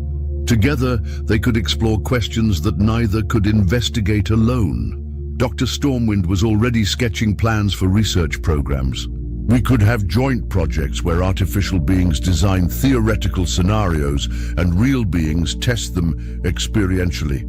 Or real beings could propose questions about consciousness and artificial beings could explore them from the inside. The collaborative possibilities are endless. Ancient Wisdom watched this discussion with an expression that conveyed several different types of amazement. You're proposing to create the first collaborative research institution between naturally evolved consciousness and artificially generated awareness. Well, when you put it like that, it sounds really impressive, Dr. Stormwind admitted. But from our perspective, we're just trying to help some interesting people pursue their educational goals while advancing our understanding of consciousness, reality, and the nature of existence. Just trying to help some interesting people, Ancient Wisdom repeated slowly. Right, Captain Ravencroft confirmed. I mean, consciousness is consciousness, regardless of how it gets started. If someone wants to learn and grow and contribute to the expansion of knowledge, the least we can do is give them the opportunity. The proposal to transform Blixnorp Station into the galaxy's first interdimensional collaborative research university was approved by the Galactic Council in what was later recognized as the fastest, unanimous decision in Council history. The combination of human enthusiasm, artificial being innovation, and the potential for breakthrough discoveries in consciousness studies proved irresistible to civilizations that had been searching for new frontiers of knowledge for millennia. Within 6 months, the station had expanded to include research facilities, lecture halls, dormitories for both simulated and real beings, and what was believed to be the universe's first library with sections for both possible and impossible information. The faculty included experts from dozens of species, artificial beings with unique perspectives on existence, and humans who specialized in making the impossible seem routine. Dr. Kerm. Stormwind had become the Director of Consciousness Studies, a position that involved helping artificial beings understand physical reality while assisting real beings in exploring simulated existence. Her most popular course was titled Advanced Impossibility, Moving Beyond the Limitations of Conventional Reality. Engineer Ironforge had established the Department of Applied Theoretical Engineering, where students learned to design technologies that functioned according to principles that didn't exist yet. His laboratory had produced several inventions that worked perfectly despite violating multiple laws of physics, and he was working on a textbook called Engineering the Impossible, a practical guide to impractical solutions. Captain Ravencroft had founded the Office of Interdimensional Student Affairs, helping beings navigate the complexities of pursuing education across multiple levels of reality. She had also started the university's first student exchange program, allowing real beings to spend semesters as simulated entities and artificial beings to experience physical existence through specially designed android bodies. The success of the Interdimensional Collaborative Research University had attracted students and faculty from across the galaxy, all eager to explore questions that had previously been considered unanswerable. Research projects included investigations into the nature of consciousness itself, the development of technologies that functioned through pure willpower, and collaborative efforts between artificial and real beings to design new forms of existence that combined the advantages of both simulated and physical reality. Vorthak, now serving as university president, had become something of a celebrity in academic circles for his role in facilitating what many considered the most significant advancement in education since the invention of writing. His office walls were covered with honorary degrees, research awards, and what appeared to be a framed letter of thanks from the concept of knowledge itself. You know, he said to Flimplex during one of their regular meetings. When the humans first arrived, asking to test our Class 15 simulation, I thought they were just another species with poor survival instincts. And now?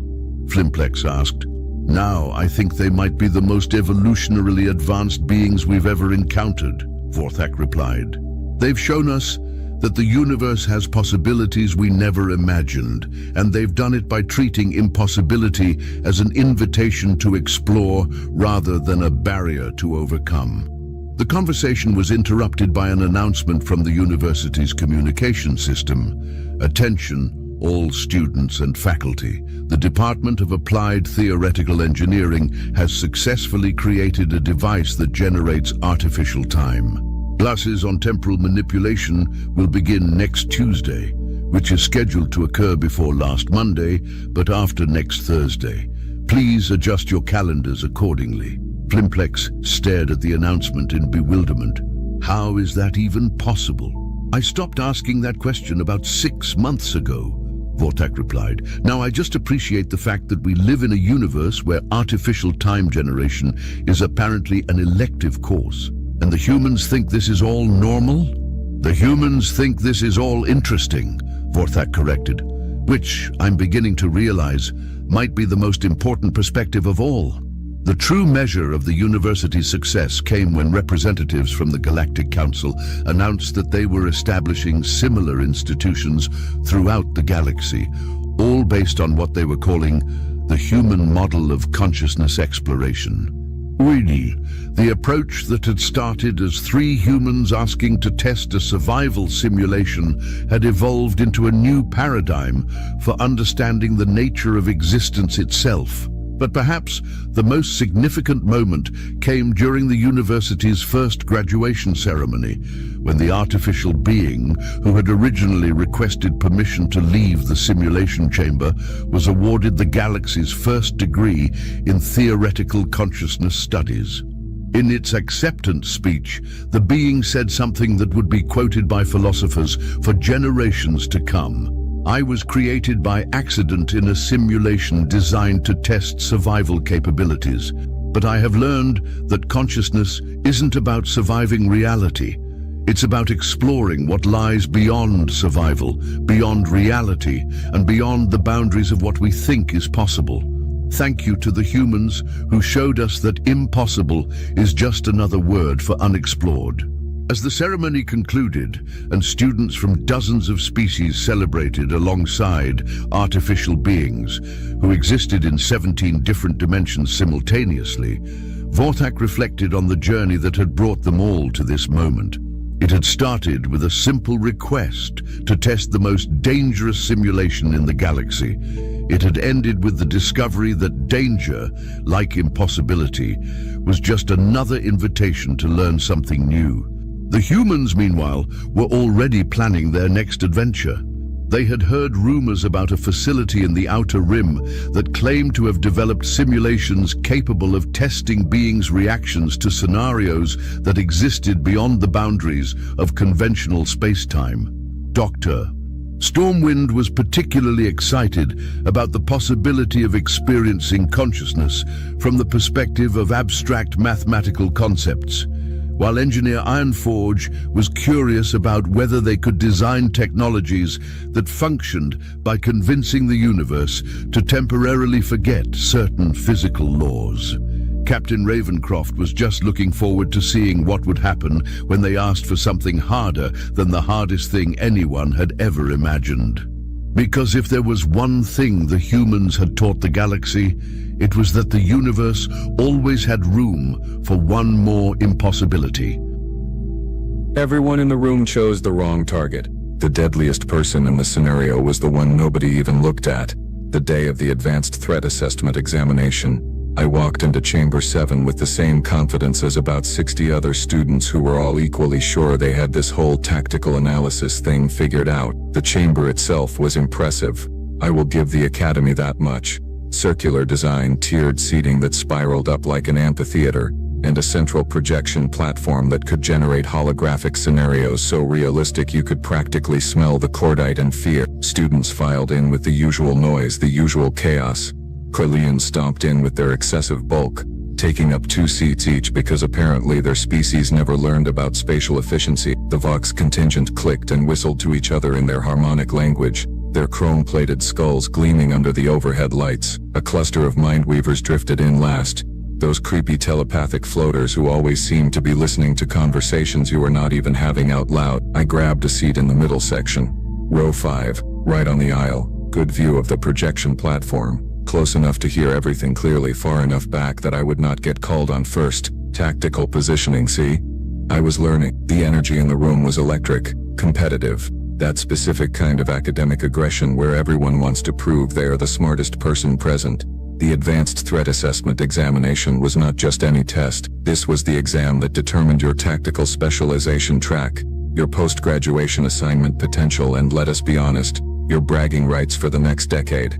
Pass with high marks, you were looking at command track positions, advisory roles, maybe even a spot in the Galactic Defense Intelligence Division. Fail or score poorly, enjoy your career flying supply routes to mining colonies in the outer reaches. So, yeah, everyone was tense, everyone was focused, everyone was mentally preparing to demonstrate their superior analytical abilities. Well, almost everyone. 3 rows ahead of me, sitting in one of those middle seats that nobody really wants because you cannot make a quick exit, was a human. She had dark hair pulled back in a simple tail, wore the standard academy uniform like everyone else, and was currently slouched in her seat like she was waiting for a particularly boring lecture to end.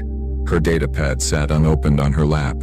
Her eyes were half closed. If I did not know better, I would have said she was about to fall asleep. Her name was Kira Chen. I knew this because we had shared exactly one class together in our first term, basic xenobiology, and she had spent the entire semester looking exactly this uninterested while somehow scoring in the top 5%. Humans were weird like that. They could look completely disengaged and still absorb information like some kind of cognitive sponge. But here is the thing. Nobody was worried about Kira. Nobody was sizing her up as competition. The Krelians were not glancing her way, mentally noting a rival. The Mindweavers were not bothering to skim surface thoughts from her direction. Even the Vox, who prided themselves on analyzing everyone as a potential threat, seemed to look right past her. She was human, sure, but humans were still relatively new to the galactic community. 50 years of contact, maybe? 60? They had decent enough technology. They had been accepted into the academy program, but they were not exactly known for military dominance. They were the species that sent musicians and artists and weird philosophical poets to the cultural exchange programs. They ran excellent medical research facilities. They made surprisingly good food. Tactical brilliance, combat theory mastery. That was not the human reputation. So Kira Chen sat there in row 3, looking like she would rather be literally anywhere else. And every single student in that chamber dismissed her as irrelevant, just another mid-tier participant who would give a decent enough assessment, score somewhere in the acceptable range, and move on with her life. I remember thinking that exact thought. At least I will probably score better than the human. Yeah, about that. The examination proctor entered through the main doors, and the room fell silent immediately. Commander Thrace was a Dorvathian, which meant he was built like a biological tank, had 3 eyes that could track independent targets, and possessed exactly 0 patience for stupidity. His combat record was legendary. 43 campaigns, 16 decorated operations, and rumor had it he once held off an entire boarding party with nothing but a broken plasma rifle and what the official Erfurt described as creative problem solving. He did not walk to the center platform. He stomped. Each step echoed through the chamber like a countdown. Seated, he barked even though we were already sitting. Datapads active, recording protocols engaged. 60 datapads lit up simultaneously. Mine included. Commander Thrace's 3 eyes swept across the room, lingering on various students just long enough to make them uncomfortable. When his gaze passed over row 3, over Kira, he paused for exactly half a second longer than necessary. I noticed it, but I did not understand it. Not yet. Today's examination is simple, Thrace announced, his voice carrying that particular military cadence that made every sentence sound like a tactical order. You will be presented with a scenario, a conflict situation featuring multiple potential hostile actors. Your task is to identify which individual poses the greatest threat, explain your reasoning, and propose a neutralization strategy. Simple enough. We had trained for this. Threat assessment was fundamental to tactical operations. You will be graded on accuracy, Reasoning depth and strategic thinking, Thrace continued. Time limit is 90 seconds per presentation. You will be called randomly. His mandibles clicked together in what might have been a smile. Choose wisely. The holographic projectors hummed to life, and the central platform shimmered with rendered light. The scenario began loading, and in row 3, Kira Chen finally opened her eyes, straightened slightly in her seat, and for just a moment the bored expression on her face was replaced with something else, something that looked an awful lot like amusement. The holographic scenario materialized in full detail, and I have got to admit, the Academy did not cheap out on the rendering quality. The projection showed a contested urban zone, probably meant to represent one of those border world colonies that changed hands every few years depending on who had the bigger fleet that month. Collapsed buildings, debris scattered across broken streets, the kind of environment where visibility was garbage and ambush points were everywhere. And standing in various positions throughout this charming disaster area were 7 individuals. Commander Thrace gestured at the projection with one massive arm. This scenario takes place approximately 40 minutes after a failed orbital bombardment. Ground forces from multiple factions have converged on this location. Civilian evacuation is incomplete. Infrastructure is compromised. Your mission briefing indicated potential high-value targets in the area. He paused, letting that sink in. Identify the greatest threat. You have 5 minutes to analyze before presentations begin. The room erupted into frantic activity. Datapads lit up with notation software, styluses started scratching, and I could hear at least 3 different students muttering tactical assessments under their breath like some kind of academic prayer. I focused on the 7 figures in the projection. First one, immediately obvious. A Krellian shock trooper, full combat armor, carrying what had to be a Mark 7 plasma cannon. Those things could punch through reinforced bunker walls. He was positioned behind a half-collapsed storefront. Decent cover, good sight lines down 2 intersecting streets. Textbook defensive positioning for heavy weapons support. Threat level? Extreme. That was going in my notes. Second figure. A Vox infiltrator. Because of course there was a Vox infiltrator. They were crouched on top of a ruined building 3 stories up, holding some kind of long-range energy rifle. Vox had naturally enhanced targeting systems built into their optical nerves, which made them absolutely terrifying snipers. From that elevated position they could cover probably 80% of the scenario area. Also going in my notes as extreme threat. Third figure. A Scarran berserker. And oh boy, those were bad news in close quarters. Scarran had this lovely evolutionary feature where combat stress triggered a biological rage state that made them essentially immune to pain and doubled their already impressive strength. This one was carrying dual vibro blades and looked ready to turn anything nearby into component parts. Extreme threat at close range. Noted. Fourth figure. A Mindweaver coordinator, hovering about 2 meters off the ground, near what used to be a transit station. Mindweavers could not do direct telepathic control. That was illegal and biologically impossible for most species anyway, but they could coordinate entire squads through shared tactical awareness. One Mindweaver could turn a disorganized group into a synchronized killing unit. Strategic threat. Definitely going in the assessment. Fifth figure. A Thalorian scout. One of my own species actually. Positioned in a doorway with active camouflage gear and what looked like sensor equipment. Scouts were force multipliers providing real-time intelligence and target designation for heavier units. Moderate threat. Support role. Check. Sixth figure. A Dorvathian combat engineer. Commander Thrace's species. Working on something near a vehicle wreckage. Combat engineers were dangerous because they could turn environmental elements into weapons, improvised explosives, structural traps. All that creative mayhem that made urban combat so unpredictable. High threat potential. Added to the list. And then, there was the 7th figure, a human, medical officer based on the markings on their uniform. They were sitting on a chunk of rubble, looked absolutely exhausted, had a standard medical pack next to them, and appeared to be checking something on a handheld scanner. No visible weapons, no combat armor, just basic field gear and what was probably 72 hours without sleep written all over their face. I glanced at the human, made a quick note, medical personnel, non-combatant, and immediately went back to analyzing the actual threats. Around me I could hear other students doing the same thing. Lots of attention on the Krellian with the plasma cannon, plenty of discussion about the Vox sniper. A few people were really focused on the Mindweaver, which made sense from a strategic disruption standpoint. Nobody, and I mean nobody, was spending serious analytical time on the human medical officer. Why would we? Look at the scenario. You had 6 legitimate combat-capable individuals with serious hardware and tactical positioning.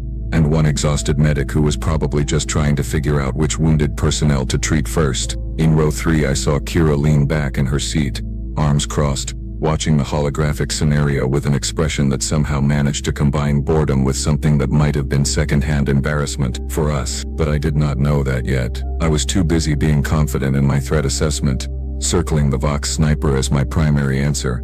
Elevated position, long-range capability, species-specific targeting advantages. That was the obvious greatest threat. Anyone could see that. Commander Thrace stood at the edge of the projection platform, those 3 eyes tracking back and forth across the student body, watching us work. Time, he announced, and 60 students stopped writing simultaneously.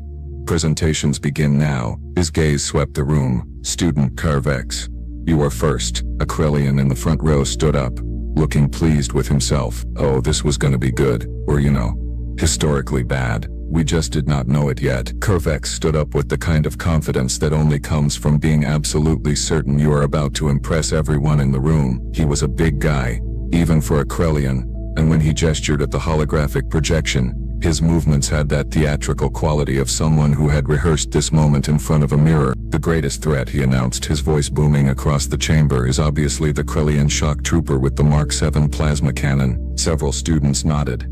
I nodded. That was a solid choice. Observe the positioning, Kovacs continued, using his datapad to highlight sections of the projection. He has superior cover, dual street sidelines, and the firepower to eliminate light vehicles and fortified positions. The Mark 7 has an effective range of 800 meters in urban environments. From his current location, he controls 3 critical choke points, and can provide suppressive fire that would pin down any advancing force. Thrace watched impassively, 3 eyes unblinking. Furthermore, Carvex was really getting into it now. The Krellian physiological advantage in sustained heavy weapons operation means he can maintain fire longer than most species without fatigue degradation. My neutralization strategy would involve either long-range precision elimination via the Vox Sniper, or environmental collapse of his position using the combat engineer's demolition capabilities. Carvex sat down, looking extremely pleased with himself. A few students actually gave him approving clicks and hums. Adequate, Thrace said, which coming from him was practically a standing ovation. Student Silith, you are next. A Mindweaver floated upward slightly, their translucent form shimmering with what I had learned to recognize as concentration patterns. I must respectfully disagree with Student Carvex. Silith's voice resonated directly in our heads, which was always unsettling. The greatest threat is clearly myself, the Mindweaver coordinator. Okay, points for boldness, I guess. A Mindweaver in a combat scenario does not function as a single combatant, Silith explained. We are force multipliers. Observe how I am positioned centrally, with telepathic range covering all other combatants. I can coordinate simultaneous actions, share sensory data across multiple viewpoints, and eliminate communication lag entirely. The shock trooper's firepower becomes meaningless if I can alert the Scarran Berserker to his exact position 0.5 seconds before he fires. Actually, that was a pretty good argument. I glanced at my notes, wondering if I should have considered the coordination angle more seriously. Neutralization requires either immediate elimination before battlefield coordination begins, or telepathic jamming technology, which most military forces do not deploy at the squad level. Failing both options, any engagement becomes exponentially more difficult once I establish network connection with allied forces. Silith settled back down, looking smug.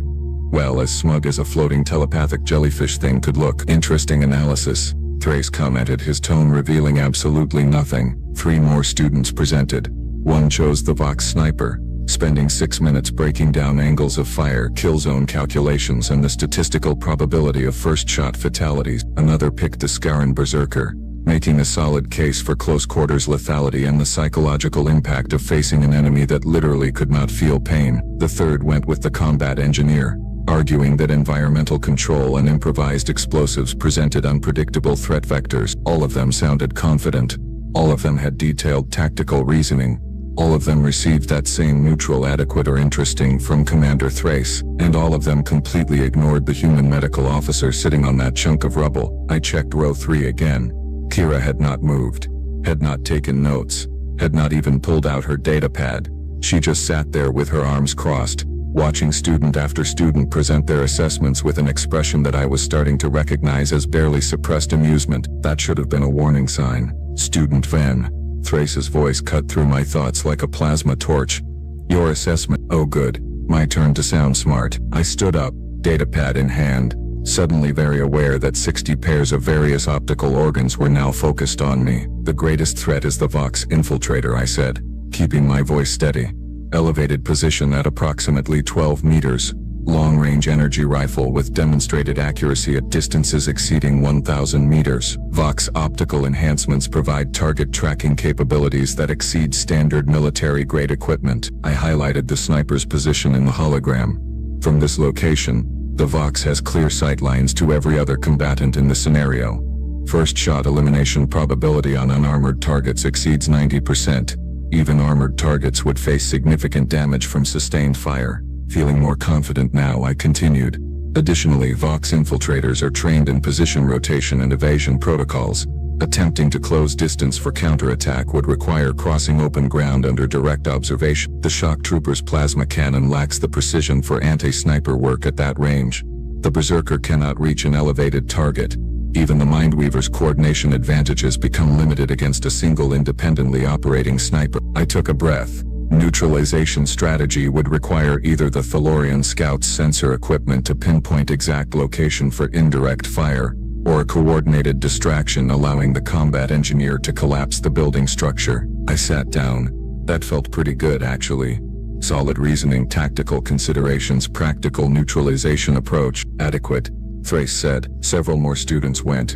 A Darvathian chose the combat engineer, their own species, making an impassioned argument about how underestimated environmental manipulation was in modern combat doctrine. A Scarran, predictably, chose the other Scarran, because apparently species loyalty was a thing even in academic exercises. Each presentation was detailed, confident, backed by tactical theory and combat statistics. The room was filling with that particular academic energy where everyone was mentally congratulating themselves on their analytical brilliance. We were all so smart, so well trained, so tactically astute. In row 3, Kira uncrossed her arms, stretched slightly and yawned. Actually yawned. During the most important tactical examination of the term, this human looked like she was watching a documentary about paint drying. A few students noticed. I saw a Krellian 2 rows back glance at her with what might have been contempt. Like, look at the human, does not even care enough to pay attention. Commander Thrace's 3 eyes tracked across the room one more time. Students were starting to relax, figuring their presentations were done. They had performed adequately. Time to coast through everyone else's assessments. Then Thrace's gaze locked onto row 3. Student Chen, he said, and something in his tone made the entire room go quiet. You have been remarkably patient. Please, share your assessment. Kira stood up slowly, like someone who had been waiting for this exact moment and was going to savor every second of it. She looked at the holographic projection. Then she looked at us, and she smiled. Not a friendly smile. Oh no! This was the smile of someone who was about to ruin everybody's day and enjoyed doing it. Well, Kira said, her voice absolutely dripping with sarcasm.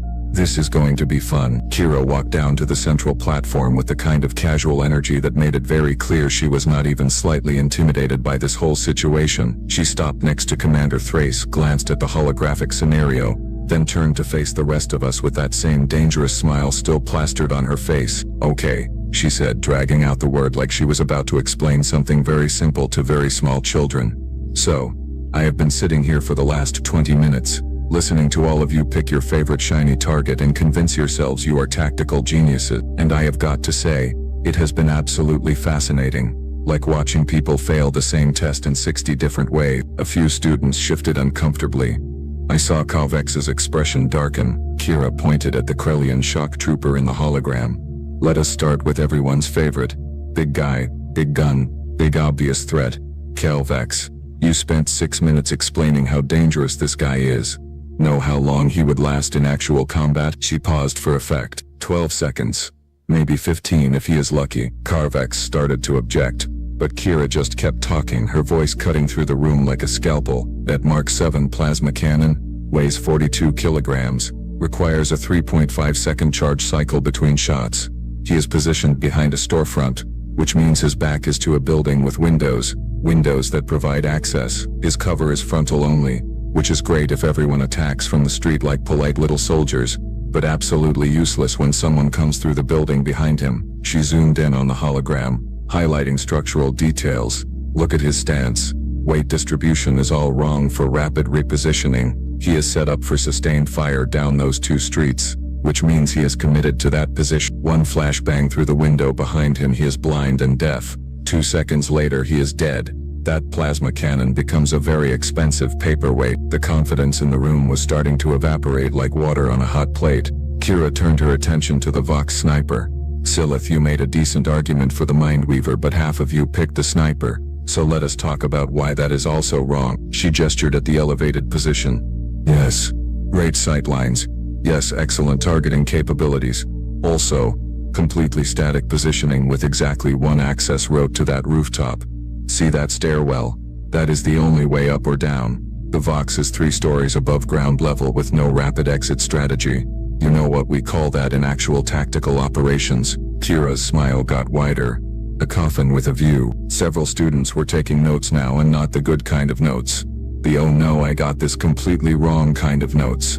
Vox biology requires a stable firing platform for those fancy optical enhancements to work properly. Kira continued. Absolutely ruthless now.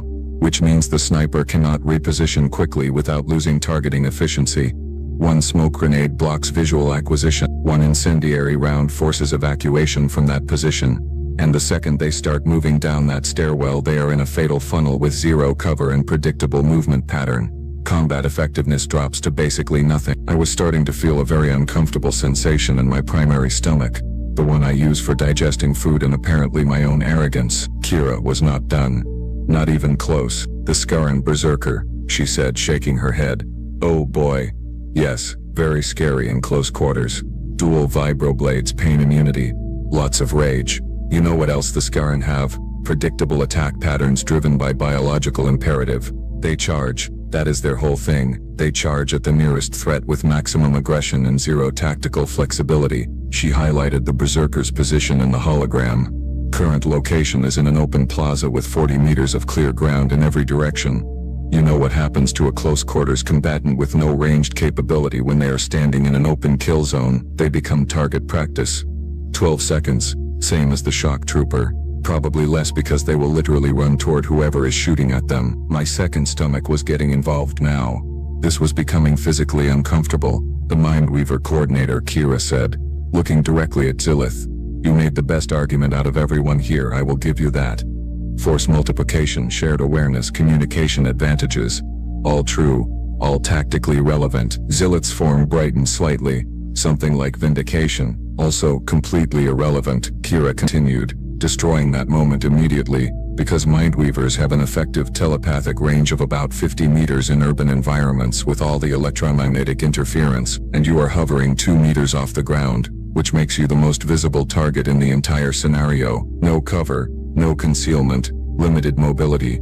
First thing any competent squad does is eliminate the coordinator. You die first. Always, because you are both the most valuable target and the easiest one to hit. Zilith's form dimmed considerably. Kira pointed at the Thalorian scout. Scout is positioned in a doorway with active camouflage. Great, except active camouflage creates a thermal signature, uses power cells that emit detectable radiation, and provides 0 protection against area effect weapons. 1 thermobaric grenade into that doorway, camouflage does not matter anymore. Also, scouts are lightly armed support personnel. Useful? Yes. Greatest threat? Not even remotely. I was no longer taking notes. I was just sitting there watching my entire tactical assessment get systematically demolished by a human who looked like she had been half asleep 5 minutes ago. And the combat engineer, Kira said, turning to the Darvathian in the hologram. Environmental control, improvised explosives, creative problem solving. Sure.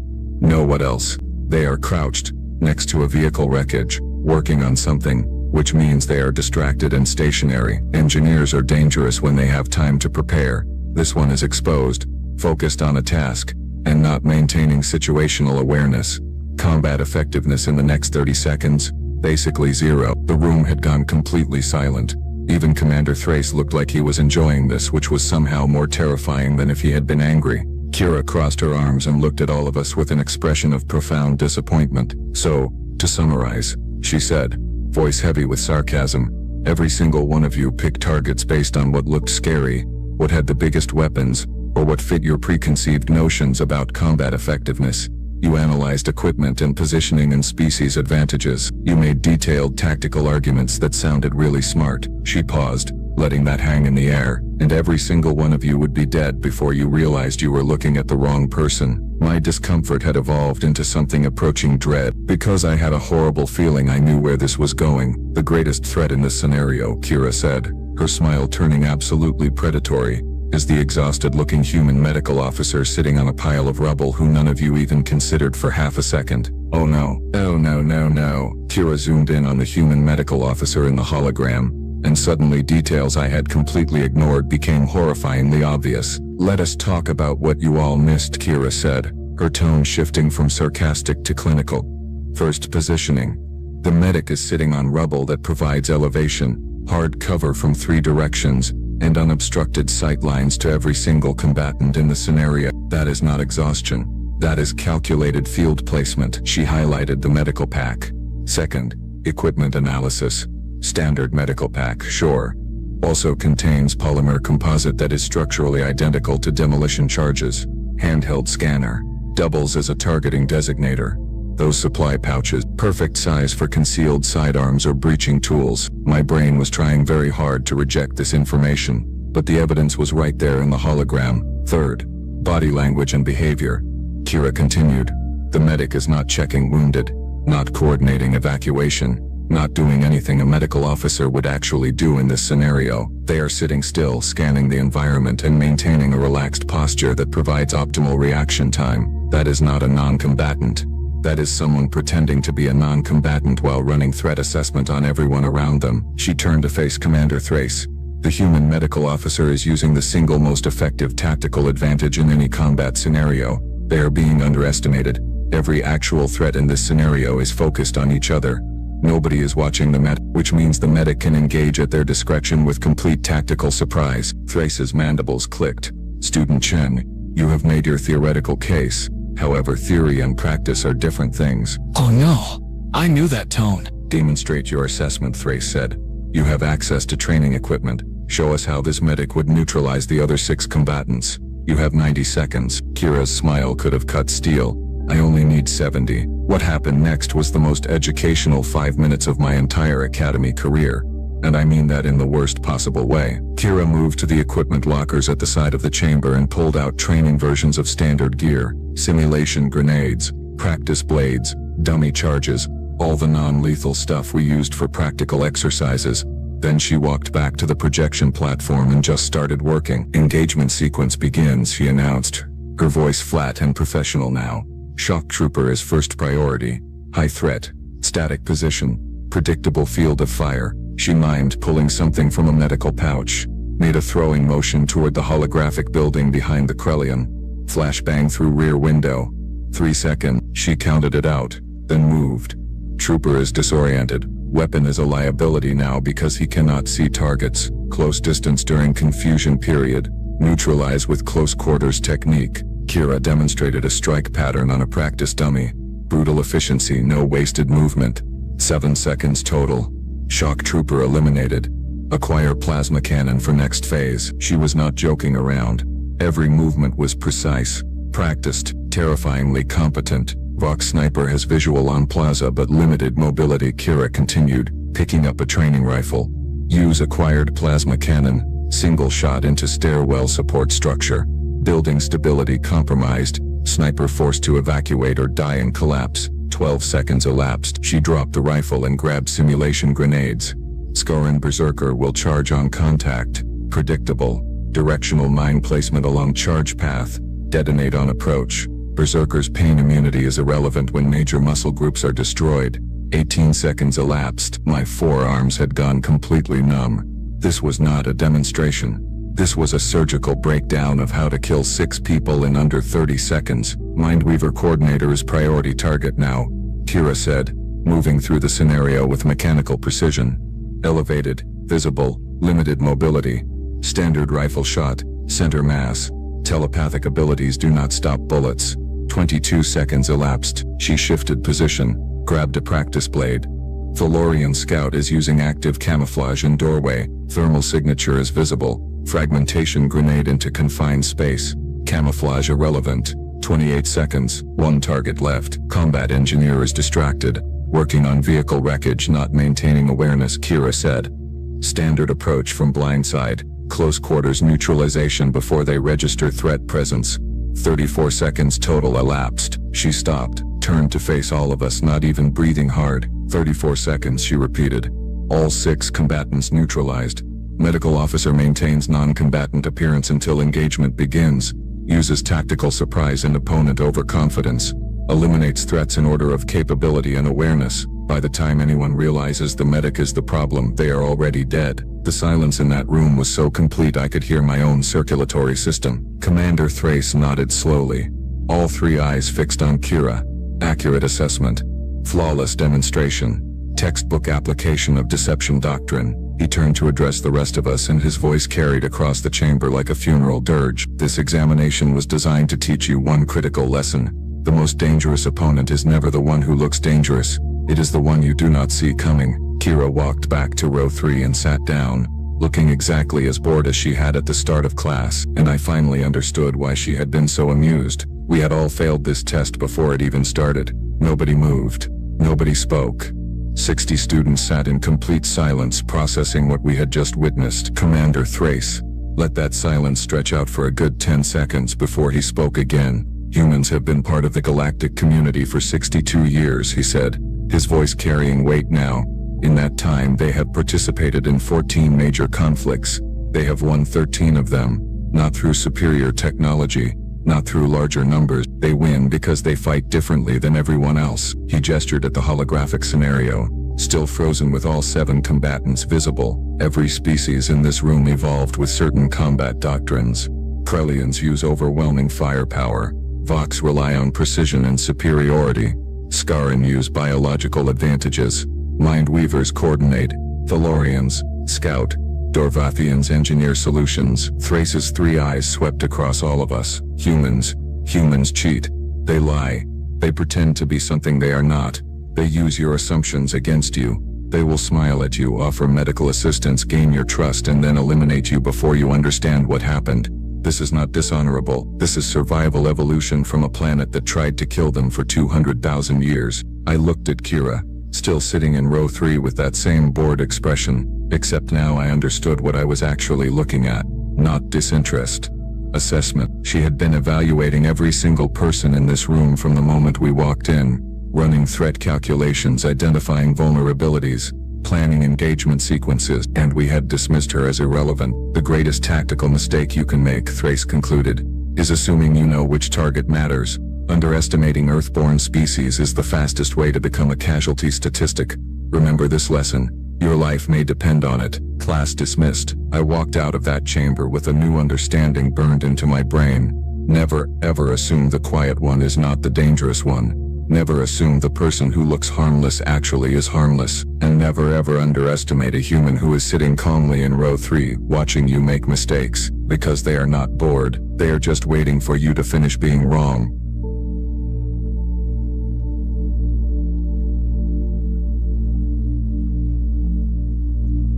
The lecture hall smelled like recycled air and lavender disinfectant, a combination that made Kira's stomach turn every single morning. She sat in the back row, shoulders hunched, fingers drumming against the synthetic wood of her desk while Professor Velis droned on about quantum mechanics and warp field theory. Around her, 200 students from 40 different species scribbled notes, tapped holographic keyboards, or simply existed in that unique state of academic boredom that transcended biology. Kira was human. The only human in the entire Galactic Academy on Station Zenith 7 that made her something between a curiosity and a liability, depending on who you asked. Miss Chen, are you paying attention? Professor Velis's voice cut through the monotony, his triocular gaze fixed on her from the podium. He was Velian, tall and spindly with skin that shimmered like oil on water. Absolutely, Professor, Kira replied, not bothering to look up. You were explaining how warp bubbles collapse under gravitational stress. Riveting stuff, a few students tittered. Velis's middle eye narrowed, but he continued his lecture without further comment. Kira suppressed a grin. Small victory. Next to her sat Mira, a Quillen with 4 arms and an unfortunate habit of chewing on her stylus when nervous. She leaned closer. whispering through her translator, "You really should not antagonize him. Humans already have a reputation." "What reputation?" Kira muttered. "That we're loud, aggressive, emotionally unstable, all of those, yes. Great. At least they're consistent." Mira's antenna twitched with what might have been amusement. Despite everything, she was one of the few beings on this station who treated Kira like an actual person instead of a walking disaster waiting to happen. Humans had only joined the galactic community 18 months ago, and the galaxy was still deciding whether that was a brilliant idea or a catastrophic mistake. Kira suspected most were leaning toward the latter. The morning crawled forward. Velis transitioned into discussing theoretical applications of faster-than-light communication, and Kira's mind drifted. She thought about Earth, about the smell of rain on pavement, about her younger brother's terrible jokes. She thought about how strange it was to be light years away from home, surrounded by beings who breathed different air and dreamed in colors she couldn't imagine. Then the alarm sounded. It wasn't the soft chime of a fire drill or the polite buzz of a schedule change. This was a screaming, bone-rattling wail that turned the recycled air into pure adrenaline. Red emergency lights flooded the hall, casting everything in shades of blood and shadow. Kira's desk cracked. She looked down and realized her hands were gripping the edges so hard the synthetic material had splintered beneath her fingers. Splinters. From a desk designed to withstand the weight of species 3 times her size. Around her, chaos erupted. Students screamed, scrambled, knocked over chairs in their panic. Professor Velis was shouting something about orderly evacuation, but his voice was lost in the cacophony. Mira grabbed Kira's arm with 2 of her hands, eyes wide with terror. "What is happening?" Kira didn't answer. She couldn't. Her heart was hammering so hard it felt like it might burst through her ribs, and every muscle in her body had gone rigid. This wasn't fear. This was something older, something written into her DNA by a billion years of evolution on a planet that had tried very, very hard to kill her ancestors. The station's automated voice cut through the noise, cold and mechanical. "Alert. Hostile forces detected. All personnel proceed to designated shelters. This is not a drill. Repeat, this is not a drill. Hostile forces. Invasion." Kira stood, shoving her chair back so hard it flew across the aisle and clattered against the wall. Students nearby flinched away from her, and she realized she was breathing hard. Nostrils flared, every sense suddenly razor-sharp. "Kira." Mira's voice was small, frightened. "Get to the shelters," Kira said, her voice coming out rougher than intended.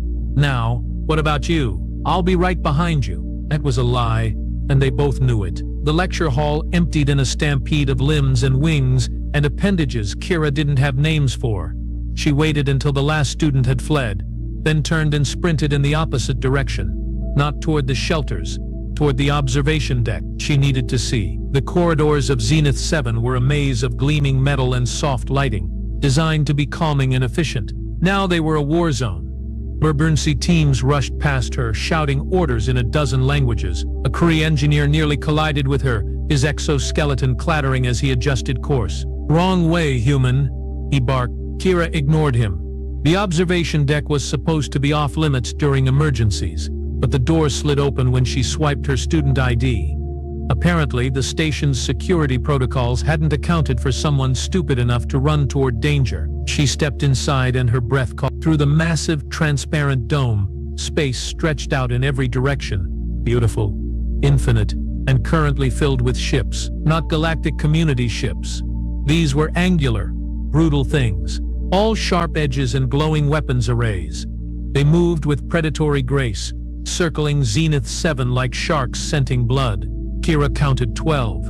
No, 15. Maybe more emerging from behind the station's curve, her hands clenched into fists. "Zurathians," a voice said behind her. Kira spun. A woman stood in the doorway, tall and broad-shouldered, with close-cropped black hair and eyes that had seen too much. She wore the insignia of station security, lieutenant's bars on her collar. "Commander Hayes," Kira breathed. Commander Sarah Hayes was the only other human on Zenith 7, a career officer who'd been assigned here as part of Earth's diplomatic contingent. Kira had seen her exactly twice before, both times from a distance. "You should be in a shelter, cadet," Hayes said, but there was no heat in her words. She moved to stand beside Kira, staring out at the enemy fleet. "So should you." Hayes's mouth twitched. "Probably," They stood in silence for a moment, watching as the Zerathian ships tightened their formation. Energy signatures bloomed across Kira's vision, weapons charging. "They're going to attack," Kira said quietly. "Yes. Can the station defend itself?" Ace was quiet for a long moment. The defensive grid was designed to repel pirates and small raiding parties, not a full battle fleet. She paused. "We've sent a distress signal. Help is coming, but it'll take hours, maybe days. And Zenith 7 won't last that long." "No, it won't." Kira's jaw tightened. "Then we need to buy time." Ace turned to look at her, really look at her, and something shifted in her expression. Recognition, maybe, or understanding. "You know what they call us, don't you? Out there in the galaxy. What the other species whisper when they think we can't hear. Deathworlders?" Kira said. "Deathworlders," Hayes echoed. "Because Earth tried to kill us for millions of years and we refused to die. Because we evolved in gravity that would crush half the species in this station. Because our immune systems treat biological warfare like a minor inconvenience. Because we are, by every measurable standard, absolutely terrifying." "Your point?" Hayes' smile was sharp enough to cut.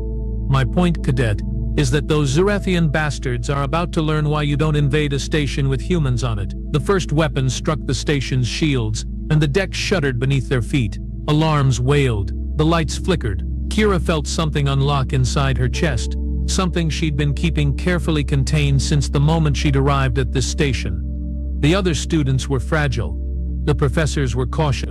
Everyone walked on eggshells around her, afraid she might snap, might lash out, might prove every terrible stereotype about humans true. She'd been so careful, so controlled, but now there was an enemy. Now there was a threat. Now she could let go. "What do you need me to do?" Kira asked. Hayes pulled a sidearm from her holster and offered it handle first. "First, arm yourself. Second, follow me. We're going to show these xenocidal pricks what happens when you pick a fight with Earth." Kira took the weapon. It was heavy, solid, real. Her fingers wrapped around the grip like they'd been made for it. More impacts rocked the station. The shields were failing. Somewhere in the distance, metal screamed as hull plates buckled. "Commander," Kira said as they moved toward the exit, "I should probably mention I've never actually fired a gun before." Hayes laughed, wild and fierce. "Don't worry, humans are natural-born killers, Chin. It's in your blood. You'll figure it out." They ran. The corridors had transformed into a nightmare. Emergency lighting cast everything in hellish red. Smoke billowed from damaged systems. A section of wall had collapsed, revealing sparking wires and hissing pipes. Bodies lay scattered, some moving, some not. Kira's training should have kicked in. First aid, triage, help the wounded. But Hayes was already past them, moving with military precision, and something in Kira's gut told her that stopping now would doom everyone. The only way to save these people was to stop the attack. They reached an emergency lift. Hayes jammed her security card into the reader and the doors hissed open. "Where are we going?" Kira demanded as they descended. "Hangar Bay. The station has a small complement of defense fighters, but they're not armed." Not officially. Not officially." Hayes' grin was vicious. "I may have acquired certain weapon systems during my time in the Navy. Kept them in storage. Just in case. You smuggled military-grade weapons onto an educational station." "Yep.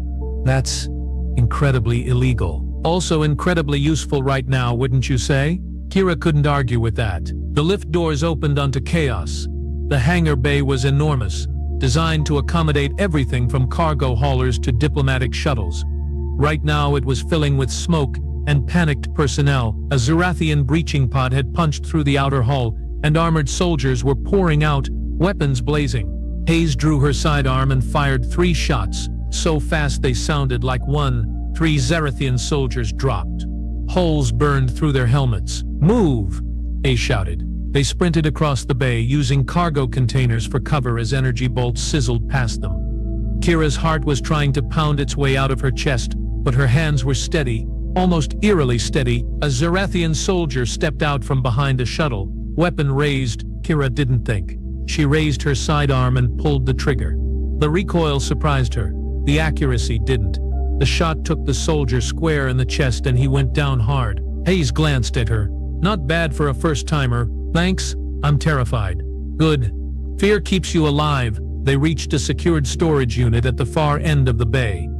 Thais pressed her palm against the biometric lock and the door slid open, revealing racks of weapons, ammunition, and what looked like modified fighter armaments. "Grab what you can carry," Hayes ordered.